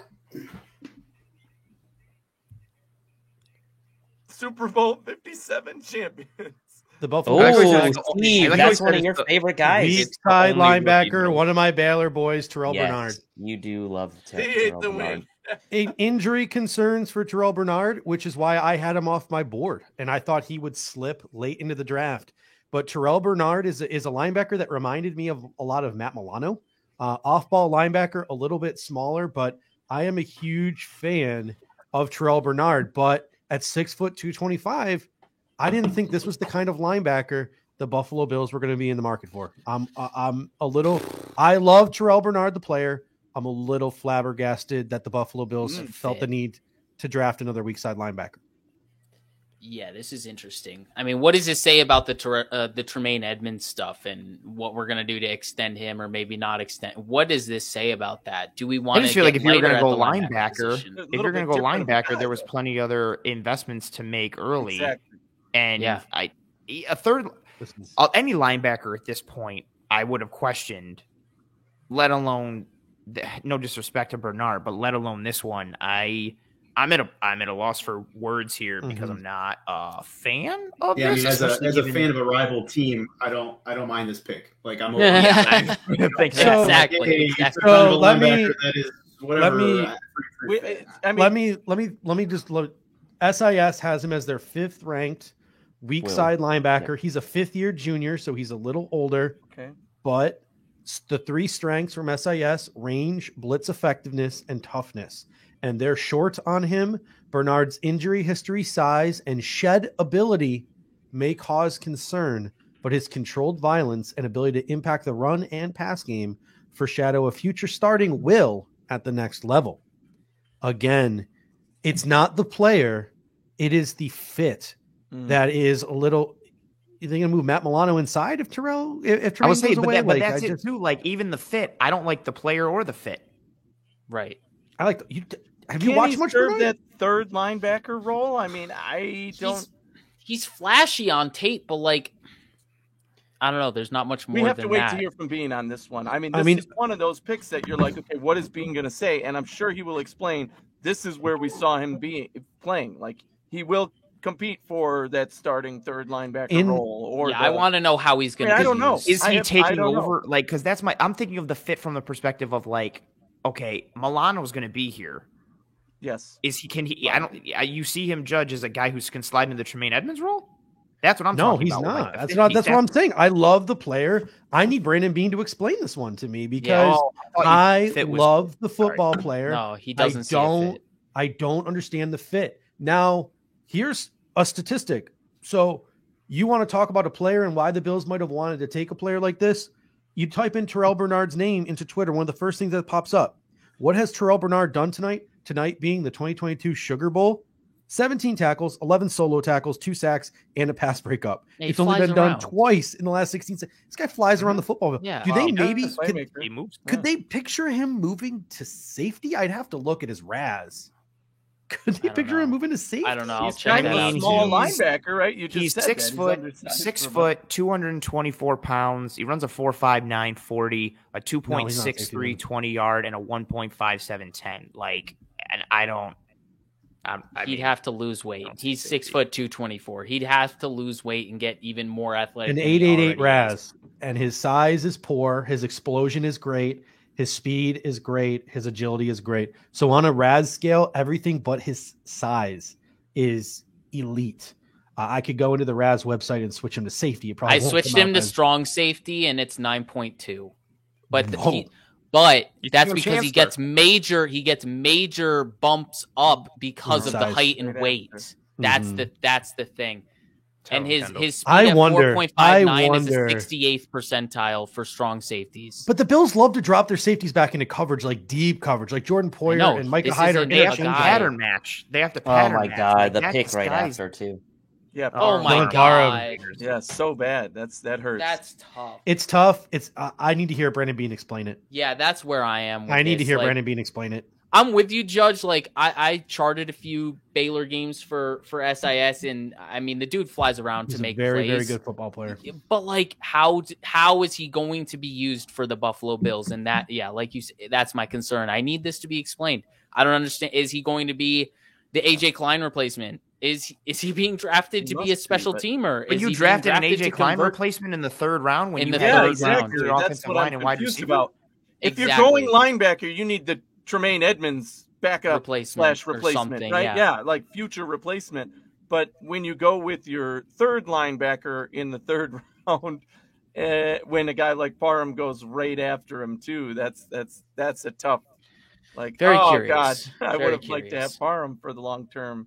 Yeah, I think you guys should definitely take him Parham there at guard. I mean, we were talking about him in the 2nd round, and now he falls all the way to the 3rd round pick, and they passed on him. So, I think it's consensus here is kind of a little bit shocked, right? Everybody's a little bit shocked by that one, maybe a little confused even. Yeah. Certainly I'm not seeing any excitement or like, okay, this was my guy. This makes me feel better about my initial reactions to Kyer Elam. Yeah. Where I was like underwhelmed with that. Like this is more confused. Yeah. Like, okay. I'm legit wondering. I think it's a safety move. Maybe. I'm trying to wrap my head around that too. Do you want me to put up his RAS card as safety on the screen right now? Why not? All right. Bruce exclusive tweeted the Bills like Matt Milano so much they decided to get themselves another one. He is. I mean, Terrell Bernard is Matt Milano. But you're right that this is it's interesting. He's Matt Milano in reverse because he's going to go from linebacker to safety. Exactly. So I don't know. It's interesting. Like there's something here, but like that speed. Are you really trusting this guy to drop into a deep half or single high? Like you're kind of limiting him to a hook curl zone type of safety who's coming up into the box to make plays. I feel like you're limiting yourselves. I'll change it to free safety just to, entertain this. What are your guys' and I want your thoughts here. Tremaine Edmonds leaves in free agency next year. We kick Matt Milano inside. Thoughts on that? No. Oh boy! That's why I asked Ant because he would know the answer to that question. I don't think it's smart. That's why I asked the smart. But we got to entertain this. I appreciate you. I appreciate you telling me. I didn't ask Kendall. Well, here's the. That's funny. Could it be insurance in case Milano just gets hurt a ton? Someone just commented that on my Twitter. I guess, but then not historic. If we're looking at it if it's an insurance conversation, then I also feel like I'm okay with the insurance we already currently have on the roster. Yeah, but I think if it's the initial conversation and question that you asked, I don't think Milano can do what Edmonds does. And that's not a knock on either because the roles are different. But we know Milano can pattern match. We know he can function in this defense and play a lot of roles. And granted, there is some positionlessness to the linebackers like there is with Hyde and Poyer at safety. But I don't think I see a fit for fit or like for like if you're kicking Milano inside to function in the Edmonds world. And I don't see it with Bernard. I mean, Bernard's tape is fun. Like he flies around. Like there's tape of him. Oh, what game did I think it was the Texas game where he's blowing up like blitzing air. On blitzes, like he blows up guards and guys when he comes downhill. Like he's a good blitzer. Like he's good coming forward. He's good sideline to sideline. He's good in space. But the coverage piece and the role and what he was asked to do. And I also look at his body type and frame. You're not being a 224-pound linebacker, like especially with how many light boxes. Zero touchdowns allowed in 983 career coverage snaps in his time at Baylor. Yeah, but coverage snaps are so murky for PFF. That's oh no, wait! I just realized it. It's because Edmonds is moving to edge. Hashtag Edmonds. There we go. Well done. Full circle. And Edmonds, but he's still not a replacement. Oh, Rashad White to the Bucs. Hey, it's a good pick for them. I said they could go for a running back, and they need a Fournette. They need a guy to play off Fournette. I really want to get the Edmonds. Last year, per PFF, last season, Bernard had 36 QB pressure, second most. He's too small to be a guy that they consider moving to edge. You know what the thing? You know what the thing is about this? I would have rather draft Nick Cross. If this is a move to safety, I would have rather just taken Nick Cross. Take a safety. Yeah, I mean, I think that's a good point. Like you're taking a third-round pick here, and your guys are talking about moving a player potentially out of position to safety to try to explain what the GM was thinking. Like that's just a weird decision to make at this point in the draft when a guy like Parham is sitting there, and you can never have too many offensive linemen, in my opinion, especially given the Bills' issues with offensive line last year. It's just weird. It's just weird. You guys are trying to make it fit. What was his RAS at the safety, Kendall? 9.2 at strong safety, 8 point something at free safety. And what were you gonna say? Yeah, Russ, Cover One draft expert, and whose mock is hitting like almost tremendously. Like he's crushing it. Asked him about his thoughts on Bernard, and he said a couple things. Little surprised, to be honest. He's explosive with desired speed and coverage. He's effective as a blitzer, but he has a small frame. Maybe they view him as a Milano replacement? ? Probably more of a will at best or an overhang. And then in our group DM, he said he was prospect 119 on my board, some tackling technique that needs fixing, injury concerns, the foot injury in 2017 that limited him, and then 2020 suffered a torn labrum, dislocated shoulder, and fractured glenoid, and it caused him to miss the rest of the season. So confusion all around. Confusion abounds, it seems. Oh. And silence from us. Yeah, I mean, like, are we really moving on from Milano? That's what I was gonna say. I love. Didn't Milano. we just Sean Ryan just went off the board to San Francisco? Didn't we just restructure him to sort of lock in his money? So you can't even move on from him. Why would you even consider that? Like that's the thing. Like, exactly, you wouldn't. He's the best when he's in there. I used to always say 2 years ago and beyond, Matt Milano in defense good. Matt Milano not in defense bad. That's how bad it was. Milano made that much of a difference in the defense, and I still believe he is that kind of a contributor. We know that our defense revolves around linebackers, and the two we have are great. The only thing I could think of with that is if they were like, okay, we paid Milano, we really want to keep Edmonds, and we're going to pay Edmonds. We can't have two highly paid linebackers. We're going to find a way to trade Milano next year, and then we already have. If you're gonna make a decision, that's insane long-term thinking, though. I can't explain that. I would not back that. I do not support that. I'm with you, Anthony. Running back. If you're going to move on from one guy right now, it has to be Edmonds, right? Yeah, right. Edmonds just let him walk and replace him, but. Thank you so much, Patrick. Thank you for the donation. Thank you for being here. And he also says, I love you guys and your fantastic takes. However, Bean deserves our trust. That's fair. No, I'm not saying I don't. That's why my number one comment we can question it. To hear him explain this. It's not. The Bills took Basham last year, and Ant and I were live. We were both like, why didn't you take Reed Humphreys? Right? Like, and where's the guy we want? You question it, but we want answers. Because here's The comment is outstanding football player, but what? Like, that's here's the question. That is the comment. This is exactly it. What is his path to? Because everybody that gets drafted, if you draft a late guy, if you draft an early guy, whatever position, the thought is always, okay, what is his path to playing time on the field? What is his role? Is he a special teamer? Is he a starter? Is he depth? Is he sub package? What is Bernard's path to the field?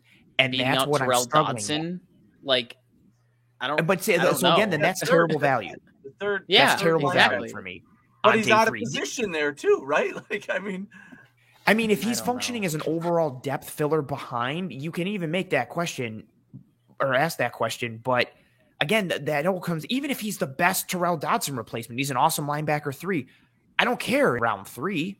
Like, Right. especially when there's really good interior offensive linemen right. and Far quality away, literally receivers the that you need. Correct. And this is a pick that if you make with one of your extra 6, I'm like, okay, cool. Right. Carolina is round the 3. dumbest. Carolina is the dumbest team on the planet. Oh, there were will linebackers to take in round 6 too. There's Yeah. so many wills to take in round 6 that you could have made this hypothetical transition to safety if you really wanted to. If that's the plan, you could have done that in the 6th round. And I'm But- not mad about passing on wide receiver necessarily if their guy wasn't there. But Because guard. as I've continued to say, there are a number of guys at wide Yeah, receiver I it's a like in deep these later position. rounds. Unless the Bills are moving to a Bernard was 4-3 right defense, which I there. highly doubt. Yeah, Yeah. right. That's the only other explanation. And I was thinking Yeah. the same thing. Like, we're suddenly going to go. Yeah, and this four is lines? Gregory comes in. Why run 4-3 with the Toronto? Like, we just locked in Teron Johnson Yeah. a couple years back. Are we really doing something shifting defensively to take one of our best defenders off the field? So, Oh. very curious. Very curious. I am also going to be eagerly awaiting that presser. It is. I need answers. He's got to sense it, right? I mean, Bean already has to know, like, oh, we're going to have to answer for this He one. was but- announced as a linebacker too. So the Panthers. I don't know if it was announced on TV yet, but they went to commercial. Whoa. But it's not. It's a. They trade a 3rd round pick next year to the Patriots to move up like 40 spots, and they're taking a quarterback off the board here. So the Carolina Panthers, who What are they taking? are like taking a Corral? quarterback, they're taking Corral, a quarterback they clearly don't love because they're waiting until the 3rd round to draft him. Are giving up a 3rd round pick next year. So the Carolina Panthers are just dumb, and I don't like them. And as a person that's trying to get Baker Mayfield in Cleveland at the moment, not cool. Not a fan of them. Not cool. Not a big fan of them Nobody trading- wants trash Baker, all right? Nobody wants it. I'm not even a huge Baker guy, man. I like Baker here and there, but I mean, he's better than Matt Corral in my opinion. I don't know, but I don't know. So, yeah, I'm not a fan of that. Although Malik Willis not going to Seattle, I guess, is still a landing spot potentially there. But yeah, that's going to be interesting. It's going to be a very long potential summer here if a trade doesn't happen. Yeah. With Baker Mayfield just kind of hanging around the Maybe Seattle is hedging their bets. They're like, you know what? We know you've got no other offers for Baker, so we're just not going to pick a quarterback. And then after the draft, you're going to have to take our offer of a 7th round pick next year because you're not getting anything else for him. You know? They're just going to hang out with him now for a while. Yeah. Just make it super awkward in the Very awkward, very extremely awkward. Tyler Medikevich replacement. He would have to show some in the 3rd round. man? hell of a stardom He'd have to get to swole. be a replacement for our special teams ace guy who, again, contributed. Maybe Terrell Bernard just goes and adds like 40 pounds of beef over the 2023 or 2022 season. He gets beat. He looks skinny. They're even showing his like Zoom call. He looks rail thin. He looks like a safety. Who? Bernard. I was The media just posted a picture of him in FaceTime. He looks like skinny in the face. Like he doesn't even look like a linebacker. Yeah. You can look at his Doesn't have frame that neck. and just like look at his frame, like his narrower shoulders and the kind of shoulder pads he wears and everything. Like he's built like a safety. He's built like a big safety. The super chat I like- explains it all. We're talking ourselves into this safety move, and then Bean's gonna come out and be like, he's playing linebacker. Yeah, he's actually our replacement for Edmonds once he gains 30 pounds. Like, okay, cool. Is he going to have that same athleticism 30 pounds from now? Damn, this is. I'm Rattle City right now. Yeah. Yeah, I'm off my game. I'm rattled. Woo. Brrr. I don't even know what to do with it, but that's all right. We felt this way last year after the Carlos Basham. Oh, for sure. That's the thing. Yeah, but we felt this way at the Carlos Basham. Yeah, pick. but I still hate that pick. Yeah, that's the problem, right? There's still a problem there because I much would rather have the guy who became an all-pro freaking offensive and lineman. I feel like we're going to do the same thing this year. You know, we're going to look back at it and we're going to be like, hey, you know that guy that went the pick later, Dylan Parham? Yeah. And I mean, you can play what ifs all day, but when it's clearly like that was the guy we wanted, you know? Yeah. The point I always try to make to people online, and it's really people always, and Bruce talks about this all the time, and I know you've talked about this, like people are very binary with how they view things online. And the fact of the matter is like if you question anything that Brandon Beane does, you're like all of a sudden not a fan. Yeah. The fact of the matter is no GM bats 1,000. GMs miss all the time, whether it's on the draft, whether it's in trades, whether it's in for free agency. Like you don't bat 1,000 as a GM, no matter how much we want it to be the case. Now, Brandon Beane is still probably one of the best, if not the best GMs in the NFL. It doesn't absolve him from criticism, and it doesn't absolve him. It doesn't mean he's not going to make moves that the fan base doesn't question. But the problem is if you say that, and if you do question, then you get labeled as like whatever, a non-fan or better than our GM. Better than comment here from Sports Rock, if we're going to cling to anything. Cool thing for Terrell Bernard. According to Dane Brugler, Terrell Bernard wants to be a strength coach when he is done playing. So maybe he gets firsthand knowledge of getting beefy here in Buffalo with that strength team. So yeah, too bad he's had a bunch of injury concerns, so he doesn't know how to keep people healthy or himself. Salty. Ant doesn't like the pick. We know that. I like the player. No, that's what I'm saying. Like he's fit. got some traits that are fun. Like I don't love the player. I definitely not as much as Judge, but I could see why people are attracted to him based on the splash plays that he's capable of, based on stat lines and things. I'm going to go back and grind. He was a guy who I saw on tape more as I was looking at other players on that defense. So I'm going to go back and really confirm what my initial thoughts are, but I just see him more as like, I see him more as he's got athleticism and this ranginess, but I projected him more as like a depth guy, and then maybe he can become something down the road. And it's the biggest thing for me is like Judge said, like the fit. I just question his path to the field, and what does this mean for the rest of the current roster? What is this a move for? And if it's just a depth move, okay, but why now in this round? Short arms too, 30-inch arms, by the way. 6'1", 225. He did 22 reps on the bench. I'm just looking for anything at this point.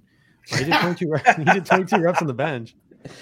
Well, so I'm looking at some of the comments, and this guy Steve wants me to like give it to you guys and say that, hey, well, he still hits better than you guys because you guys are kind of crapping on the pick, and what's a rude awakening for what? Better than all of you. The problem is, like, Steve, I kind of agree with them. Like, even though I'm not a Bills fan, I think they should have won the offensive lineman. I said it for the pick, so I can't really crap on these guys right now because I'm confused at this pick for the Bills too. But you know what good news is for you guys? You have Josh Allen, so that's cool. And he's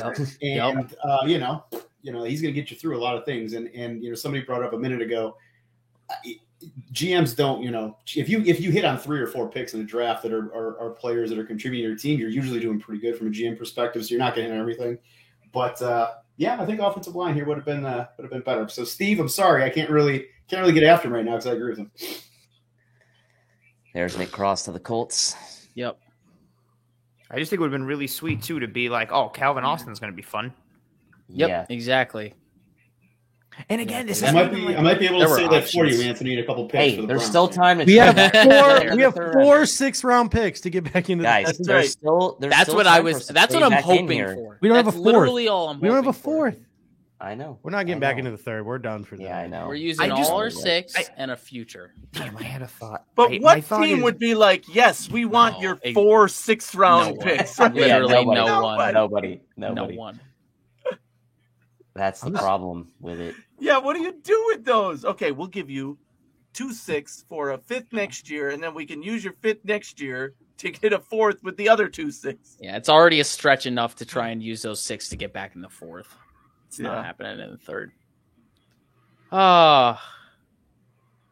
Oh man, the mood really died in here, huh? We are deflated. We're all just like trying to rationalize and figure it out, but we are. I'm not worried about it. That the Bills picked a cornerback. Look, all right, the Bills picked a cornerback in round 1. Said we have Josh Allen. Right? Let's not forget that, okay? Oh no, for sure. But it's about the opportunity cost. It's what we missed out on, man, and that's what hurts the most. It's a bummer. It still hurts from last year. Yeah. Yeah, that's what hurts the most. But that's the draft.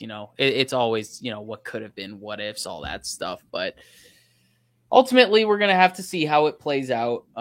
Be patient with it, but I think asking questions and challenging opinions is never a really good football player, and that's what stings. Yeah. This is what's going to sting. A lot of people are going to be like, I don't see him as a fit for the Buffalo Bills, so I am going to immediately dislike Terrell Bernard, the person who's an amazing person, and the football player when he's an amazing football player. He is a really effing good football player. Yeah. I just retweeted about 30 of his cut-ups to show you what type of football player he is from our Bills guys account. He's an amazing football player, but the fit is where every single one of us just becomes completely discombobulated. That is the problem. Fit and value. Fit and value. Value, yeah, right. Fit and value. And what is I think he's a third-round talent.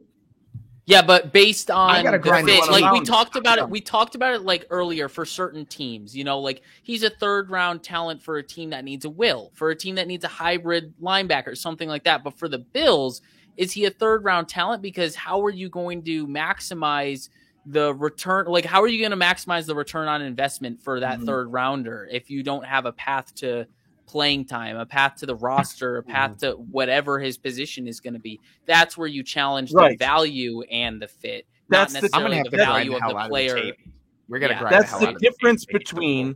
That's the difference between if they had picked a tight end or a guard, right? People could have been mad about those picks. We got 2 tight ends. Rationalize it a little better. Starting guards, but you're like, wait a minute. Now going into next year, we have 0 tight ends, so this is good tight end depth. And a tight end is a tight end, right? There's no, is this a scheme fit or whatever? Okay, you can use that tight end, get to them, use their skill set in your offense, whether it's blocking, catching, whatever. You picked them for a reason. Same thing with the argument of guard, right? You pick a guard, they're a guard, they know their job. You're picking them, you believe they are a good fit for your team, whichever scheme fit they tend to be in. But with the linebacker, it's like, okay, yes, we're losing Edmonds next year, but he's not even the replacement for Edmonds. He's just a guy who can come in and maybe play as the 3rd linebacker, which really just I could almost this is the argument I made for against running back basically early on, was that there's too many other positional values that will help this team more right now, get them closer to a Super Bowl and add depth, all of the good things you would get without more so than the running back position. Yes, but at least with that, if they were to take a running back early, he's a starter. And you know what the path of the field is. Yes, exactly. Like even then, like, okay, like Breece Hall is much better than Devin Singletary. Is the value there? Definitely debatable given what else they need, but at least you know what his path is and what he adds. This is just again, I'm running back. You know where he's lining up. You know what he's doing. Yeah, exactly. Linebacker. Yeah. Anybody know? Do we have any information on when Brandon Beane goes? He's talking right now. Is he? I'll look for some quotes. Just random comment about the Lions. That Kirby Joseph pick, the Lions are having really nice Lions. Really 2 years in a row, Lions have had good drafts. They're 2 years really killing it, which is not usual for them. But Kirby Joseph is somebody that I liked a lot, even though the Browns don't necessarily need a safety. But I loved him some cool going into this draft. Yeah, he did. 5 picks last year.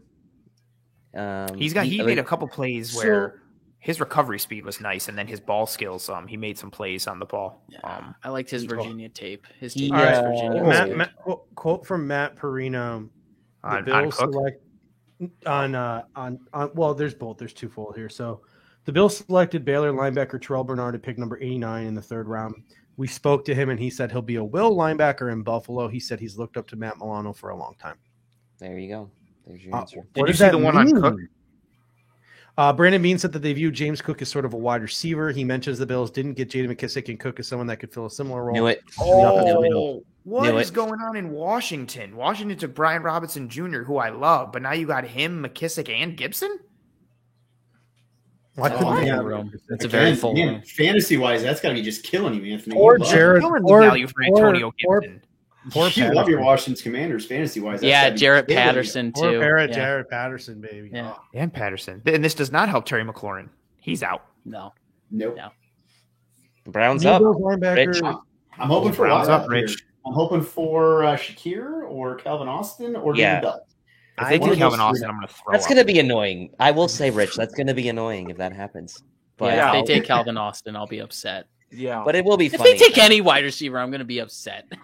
Because it's going to be a good pick. New Bills linebacker Terrell, he called him Terrell Brandon. Terrell Bernard says he's preparing to fight for a roster spot and planning to play his tail off on special teams to prove the kind of player he is during camp in the spring and summer. Did we really draft a special teams ace in the third round? Special teams. Hey, You're it's 1/3 of the drafting game, Saran. You're drafting Saran Neal of linebackers, but 2 rounds earlier. I don't get it. Yeah, I don't get it. I need some. How many snaps is that guy? I just was thinking the same thing. Like, okay, so you drafted a clipboard holder for Matt Milano? Like what? Yeah, like okay, cool. He's a will when he comes like, to the sideline. So if we do run 3 linebacker stuff, like is he going to be the will and that makes Milano the Sam in those looks? Maybe. Like what does this mean for 3 linebacker looks? Because I'm trying to find ways to squeeze value out of him more than just he's a special teams guy. Because 10 snaps a game. I mean, that scares me. Get 3rd rounder with Brandon, that little. Impact. Brandon Bean on his 2 trade downs, knowing I didn't have a going to be happy. I wanted to Rich add some assets to see how it plays out tomorrow. Calvin Austin to the Browns? No, but he'll still be happy. I think I just saw it as well. But I'll wait for the official reaction. Wait for the official reaction. I haven't paid attention to a single pick since Terrell Bernard. I'm not going to lie to you. Yeah, I've also only gotten I'll worse. catch up tomorrow. Parham, that was the worst one, but then and Sean Ryan. And then safety. Reminds me of Dobbins getting picked 1 pick after AJ Epinesa. I was gonna say, there's a lot of that. There's a lot of that going around. Creed Humphrey. I mean, AJ Epinesa, depending what happens this year. Yeah, David Bell. I love that pick. That's who I wanted back at. It's a good pick. So Capaccio. Bean says Terrell Bernard has played both Mike linebacker and weak side linebacker at Baylor. He did say that he will be undersized at Mike linebacker, but they like his versatility. Quote, he's a fun player to watch. He is a fun player to watch. He is a fun player we to watched watch. his highlights. Mike linebacker in the Big 12 is not the same as Mike linebacker in the NFL. Linebackers basically don't exist in the Big 12. He looks tiny. I mean, you think about defense doesn't exist in the Big 12. Exactly. Yeah, exactly. Oh, man. Oh, Kendall. This one is one you'll like. I don't even know who's on the clock right now. Who's on the clock? Arizona? The draft is still going on. I also think it's super funny at who the pick ended up being, and everyone's like Arizona of inflation, like how we all feel and how the fan base feels and questioning. And I love how this was the pick that Kyle Brandt announced. This one, the anticlimactic. What? I was going to bring that up earlier. Like, Super Bowl clipboard holder winner. He needed to make the Elam pick for you guys instead. Yeah, seriously. Right. I know. That would have gotten people much more behind it and much more hyped about it than they already are. What could this Cardinals pick be that I'm excited about? Well, you like the it's Donovan West. It's Donovan West. No. Keeping him in Arizona. Damn. Majai. Another that's their outside linebacker. That's a fit. Now that's a fit. See, that's the outside linebacker, and then Cam Thomas is the 5 tech. Yeah, because you have Majai, you have Dennis Gardeck, you have Devin Kennard, and you have Marcus Golden. So I mean, it's not great, but there's a rotation of edge guys. Yeah. Because you can use Cam Thomas in a versatile way. It'll be interesting what they ask him to do weight-wise. I think. I mean, late 3rd round for Majai. I thought maybe he could be like a late 2nd maybe even a second rounder. We should pay attention to these next 2 picks, Jets and Dolphins on the clock. Yeah. And next And 3 Chiefs still picks, have then the another pick, Chiefs too. right after. Yeah, 3 I'm important playing picks for catch up us. right now on my big board here. The Chiefs are going to take Calvin Austin. All 3 picks that the Bills could have had. Chiefs are going to have Sky Moore and Calvin Austin. Sky Moore and Calvin Austin. I'm going to throw up. What is going on? I'm going to throw up. Oh, my God. The Jets could literally pick anyone, and they're still the best draft, I think, overall. Just with those first 3 picks. I mean, who's Jets their most had- recent one? After running back? Hall. No, didn't they pick someone after Hall? They have they've only had 4. They got Sauce, Garrett Wilson, Jermaine Johnson, Brees Hall. Isaiah Spiller And, hasn't been drafted yet, by the way. Oh, man. This is going to be interesting for a guy who said that there was only one New York team. Huh, they took Ruckert. Ruckert. They took Ruckert after he said that? Yeah. It's a good pick That's for him. really funny. No, that is a good pick for them, but that is funny. he represents the people of New Jersey who want to claim the Jets and the Giants as their own. You know, there is only one New York team. Good pick for them, though. I like Ruckert. Fucking Jets. They're pissing me off. No, I have yet to swear. I I've love yet to when swear. Tilt lets it Yet loose. to There's swear. nothing better than when Tilt. I mean, goes it's unfiltered. 11. It's 11. We have 4 picks left on day 2. We go I'm gonna from let it fly. I'm PG. gonna let it We fly. go from PG-13 to R after 11 o'clock. yeah. I mean, seriously, Tilt though, after dark. overall, you look at the picks themselves, and I don't think anybody even compares to the Jets right now. Like in terms of the picks they've made, how they help the team. I like the Ravens draft. Quality of the players. The Ravens Yeah. are very I good like as the well. I Colts, saw too. their board. The Colts are doing well. Who was the other Travis one? Jones at late is so good for the Ravens. The Eagles, I think, Unbelievable are doing value. well as well. I think the Eagles are Giants. doing well. Yeah, the Oh, Giants. I mean, you know. especially if we include A.J. Brown in the Eagles draft picks. They're That's what I'm doing very saying. well. Like AJ Brown, the Kobe Dean. Another thing that I forgot to mention earlier, and this is something that I mentioned on the Air Raid Hour at least 100 times, so I know that Kendall and Tilt have mentioned it. Eric Turner did a really good article a couple of years ago when the Buffalo Bills drafted Tre'Davious White about, what sold the Bills on Tre'Davious White. And one of the things that sold the Bills on Tre'Davious White was the relationship between Sean McDermott and Dave Aranda, who is the new head coach at the University of Baylor, Dave Aranda. So you have a guy in Dave Aranda who is giving Sean McDermott that stamp of approval. To me, this is a Sean McDermott pick. I gather to think that I'd like to think that Brandon Beane is in the room saying I'd like to take someone else, and Sean McDermott's like, this is really my guy. Where's Aaron Cromer in all this? Where's Aaron Cromer? Like Aaron on Cromer the doesn't table need an for offensive Dylan lineman Cromer? until the 4th round. Look at the LA Rams. Maybe Cromer likes Bernard. Yeah. There's a great pulling guard right there. Get some guard. They picked a running back so Cromer could teach him how to block. Basically. Oh, Yeah, Cromer's going to be too busy teaching James Cook how to pass protect. So. Yeah. I'm very interested. Oh, that's actually a very valuable thing. It's like it is. Yeah. he helped Cup and develop that. He's Yeah, going to develop the dude. blocking skills for the wide receivers, tight ends, everybody. The Cromer one is the Cromer hire is what Yes. I love. Von Miller. Obviously, that move is tremendous. The Cromer hire might be like my favorite move of the offseason. I just think it elevates that entire position grouping. It raises everyone's floors and raises their ceilings. I'm really interested to see where, I'm not down on the Bernard pick. I'm very interested to see where it goes this year and the future years. I really want to know, even with Basham last year, you could tell what his fit was and then the player and also what his path was. I just didn't evaluate the player in the same way, but fair. That's to each their own. You can give 10 pro scouts the same tape on the same guy. You'll get 10 different answers and you can get 7 different grades. That happens all the time. This one, I'm just very I'm very curious to know, but I guess in a good way, what does he become? Because he's got certain traits and certain aspects to his game that are fun and that could translate. But then, we've all talked about, what does it mean? Maybe it is just as simple as no, we think he's going to be really great at special teams and good for depth. And we're like, oh, okay. But then the value piece comes in.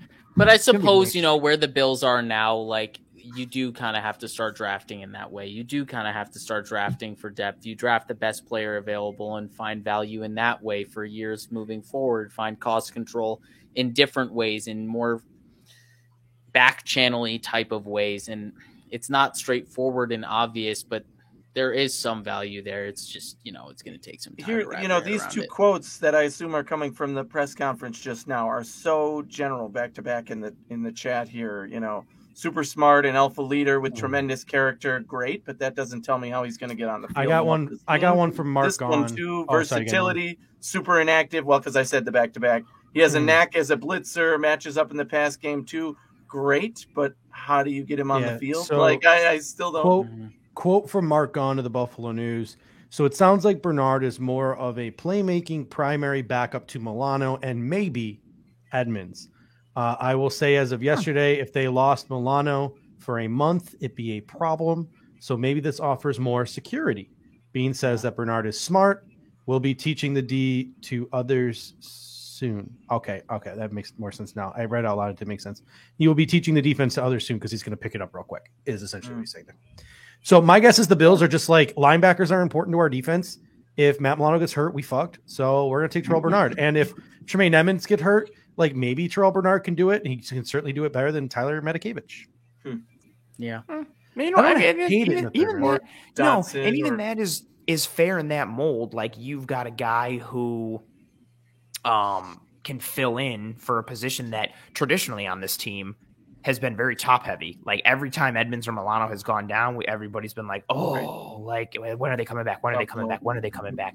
So that's, for if it's a depth position or backup position, it's still a high leverage position because of the importance of linebacker in this defense, the responsibility that position demands, and then how top heavy it is as a position grouping. Again, I think everything comes down to the value of it. It's like, okay, so you took a depth guy in round 3, but again, if it's at a high priority position that you're top heavy at and you feel you don't have good depth, I think you can make it now. But you know what I wonder now what I also wonder, much like last night, I wonder if Nakobe Dean was there, would they have taken Nakobe Dean?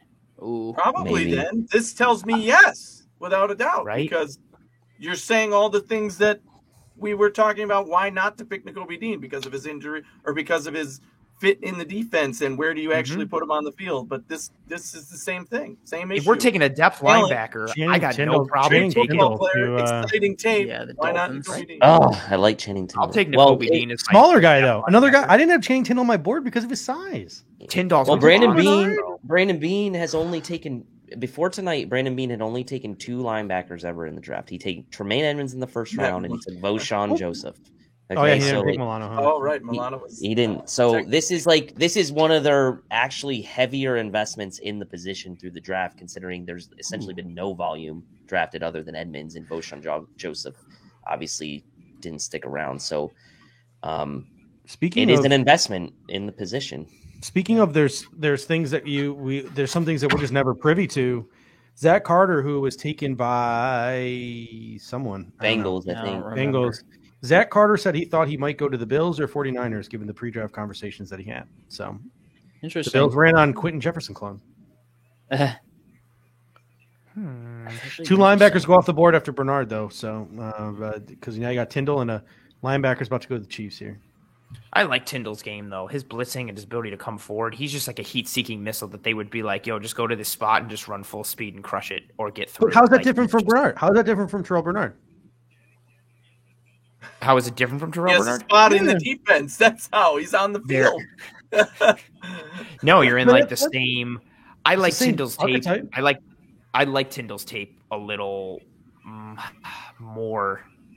I'm not disagreeing that like you shouldn't like the player more. I'm just archetype wise. I was saying that they were. Oh no, I mean like I wouldn't have taken him for the Bills either. Like I liked him as a player. Like I thought he was really fun to watch. But I mean you're in a similar like Tindall has coverage limitations. I feel like Bernard is probably better. Not going to go in the first 3 rounds. Leo Chenal to the Chiefs, by the way.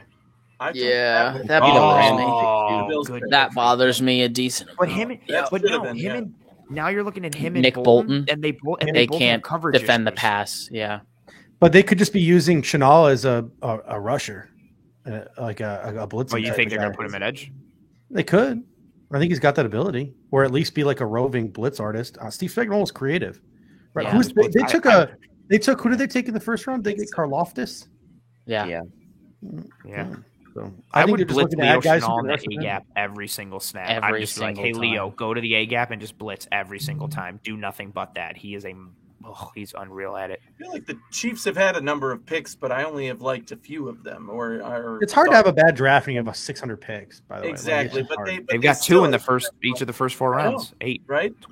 12 total in the whole draft. Day 2 is officially over.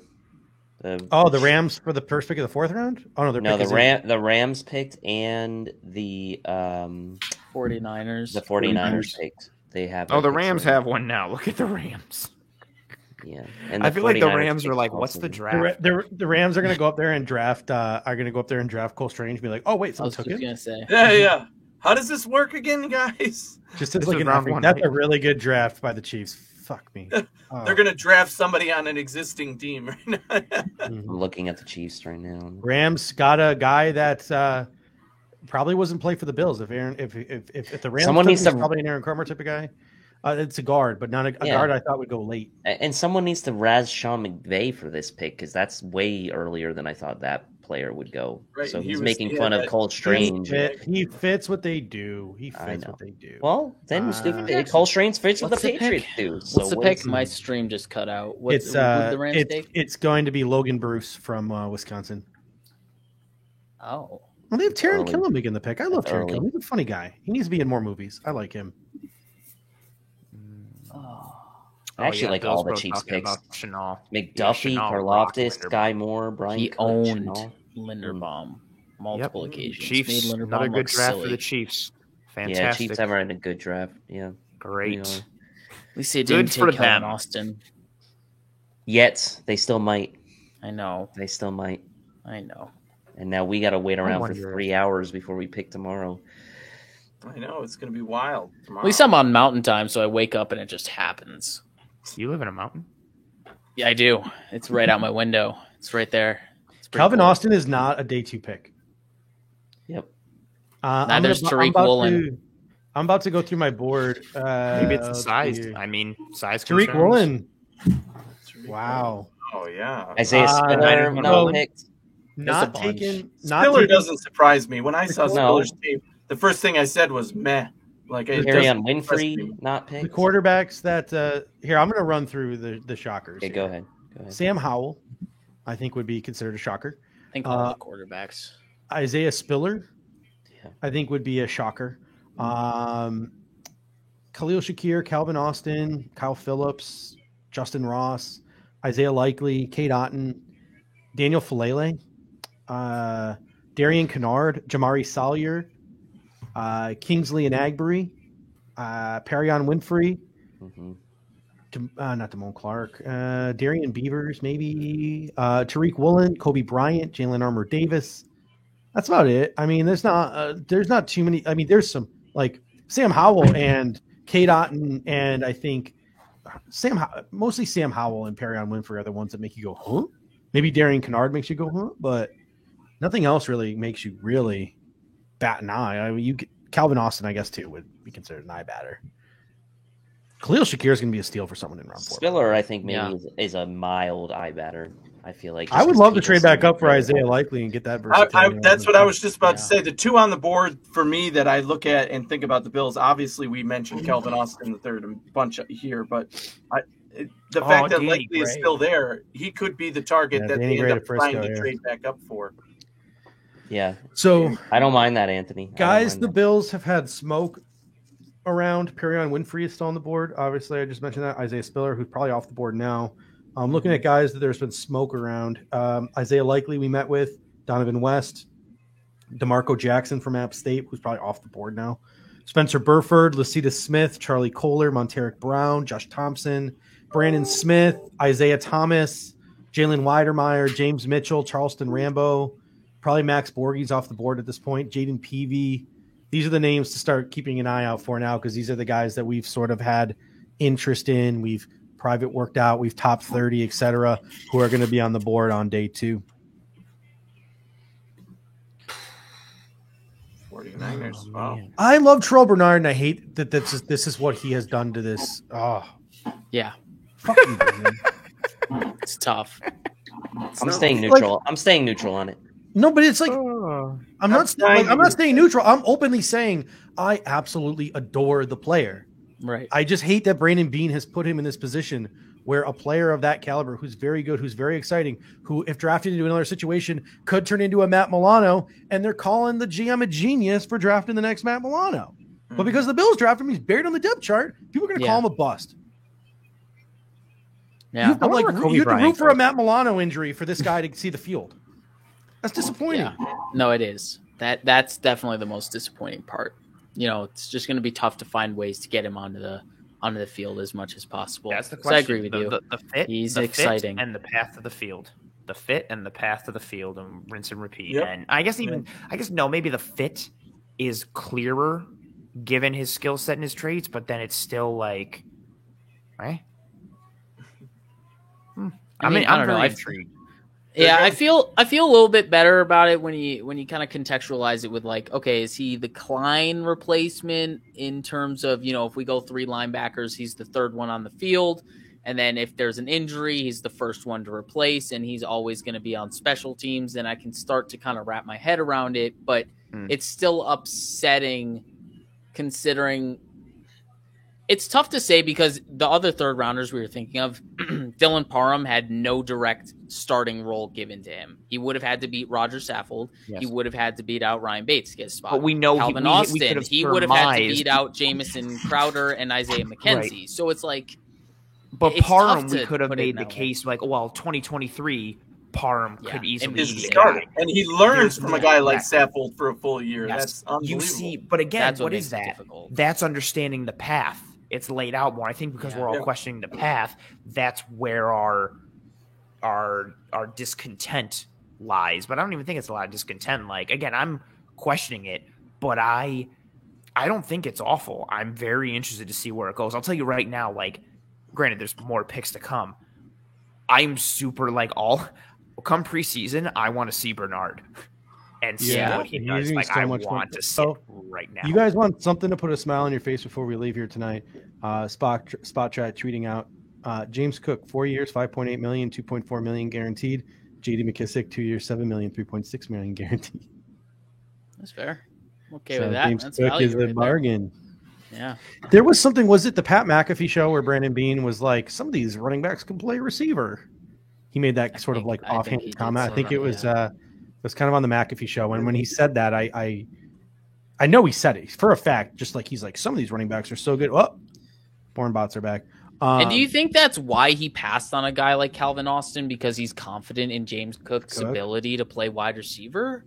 He's got Isaiah McKenzie too. I understand Calvin Austin played on the outside, but again, it was, in the Conference USA or American Conference. Yeah. The AAC, oh boy, still need depth at wide receiver though. Even I would argue, right.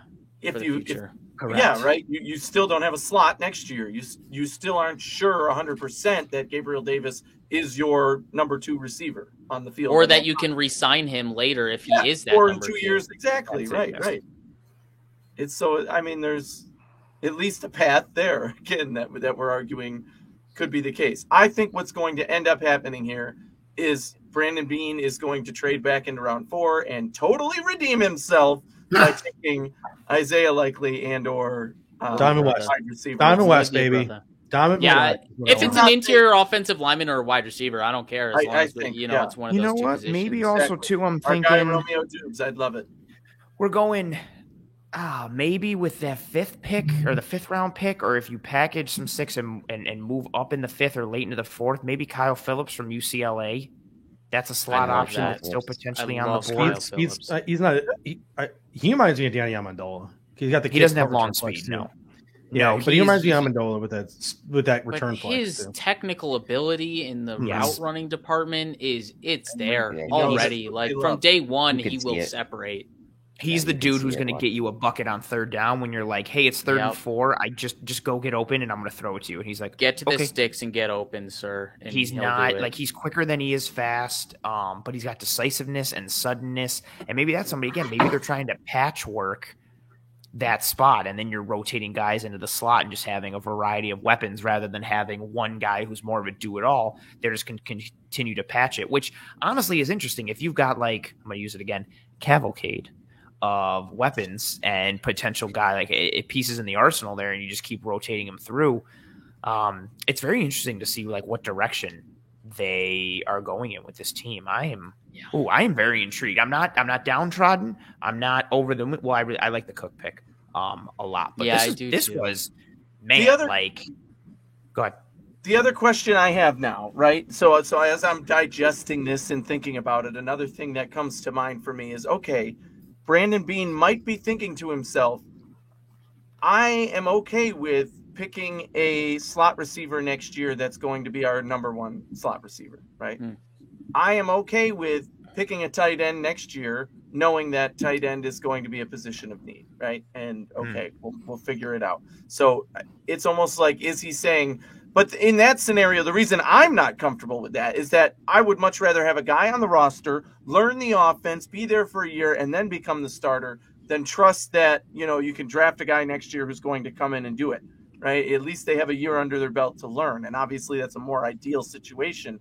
But that's the only reason I could think that he's saying, you know what, I'm taking the true best player, best talent I think is there, and that's why I picked this linebacker versus that offensive lineman or this tight end or, that wide receiver, because those positions, yes, they're of need, but I can always fill them next year and wait for, free agency. And is he also saying maybe like that fifth wide receiver to me right now is not as important as an insurance plan to Matt Milano, should Matt Milano, which I think is fair, definitely more immediate this year, right? Or this year, right? And that was, if we all talked about it, like what has more depth, the wide receiver grouping or the linebacker grouping, like starting caliber depth and guys that can prove functional. It's the wide receiver. And I also think what's interesting too, Autumn posed this, and maybe it's right that we forget about them, maybe not.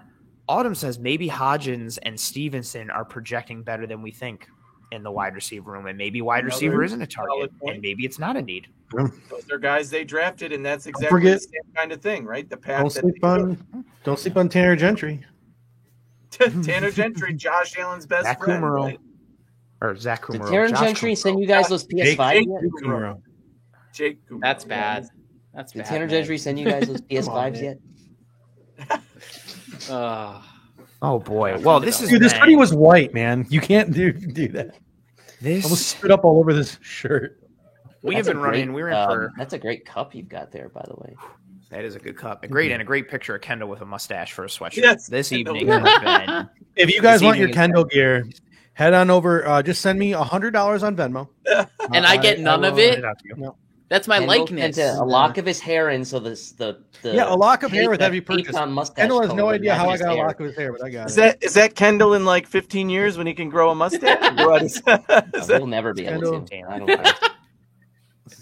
Oh, come on, guys! I'm already down bad. What, man? I feel like we started out on a high, and then things kind of got off the rails. Not completely down, but just a little sideways in different paths and avenues. But this was, another good time. This is one of my favorite times of the year. It's one of the best times of the year, in my opinion. I consider it a holiday. It's absolutely tremendous and fantastic. And this episode is really fun.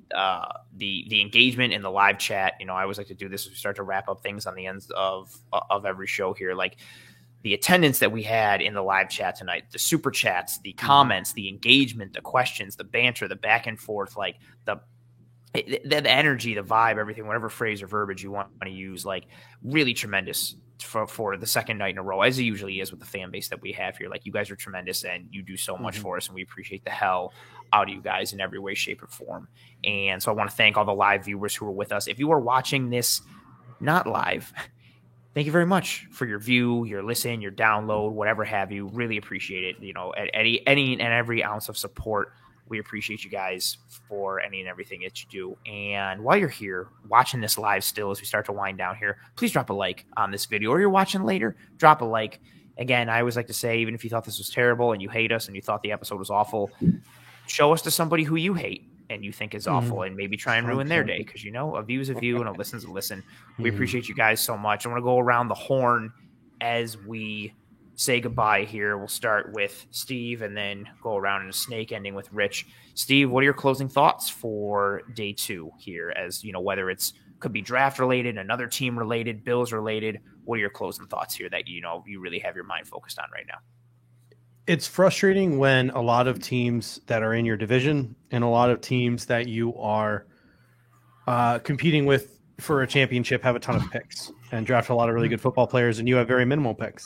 And then one of those picks is taken on a player who is sort of a break glass in case of emergency type of guy. But I'm going to go out on a positive note here. I think James Cook could be a game-breaking talent if utilized correctly. Just his dynamicism as a wide receiver, a running back out of the backfield, breakaway speed, something that no running back on the Bills roster has. And I think I'm going to leave here, and I'm going to, when it's announced, I think I'm going to buy a Terrell Bernard jersey because he's an outstanding human being. He's wired the right way. He's a really good football player, and I'm still pissed at Brandon Beane for drafting him, and a lot of people are going to take out their anger on Terrell Bernard. Please don't do that. He's a great, awesome football player. You don't want to ever wish for an injury, but like I just want him an opportunity for him to be on the football field to prove to some people that he's a really good football player. So I'm going to leave on that note for Terrell Bernard because he's an outstanding football player and he's an outstanding human being. So, booyah. There you go, Kendall. Your closing thoughts, Bills related, draft related, other teams, anything and everything you got. I mean, glass half full. I'm still happy with 2 out of the 3 picks, and I'm content with what Bernard could be in the future. I'm excited to dive into the Bean presser and more Terrell Bernard tape and see more from him. But I mean, I'm still over the moon that we got an athletic cornerback in round 1 and got a home run threat at running back in round 2. Someone that can, stress defenses in too high looks and, really stress them with light boxes and all that stuff. And perhaps be a wide receiver like Bean has talked about. The versatility options with James Cook is endless. We don't know how he's going to be utilized. So I think I'm happy with 2 out of the 3 picks, and I am lukewarm at the moment on Bernard, but I need to do my homework. I need to look into it. I need to see what Bean has said about it. And to that point, I'm kind of really neutral at this moment, waiting to formulate my full opinion on it. But I'm hopeful that it works out because, we're all Buffalo Bills fans through and through. Like Judge said, you shouldn't hate the guy because maybe he's not an obvious fit. Maybe he doesn't have an obvious path to the roster. I'm going to give the guy a chance because he's a Buffalo Bill. He's got a path to the roster. Oh, yeah. No problem. Sorry. Path to playing time. Excuse me. Is anyone shocked that Brandon Beane's first comment of the offseason was our number 1 goal is to protect our quarterback, and then they've added Roger Saffold and re-signed Ryan Bates and signed like Greg Manns and the guy from Tennessee? Like smoke screen. He's a liar. Because Cromer likes Bernard, and he's gonna play guard. That's where it is. I love how the Browns. I forgot Burn River was here. I love how the Browns are just stuck with Baker Mayfield. I'm sorry. It brings me joy. No offense. It brings me joy. Nothing against you guys. I think they did him dirty, and I'm really happy that they're that with him. They did, yeah. From a business standpoint, I don't think they did him dirty. I think Baker did himself dirty. Exactly. Baker didn't help himself at all. We could go on for an hour if you want on Baker Mayfield, but we're wrapping the show. They should have been starting Keenum mid-season. He was too hard to play. Hey, he could have taken himself out of the mix too. I don't know. There's a lot going on there. I don't fault the Browns one bit for the Baker Mayfield situation at all. Baker digs his own grave. They gave him chance after chance. They surrounded him with everything. I said this from the one good year he had, and I'm like, if Josh Allen had all that, what would he have done? We don't know. Well, now I can't wait till Kevin Stefanski gets exposed. I really can't. It's gonna be fun. Sorry. I love this. No, I love this comment. Zach says, "What's Bernard's RAS at guard?" That's a very good question. Hey, type that in, Kendall. Type that in. All right, type that in, Kendall. Yeah, while everyone's giving their closing thoughts, I'll get it. I was to say, while Kendall's doing that, Anthony, the other Anthony down in the bottom right there, closing thoughts, Bills, draft related, anything and everything. What do you got? Yes, I think the biggest thoughts that are going through my mind are trust the process, right? Like I trust Brandon Beane and Sean McDermott. I know they're not perfect in making the decision. I would never claim that, because they took this guy, it was the best pick ever. But coming into today, did I want running back? Did me want running back? Absolutely not. Did I want a linebacker? I was open to it, but certainly not the guy we got, right? So but at the same time, I look at those picks and I see the value they bring, and I see the way they got them. Trading down twice to pick a running back, absolutely made me comfortable versus trading up for one, which made me very, very uncomfortable. And the fact that they took this linebacker that I'm very much now looking forward to seeing your guys' initial breakdown and digging more into the tape and learning more about the player so that I can say, okay, this is how he fits with the Bills, or this is why this makes sense, and fall in love with that player pick as well, as you would with any Buffalo Bills player, I guess, and hearing more as it goes on. I will be back on tomorrow with Kevin. Not sure what time we're going to start yet, but we will be here and breaking down picks and doing it all over again for day 3. It's a long haul there, so we will be switching on and off, I'm sure. But looking forward to wrapping it up with you all again. It's been great being here. So, all right, guys, I'll see you then. Well done. Tilt, Money, the man with the magic ball, crystal ball. For your closing thoughts as you 8-ball. wax.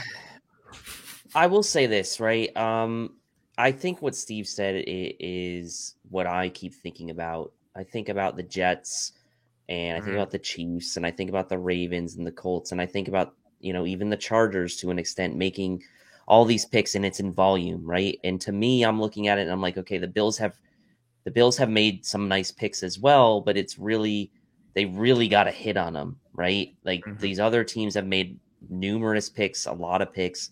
Chiefs have had 5 selections already. And so the Bills really need to hit on Kaiir Elam and James Cook for me. But I really am high on both of those guys. So that makes me feel good. And I feel like James Cook being added to the mix is going to add another level to the Bills offense that we haven't seen before, which is already one of the best offenses in the NFL. And then adding a new element to that excites me. So I'm overall happy. And I feel like as long as Kaiir Elam works out and the Bills needed that corner and he works out there, and James Cook works out, then really the rest of the draft is kind of upside for me. So it's just a matter about those. I think those two really need to work out, but right now I'm pretty happy. Oh, one comment before we go to John Scott of My TV says Brandon Beane said he had a combo with Cody Ford after the season. They're hoping for a fresh start now with Aaron Kromer taking over as offensive line coach. I don't know why I got a feeling, man, what if Kromer turns Ford around? That would be we talk about rejuvenation or revitalization and whatever. Give that man a raise if that's the case. Ford to Ferrari? Hey, you're out. Nice. You're done. You're done. Nice. Get out. No, that's very good. That's very good. That's well very played. good. Well played. That's Mr. very Rich good. Haynes, your closing thoughts as a non-Bills Mafia member or Mafia member by extension. What do you got? Browns related, Bills related, draft related as a whole. I know, one of your enemies is our enemy in the Baltimore Ravens when you're looking at things in the grand scheme, and they had a good draft. What are your closing thoughts here when you kind of take away everything from the first 3 rounds of this 2022 NFL draft? Yeah, well, I mean, first of all, it's very interesting to sit here and listen to you guys, talk for a very lengthy period of time on a 3rd-round linebacker in Terrell Bernard and get genuinely potentially upset and kind of talk through, okay, hey, it might be a good fit, and kind of That's what we do. off the ledge. Every part of the grieving process. Yeah, but I think again at the end of the day, from a Bills perspective, again, I said when I got on the show, Kaiir Elam, I think you needed to go at secondary first in the first round. You did that. I think he's a good player. I think that's that's where you're going to hang your hat on.